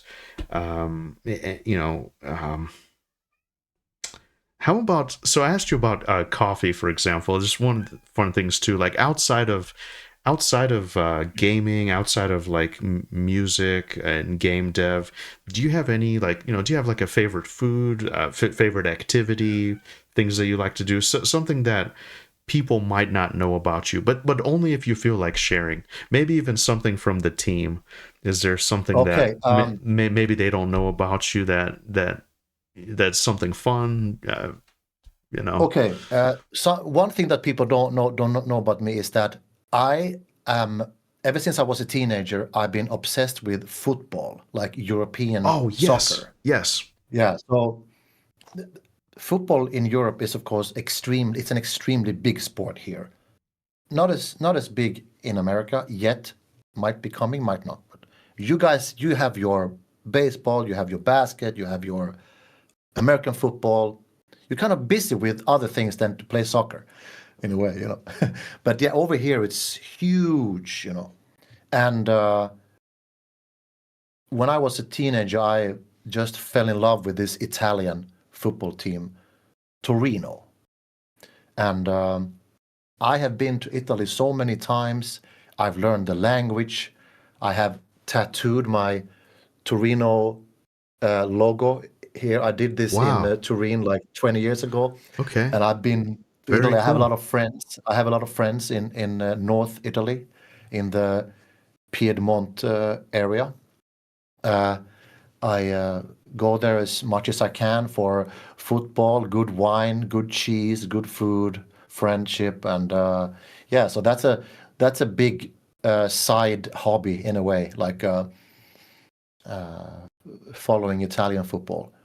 It was a big part of me.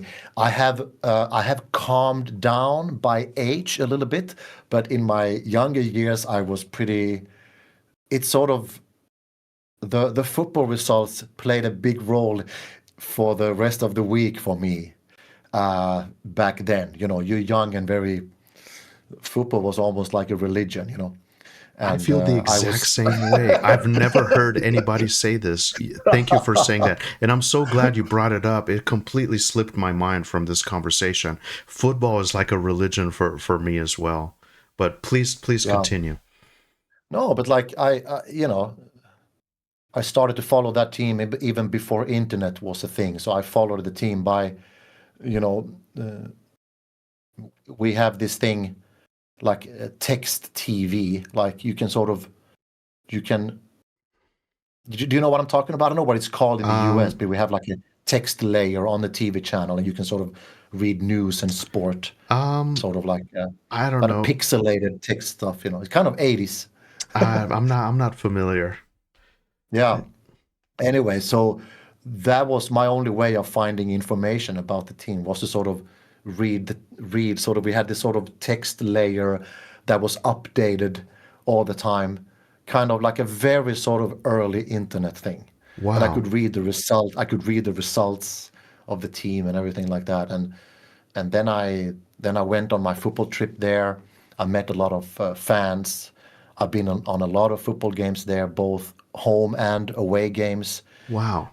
Yeah, I learned Italian in the process. I was so keen on sort of uh,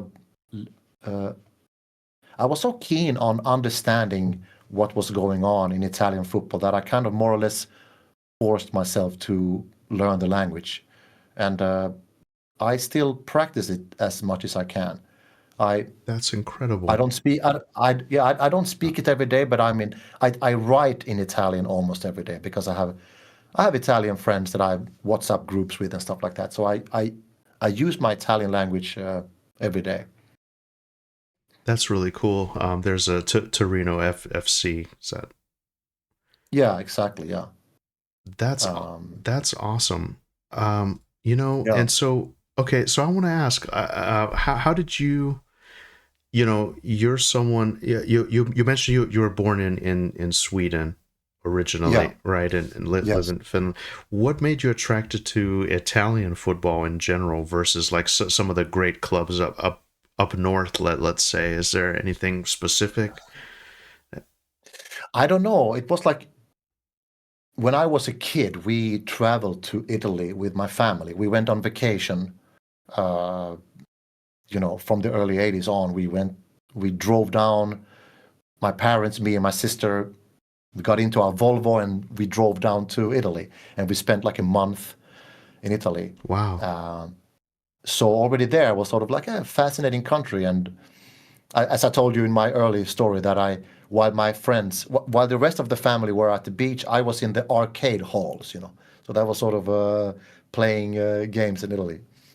And then we had Italian TV home, kind of early 90s. My dad put this big, what do you call, like a big plate on the roof. Is it parabola? What do you call it? Like a big... Yeah, I think so. Parabola. Uh-huh. Yeah, parabola, yeah. So we were able to watch Italian TV channels at home. So I was sort of exposed to football and exposed to that, and I got more and more interested. And also that there's also a thing in me, I've always been a person that liked to go a little bit against the mainstream. And during that time, everybody who loved football in Sweden, they had an English team. They loved English football. But I was always like, I want to follow this Italian thing. I like that thing more. I'm not interested in that rainy, British, gritty football. I like this Italian technical thing. That was more. I was more. I took that to me, While all my friends, they had English teams, and I was like, hey, I'm standing up for this minority Italian football thing, You know what's interesting, and I'm so happy to nerd out about this. It's kind of cool because, growing up, I kind of idolized like certain players and certain teams. It was just so cool, and I love the logos and all the different stuff, the history of the clubs. Like a lot of these clubs are going back more than 100 years of history and all that stuff, and actually, so the Italian teams were known for having like very amazing defense, especially back in the day. Like they were known as very difficult teams to beat. And I love that so much because it's like one of those things, everybody wants to be the star, the striker, score the goals, whatever, but defense is just as important. And like AC Milan, Juventus, there's so many great teams, Inter Milan.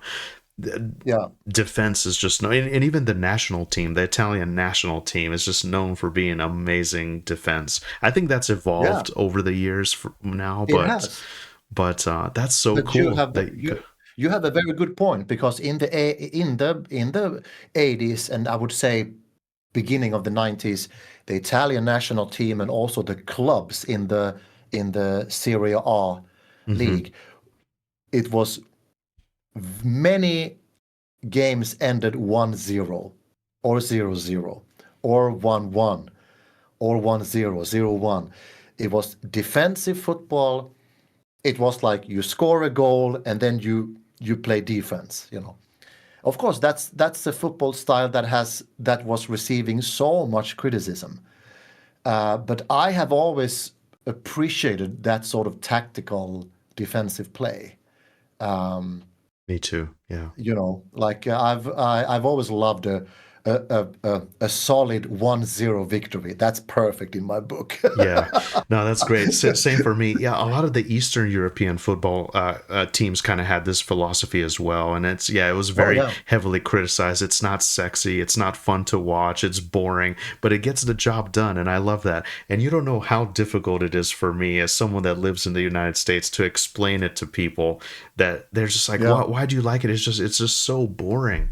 It's a low scoring sport, and sometimes the game can end in a draw. Why would I watch for 90 minutes only just to have it be like 0-0 or 1-0? But I don't know, man. There's something about it. It's very difficult to explain, but I love football so much. So that's really cool. Something that we have in common. And actually, my father has a cousin in Italy somewhere. I think it's southern Italy. We've never been, but I think my parents have a dream of maybe retiring in Italy. I think they're gonna visit this year, so that'll be cool. I personally have never been, but it's somewhere I've always liked to go. My mom had a fascination with Italian growing up, and I think she learned the language. And obviously, like you mentioned, wine, cheese, good food, good atmosphere, really really cool. So I hope I can see it someday.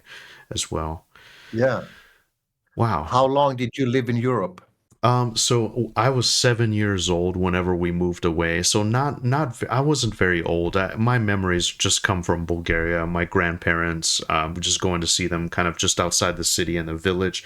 But to answer your question, just 7 years. Yeah, I've Yeah. been back to visit here and there whenever I can. Um, Man, actually, so crazy. So we went for the first time. We moved to California for a while, and we had a really difficult time. You can't tell now, but English isn't my first language, but I've been here for so long that I kind of Bulgaria is a very small population. I think it's like 7 million people or less. A lot of people have left, because of the government and everything.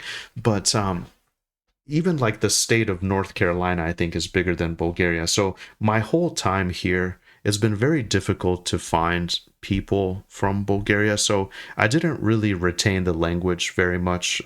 My parents still speak, and I know like just a little bit here and there, but just very like basic level, I would say. But there was a lot of Russian people, Polish people, Czech, and there's some similarities, but it's still totally different. And anyway, whenever we came to California, we were in a predominantly like Spanish speaking area.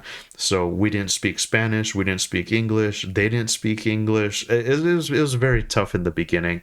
So yeah, I was there about 7 years.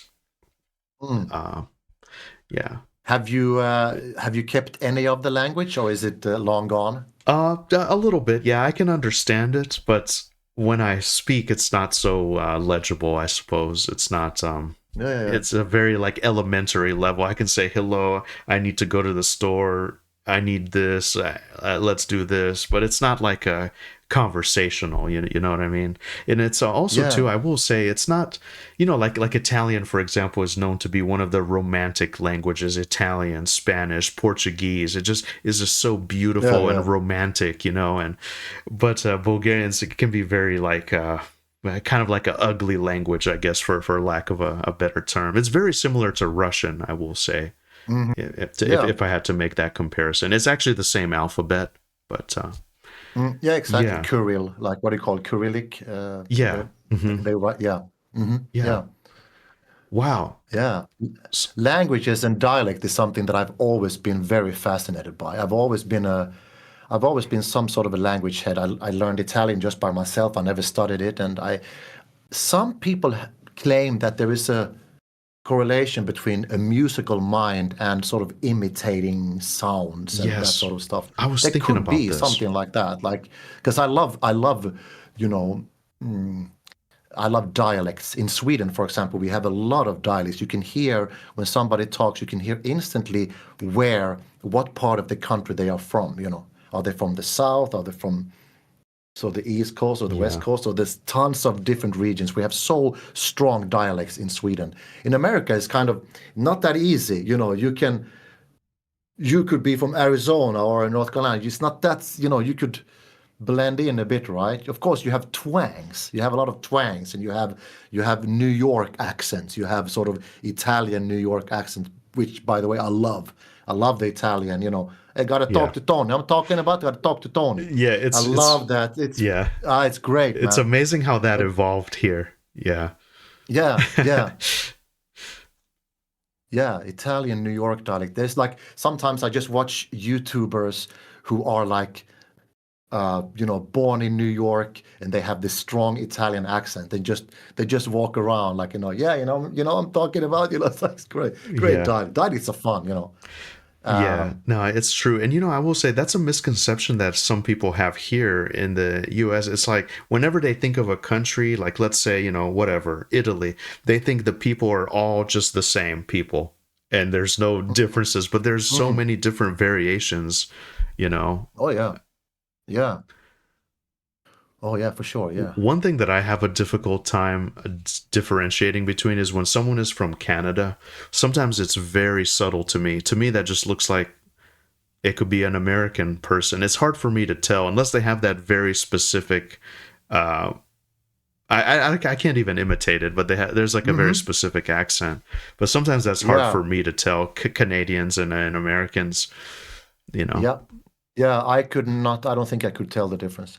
I don't know if there's any part, I don't know if there are any parts in Canada where people have a twang like they do in the Midwest. I don't know if there is a place in Canada where they would have that sort of Georgia, kind of Oklahoma thing. I don't know if there is a part like that in Canada, or they all speak pretty much generic English. I don't know.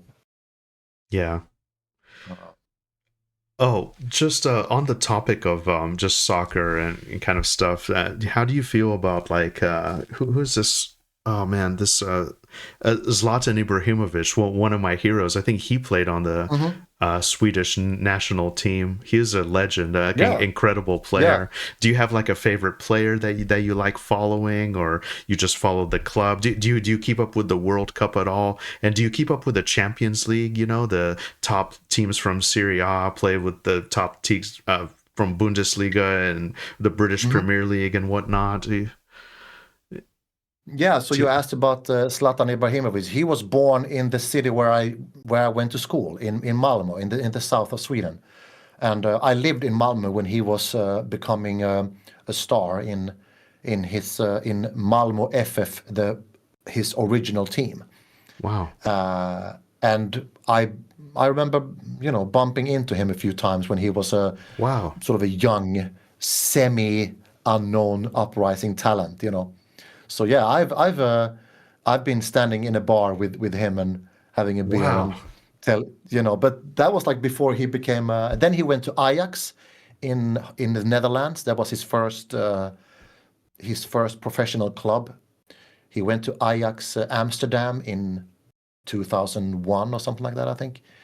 And then he continued in all these big clubs and everything like that. But uh, of course, I'm a little bit older, so for me, these legends are like Diego Maradona is sort of what I remember from my childhood. This Argentinian god who was, I think, probably the best player ever. And so I remember the 80s and the 90s a lot. And that is, of course, what that is what rings with me. That sort of watching football as a young kid. But I do follow the World Cup. I follow the Italian league. I Sweden has a small chance still of reaching the World Cup next year. Sorry, this year is World Cup. Sorry, it's already 2026. yeah, time is We have flying. a yeah, we have a semi-final playoff game against the Ukraine in the end of March this month. And if we beat them, we play a final probably against Poland in a final. So we have a chance to reach the World Cup. But to be honest, the Swedish national team is kind of going through a kind of very weak phase right now. So I don't even know if they deserve or will be able to go to the World Cup. But I will watch as many games as I can in World Cup, despite Sweden going there or not. World Cup is a big thing. It's only every 4 years, so it's a 4 year of waiting for the biggest sport event on the planet. Yeah. Same for me, yeah. Same for me. And actually, it's in the United States this time around. I think there's some in Mexico, some in Canada. They're kind of co hosting it. So it'd be Yeah. cool. But unfortunately for me, the closest city I think is Atlanta, Georgia, which is like it's about 4 hours, 4.5 hours from where I live. Might be worth, the drive, a once in a lifetime opportunity. We'll see. But I feel Oh yeah. exactly the same way. Like you said, the 80s 90s era for you is like kind of what you remember. It's kind of the same for me. Like I grew up, actually I'm one day older than Lionel Messi, believe it or not. What am I doing with my life? I don't know, but I spent my life kind of watching these legends, Cristiano Mm, Ronaldo, Lionel Messi, yeah. etc. And now I feel like this is kind of going to be their last World Cup. So for me, I'm in kind of that transition where a lot of the rising stars now, I just don't it's hard for me to keep up, but yeah. Well, Oh yeah. so but Yeah. I definitely enjoy the sport. I enjoy the spectacle, and now we're kind of in the modern era where you can the cameras and televisions now, everything's so amazing. You can just watch it from the comfort of your home and just have all the best angles and whatnot. But Yeah. Yeah. Yeah. Yeah. there's Yeah. definitely something to be said about going to the stadium and going to see the vibe for sure. Like Charlotte, here, the closest major city to where I live, they had this is a relatively new tournament, but it's the club World Cup. So I got a chance to Yeah. see Bayern Munich, Benfica, Chelsea. Who else did I see? I don't know if Porto was there, but anyway, some beautiful teams. Real Madrid. It was really nice. So yeah, Oh good yeah, times. very nice. That's awesome, man. That's a really cool thing that we have in common for sure. But yeah, Yeah. shout out to It has Torino. I always hope they been. do well. Yeah, Forza Toro, ragazzi. Yeah, but it's Wow, we are doing really bad, by the way. We are doing really bad. We have I just the glanced at it. yeah, fans have issues with the president. He's not investing enough, and we are always kind of a middle team. So it's a struggle, but it's a niche team, and I'm okay being the one who suffers. I'm okay being the underdog. I've always supported underdogs in every aspect of my life. I love when underdogs win, Me too. and I love surprises. Yeah. Um, yeah, and I just bouncing back in my head now. You asked earlier about some sort of EverQuest memories kind of Oh thing. yes, hit me with it, I please hit me Okay, with I it. have a so for people who don't know, in EverQuest, they're in the Ixar city of called Kabilis.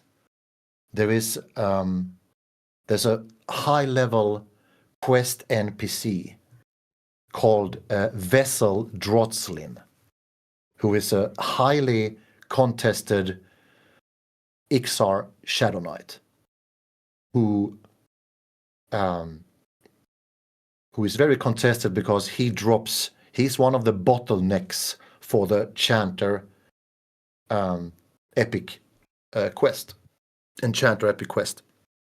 And during COVID, it was like super competitive. It was like Vessel Droslin's respawn time was, I think it was between 2 and 7 days. So his window was like 5 days. And that's crazy when you think about it. Like, you know what I mean? Like camping a mob that is contested and the respawn time is between 2 and 7 days. That's like a 5 day window, right? And me and a couple of friends, we were like, hey, we were making these level 1 spies that we had standing in the same room where Vessel was about to spawn. And we had those spies were standing there like hours and hours when we were not even at the computer. And I had this sort of Gina third-party audio trigger set up. So if Vessel spawns in the room and if he starts to cast, it will, blare out these audio notifications, right? Hmm. And it was a very contested camp.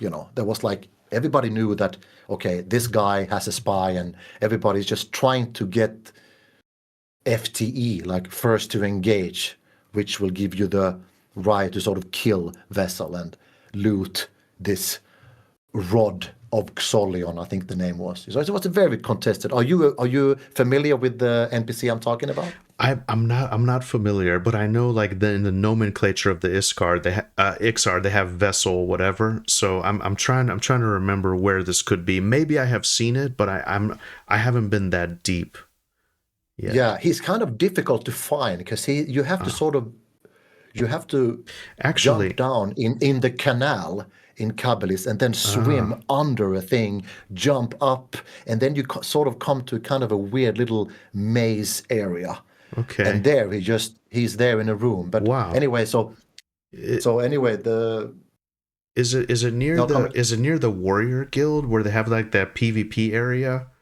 Or it's not even the Warrior Guild, but it's like a PvP arena within Cabalist. The only other thing I can think of, I know there's that Enchanter raid mob where it's that big gorilla monster or whatever, the Tangrin or whatever, that's kind of on that island in the Field of Bone. But Oh actually, yeah, inside Cabalist, I'm not familiar of a mob like this. But anyway, yeah. continue. I So it was heavily contested, and it was also in the middle of COVID, so all the guilds were really like there was a couple of very competitive guilds, and everybody was sort of really competing for this rare mob that only spawned between 2 and 7 days, right?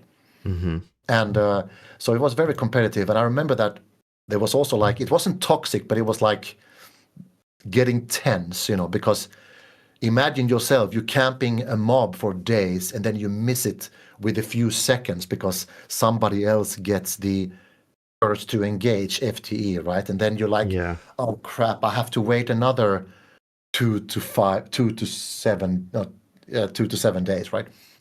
That's heartbreaking. So yeah, so it became super competitive. But I remember there was this when when I managed to kill Vessel to loot my part of my Enchanter epic, there was this heavy contested thing, and we were sort of enjoying that other people were also in this. It was a great competitive a couple of weeks, you know. And I managed to kill Vessel when there was no spies in the room. So no one else than me and my 1 or 2 friends that helped me with the fight knew exactly when Vessel died. Which is a big thing in this sort of in this kind of story, when if you don't have the time of death of a mob, you have no idea if he's still in the spawning window or if there's 2 days of absolutely nothing. Knowledge is power. It's beautiful. Yeah, exactly. Yeah. So we killed him, I looted, we got out of there. And then that same day, I was just curious to see if there were people back there camping him again. So I logged onto my spy, just a level 1 Ixar, just standing in the room. And there was a group of level 60 guys on another competitive guild, not my guild. And they were there, and they were talking in Say, so I could hear them talking and discussing this situation. They have no idea that Vessel has just been killed. And these were guys also that has sort of been, you know, provoking me and my friends before, like, hey, we're gonna get him. So I was like, we were in competition, but it was kind of a healthy love-hate thing, right? But I was like, I'm not gonna tell them that they are standing here in vain. This is part of the game. This is part of the competition, right? So I'm standing there with my level 1 spy, and I pretend that I don't know anything, you know, hey, what's going on here, you know? And I hear them, I can see them talking between each other. And they are even preparing for battle because they think that Vessel is on the end of his spawn window. So they have even charmed sort of trooper guards and have them in the room at the same time. They are really getting ready for engaging, right? Not knowing that there won't be a spawn for at least 2 days, maybe 7, but at least 2 days. And I'm standing there just enjoying this because they have charm breaks, and these pets are almost killing them, and they are sort of just being very desperate, you know. And I went, and after all this, after like the day after this, I went back into the logs just to sort of see everything that they have talked about, because it's fun. There's a lot of comical elements when people are so highly competitive and still they have no idea what's going on, and they also risking their own lives by having all these super high level pets charmed in the room, and then the charm breaks and the pet is almost killing everybody in the room. And it's so funny because then they start to talk and they say like this, and I quote because I have the logs right now in front of me. They say like this: so obviously we missed Vessel. Sort of reality starts to hit, right? Because last time we know he died was 28th of October at this time, which was not correct because me and my friends killed him like recently. So they are wrong. So they think that he's on the end and should spawn at any time. But the spawning window is running out, and they start to realize that, you know, so if he died on Monday, it's just opening now. So they don't know what's going on. So they are moving their pets away. They are camping out. and sort of they are like, I can't believe that we missed the time of death. And then the cherry, the cherry on the cake is this. The last thing in the log is, I can't Wow. even say it without This is laughing. I crazy. can't say it without, it says like this, the very last thing, it says, it begins to rain. Oh man, That was that's like, perfect. Yeah, it rained on their it's, parade. It's perfect for the mood. it's like, Wow. it's so crazy that sort of, just when they are like, Oh, hey guys, I'm really sorry, they are starting to criticize each other. Hey, I can't believe that we missed the time of death. Okay, this is rough. And then it begins to rain. And I remember seeing that in the log, and I was just like, that is like the most amazing script that EverQuest just wrote by itself there. yeah. It's the universe laughing at the futility of it all. Just, Oh, you it's know, crazy. It's crazy, man. Yeah. that's perfect. That's Yeah. amazing. Wow. It begins to rain. Did you say anything further on your spy character? Did you taunt them Uh, or no, I didn't. I think like me not saying anything was kind of rude enough of me in a way, but it was very competitive. And no, they wouldn't have helped me either. So I was just like playing like, hey, what's going on, guys? Are you guys waiting for Vessel? Is it gonna pop? And they were like, no, we must have missed it. And then they just, begins to rain and they gated out of there. that's funny. So Wow. it was, yeah. It's amazing that you were able to capture it in slash say, like they weren't speaking within their group. They were just kind of Yeah, saying it out in the open. That's a little weird, but yeah, yeah, yeah, yeah, yeah. Yeah, I have the log in front of me here. So obviously we missed him because last time we know he died was 28th of October at 1836, which was wrong.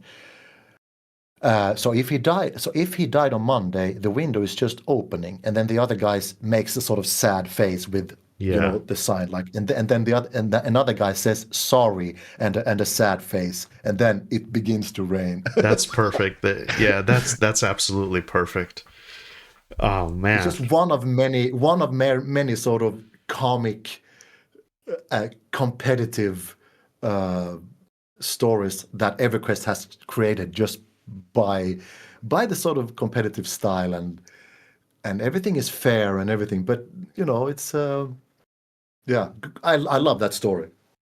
Uh, because God knows I have missed out on spawn timers, and I've missed out of time on death. I have been disappointed missing first to engage. But this was my moment to like, oh, I got to tell my friends about this. Check out this log. It begins to rain when they found out.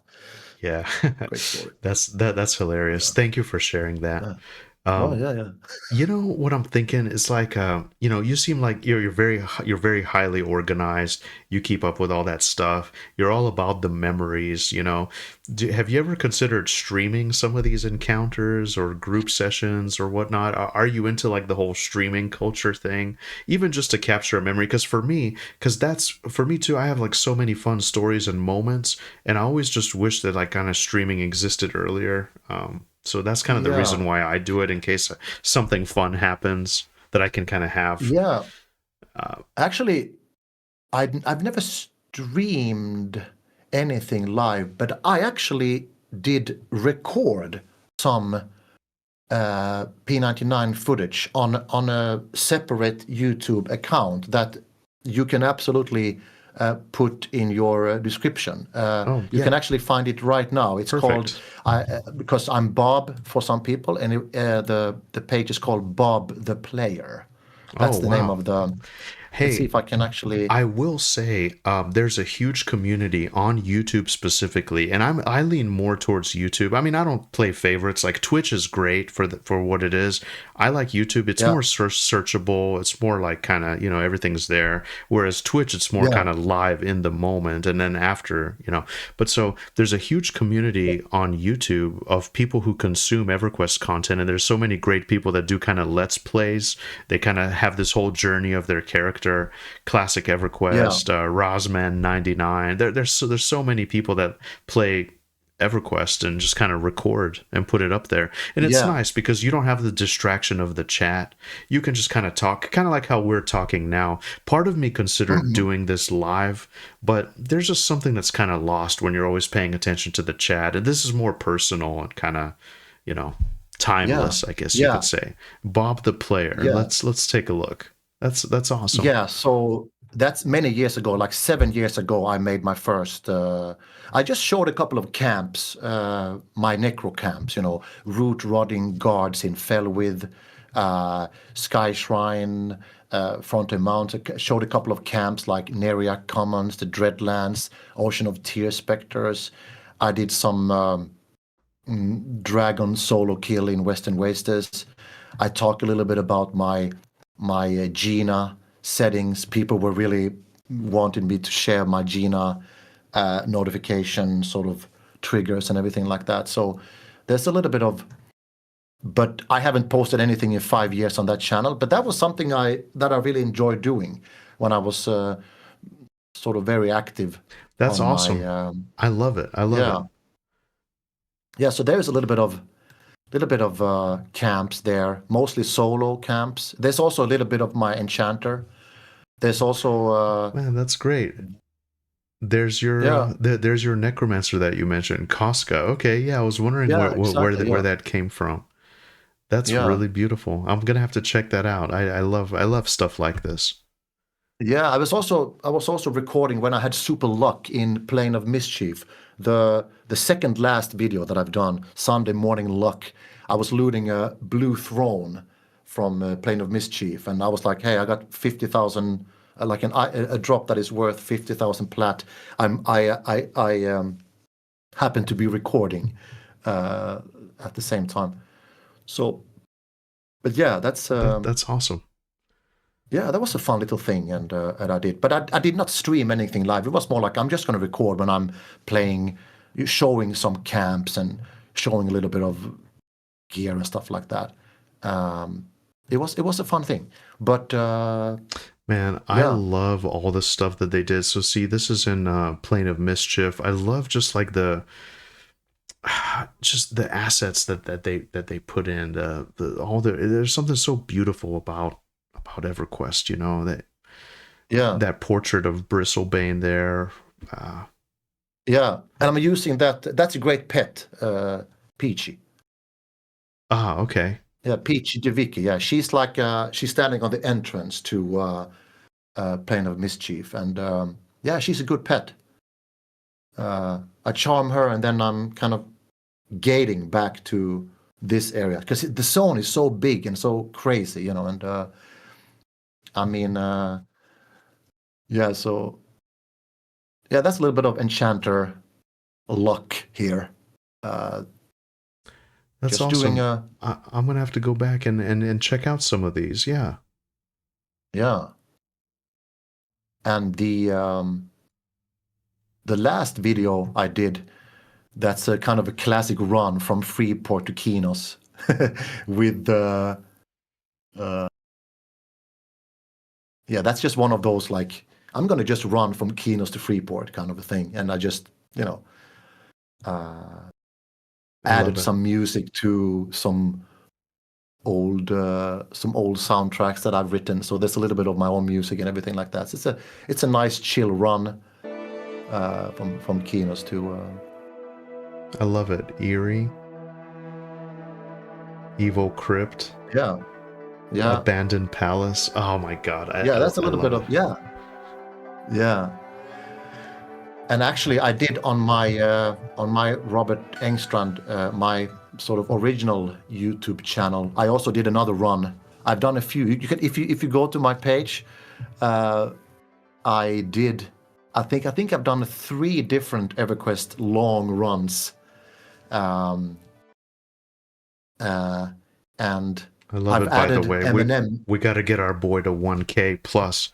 This is great. Thank you so much for your work. Thank you so much for your music. I've been using it a lot in like my videos and stuff. I hope you don't mind. I really appreciate it. Okay, so what do we have here? I got some EverQuest running. Go down a little bit. You see here there you have like EverQuest running from Hallas to Temple of Vision, running from Stonebrunt Mountains to Old Sibilis, and then I'm running from Freeport to Kinos. And I put M&M soundtrack on those videos. So it's just a fun little thing, like... You're all about the ambience. I love that. I love how that you just capture the vibe, And I'm Yeah. sure that takes you a long time too to get it the, you know. Yeah, but like it's also kind of some of these, I think, yeah, all of these three trips contains a boat trip. So it's like it's and I made chapters actually also just for every zone. So yeah, you hear there's like Night Harbor atmosphere music right there. There you Uh, have every zone. I love it. It's funny. Yeah. Wow. Timorous Deep is a really Yeah. good one. I love anything Kunark. Yeah. See, that's very Yeah, Vengeance. nostalgic for people who can't play anymore and just want to get this. Like it's, yeah, there's something beautiful about it. I mean, you can, Yeah. yeah, you can just tell. Yeah, it's also like I decided to start from Stormbrand Mountains because that's a zone that people don't really know much about. You know, it's like in the other side of the Warrens, you know, sort of Payneal Warrens, and then you zone out to Stonebrook Mountains. It's a kind of a rare zone that many people don't spend any time in. Yeah, I'll be honest, I haven't spent a whole lot of time there myself. Yeah, there's so much of Yeah, the world that I haven't seen, to be honest with you. But it's just something so yeah, beautiful. I love that it's still silently still there, just transmitting to us. And if you really yeah, want to, you can go and check it out. Yeah, I've actually never seen this in yeah, the yeah. game It's at a all. weird zone. Yeah, Wow. yeah. You can hear a little bit of Eminem soundtrack in the background if you turn the volume up a little bit. Yeah, I Uh, can hear it. Yeah, oh yeah, it's great. it's just a fun little project to sort of hey, let's do a little classic EverQuest run with some Eminem music. You know, just for myself. Yeah, no, it's beautiful. I love that. It goes back to what you said. You gotta make something that like you yourself want to enjoy, you know, Yeah, not just yeah. what's popular or trending or whatnot. Mm-hmm. Mm. Yeah, Yeah, fun stuff.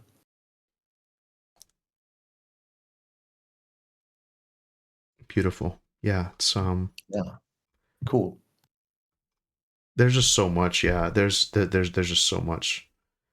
Um, and you can see how the game has evolved too. Like even in your earlier footage from like 3 years ago or 2 years ago, you can see all the changes that have taken place.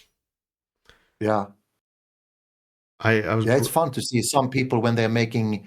Some people are making like a review or 5 minute video of this upcoming MMORPG, and they sometimes manage to find this sort of 4-year-old footage, of the game, and it's both fun and I know for some of our art guys they're like why are they using those old footages when there's so much newer stuff. yeah. I understand them, but there's something cozy about seeing old footages also, but of course Yeah. uh, nowadays we have the game look very different now. Yeah, for sure. And it kind of puts things in perspective, like to just see the journey as well. But yeah, I know a lot of people in the community have talked about possibly getting a trailer Hmm. for Monsters and Memories. I know you guys recently just came out with like the B-roll footage. I Hmm. haven't used it myself, but I used OBS to kind of record it, so it'd be something nice Yeah. to like throw up while you're talking about stuff. But yeah, Hmm. very cool. And Yeah. yeah, just really cool. Oh, and I even see that you have like the Fall of the Dungeon Guardians original soundtrack. You have a lot of that when you go further back down the channel, like 10 years ago or so. You have Hmm. your own Yeah. sort of personal stuff that you've done. I'll definitely check that out. I haven't got around to it yet. Just the Monsters and Memories stuff, but Yeah. it's cool that all that is there. Let's see. Anything else? Let's see. Any other EverQuest stuff? Hmm. Trying to think of what I can ask you. I think so, man, Robert, we're on track to this is going to be the biggest. I went 5 hours with classic EverQuest, but it was exactly 5 hours. I got to cut a little bit here and there, but we're at exactly 5 hours now, recording. So Yeah. how are you on time? I want to be respectful of your time. It's your weekend. Beta just started, beta access. So I don't want to take up too much of your day. Hey, tell me when you joined P99. What year did you Oh, do you know what? join? I need to update my spell files, but believe it or not, it is as early as I know for sure, because I was kind of in a long distance relationship at the time, and I was on nights a lot. And I specifically remember, but it was 2000. It's either 2012, late 2012, or very early 2013. My buddy Cazrax said, "Hey, you gotta check this out. This is EverQuest exactly like we remember it. You have to play this with me. Trust me." And to this day, I still get kind of intimidated with spell files and setting up the spell files and extracting it and pasting it in this folder. And I'm not good at doing that. I always seem to mess that up. But Cazrax really helped me a lot. So believe it or not, I've been playing on P99 for a while. But not like super active. Like I said, I think my highest character is a level 51 Ixar Necromancer called Remorseless. I was thinking of like a really fun, epic name. And actually, I think my name is a Remorseless Cultist. I just thought that would be really funny. And I Great. always camp at like, T1, T2 in East Common Lands. I'm always at like T2, kind of in the back Mm-hmm. in the corner. Mm. That's literally, Mm-hmm. sometimes I log in, just see what's going on, and I log off. Nobody's ever on when I'm on. So, but anyway, to answer your question, yeah, it was right. And I don't know when the server itself came out. I think it came out in 2012, right? Or it might be older than that. I think it's a little bit older. I think around 2010, if Okay. my memory is correct. Okay. Yeah, Yeah. around that time. Yeah, yeah, Yeah. yeah. That's I wonder if fascinating. I Yeah. wonder if we've ever crossed paths and just didn't know it. Yeah. Later, when we've finished the chat, you have to send me the names of your tunes on P99 Blue, and I can go through my logs. Oh. I have saved all my logs for 10 years, so Oh, I wow. can search for your name and then see there might be I've done a Who in a zone where you have been in at the same time or something like that. Okay. Um, Yeah, that would that be would be fun. cool. You never know. You never know. That would Uh, be fun. Yeah, I definitely will do that. I need to log in and get all the characters for sure. Um, did you participate in like the launch of? I know there's like P99 blue and green. I forget which one's which. I know one of them kind of released Velius at like the time that it would have come out. Yeah, I guess it's like a yeah. TLP for lack of a better term. Yeah. Uh, So the Blue server was the original server, the first server they had.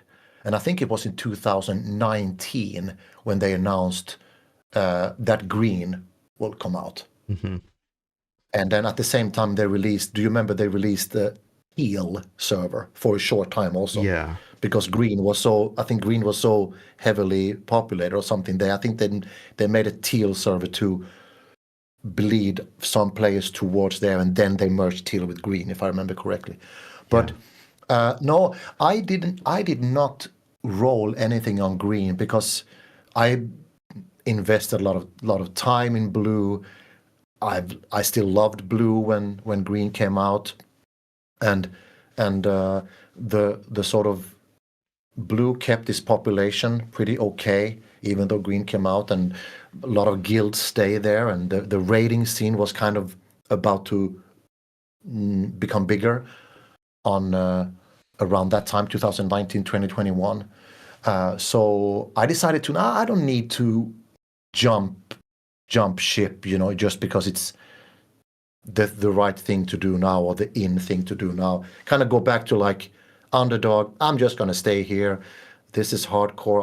I love this server. That's my home. That's my all my alts are. My Altaholic life lives in yeah. on the blue server. I love that. Yeah, So same for me. I think yeah, I just stuck around on blue myself. yeah, yeah. Um, but yeah, I would love to see what the tunes you have on blue and see if our path ever has crossed. It would be fun. Yeah. Um, Have you interacted with the GMs at all on Blue? Did you ever get into a situation where you had to get a GM involved?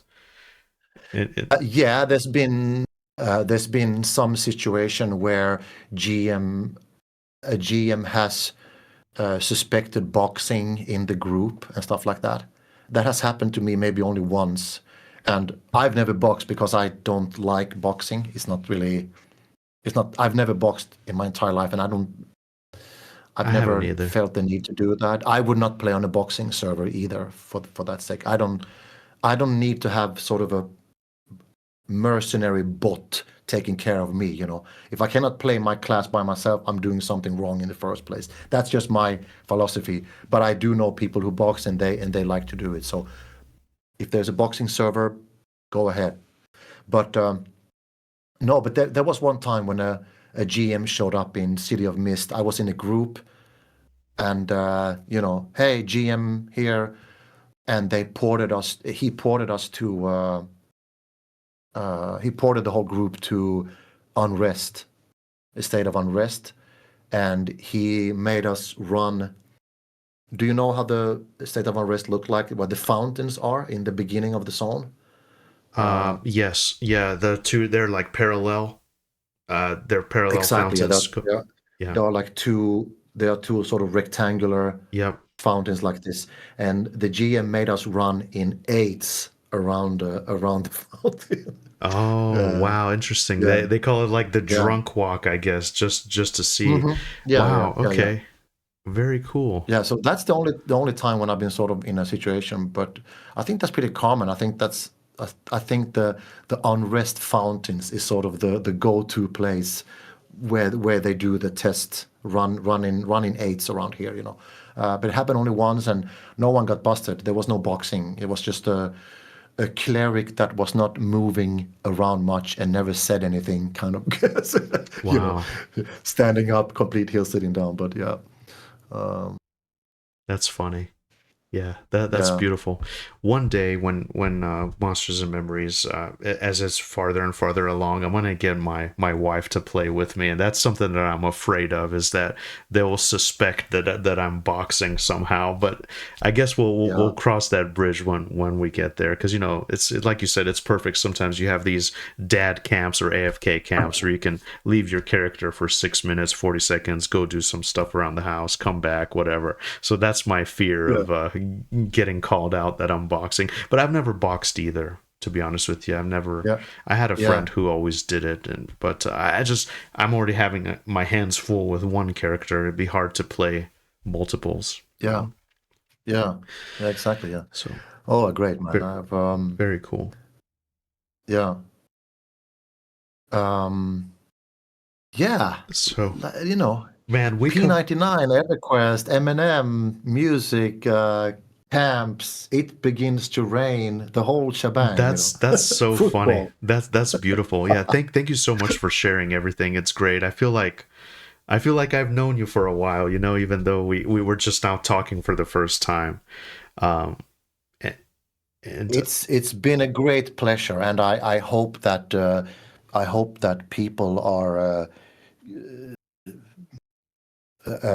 not minding us going into rabbit holes here and there. It's a very nerdy world we live in, you know, with it's very nichey, very nerdy. It's very sort of yeah, quirky little part of this whole gaming umbrella, and we are some small weird little creatures here in the corner.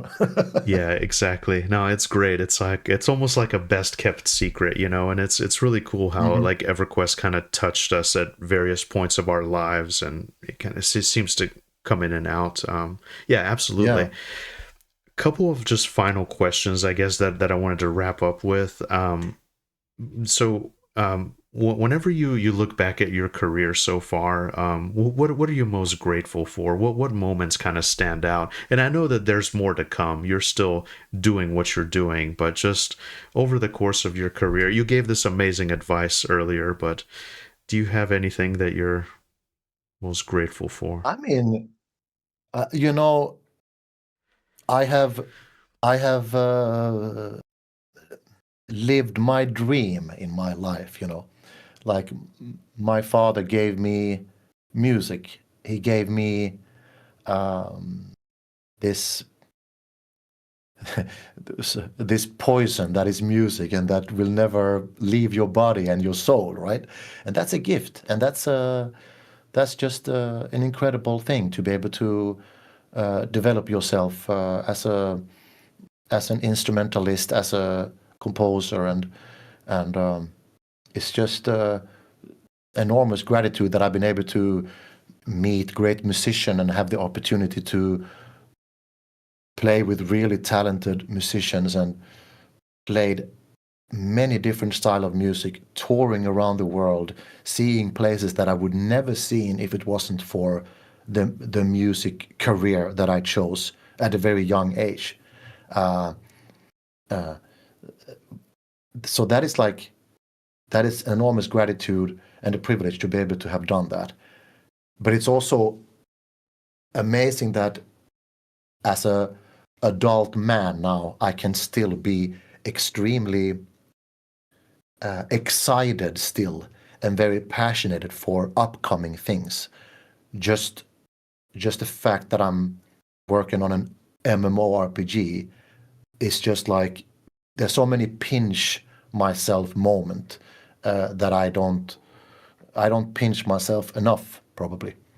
Uh, Being able to work with a team who are as as crazily obsessed about gaming that I have been all my life, you know, and they are and the leaders in the team are more or less giving me free hands to compose and create the music that I think fit this fit the identity of this game.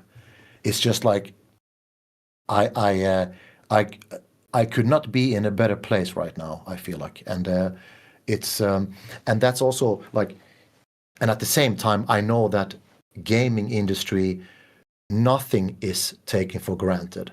We have no idea what the future holds.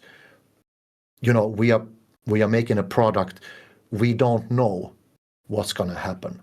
We hope for the best, but I've always had this sort of mindset that worst case scenario, I'm talking like worst case, doesn't go well, everything dies. I still am so proud and happy for this journey so far. You know, like and not regretting a second that I have spent, not a sweat drop or a blood from my musical heart that I've spent on this project. And that's I feel that's a good place to be in. You know, everybody knows that this is a kind of a risky. It's a risky business. We all take a risk. We have spent a lot of free time on this, but no one has done it with a gun against the head. You know, we all want to do this, and we all know that it's very uncertain. You know, it's the same thing working on a music album for like a year, and then it's nothing happens. You know, but like it's the journey that is important, not only in MMORPGs but also in life. You know, God, that's so so beautiful. yeah, yeah. Uh, I didn't mean for that to be sort of philosophical, but I love it. it became like that in the end. But yeah, I love it. Thank you so much but for yeah, that. That was very, very profound. yeah. Is there anything that you're still kind of chasing from a musical standpoint? Anything that you haven't fully captured yet in your works and kind of ambitions, aspirations, that kind of thing? Uh, I mean, make make better and better stuff all the time. Always try to uh, do better than the last song. That's the thing. I think that's everybody should go for that in life in general. I think like always try to do better. Always try to develop yourself, grow as a grow as a human, grow as an artist, grow with whatever work you're doing. Like uh, uh, and I have my feet on the ground. You know, I know I'm not I don't mm, I'm not a heart or brain surgeon. I don't save people's lives. I'm not a fireman who runs into a building and saving people's lives. But I keep my feet on the ground and try to be humble and try to put tons of effort and emotion into my work. And you know, being in a team where I am able to express myself as a composer or a sound designer and having my sometimes very strong ideas about game mechanics behind the scenes. It's a privilege for sure, and yeah, it's a great journey, man, and I'm really thankful that people like you and the community have decided to be so close to us, and so, you know, following along this weird journey we're on. It's cool. Thanks, man. Thanks. That's incredible. Yeah. That's very profound. Really appreciate it. And so I'm gonna, of course, plug all your stuff. I'm gonna have all the links and whatnot. But is there anything that you'd like people to check out? Where can they find you? Anything to watch out for? Anything you want to plug? Anything exciting you're working on? You feel like sharing? That kind of thing, just to kind of end. Well, go to my YouTube channel, check out some music. I got some old stuff there, some kind of 8-bit Commodore 64 SID chip stuff there that people might think is kind of completely different from M&M, but it's I'm not really super active on social media. I have a YouTube account and I'm on Instagram if people want to hook me up there. I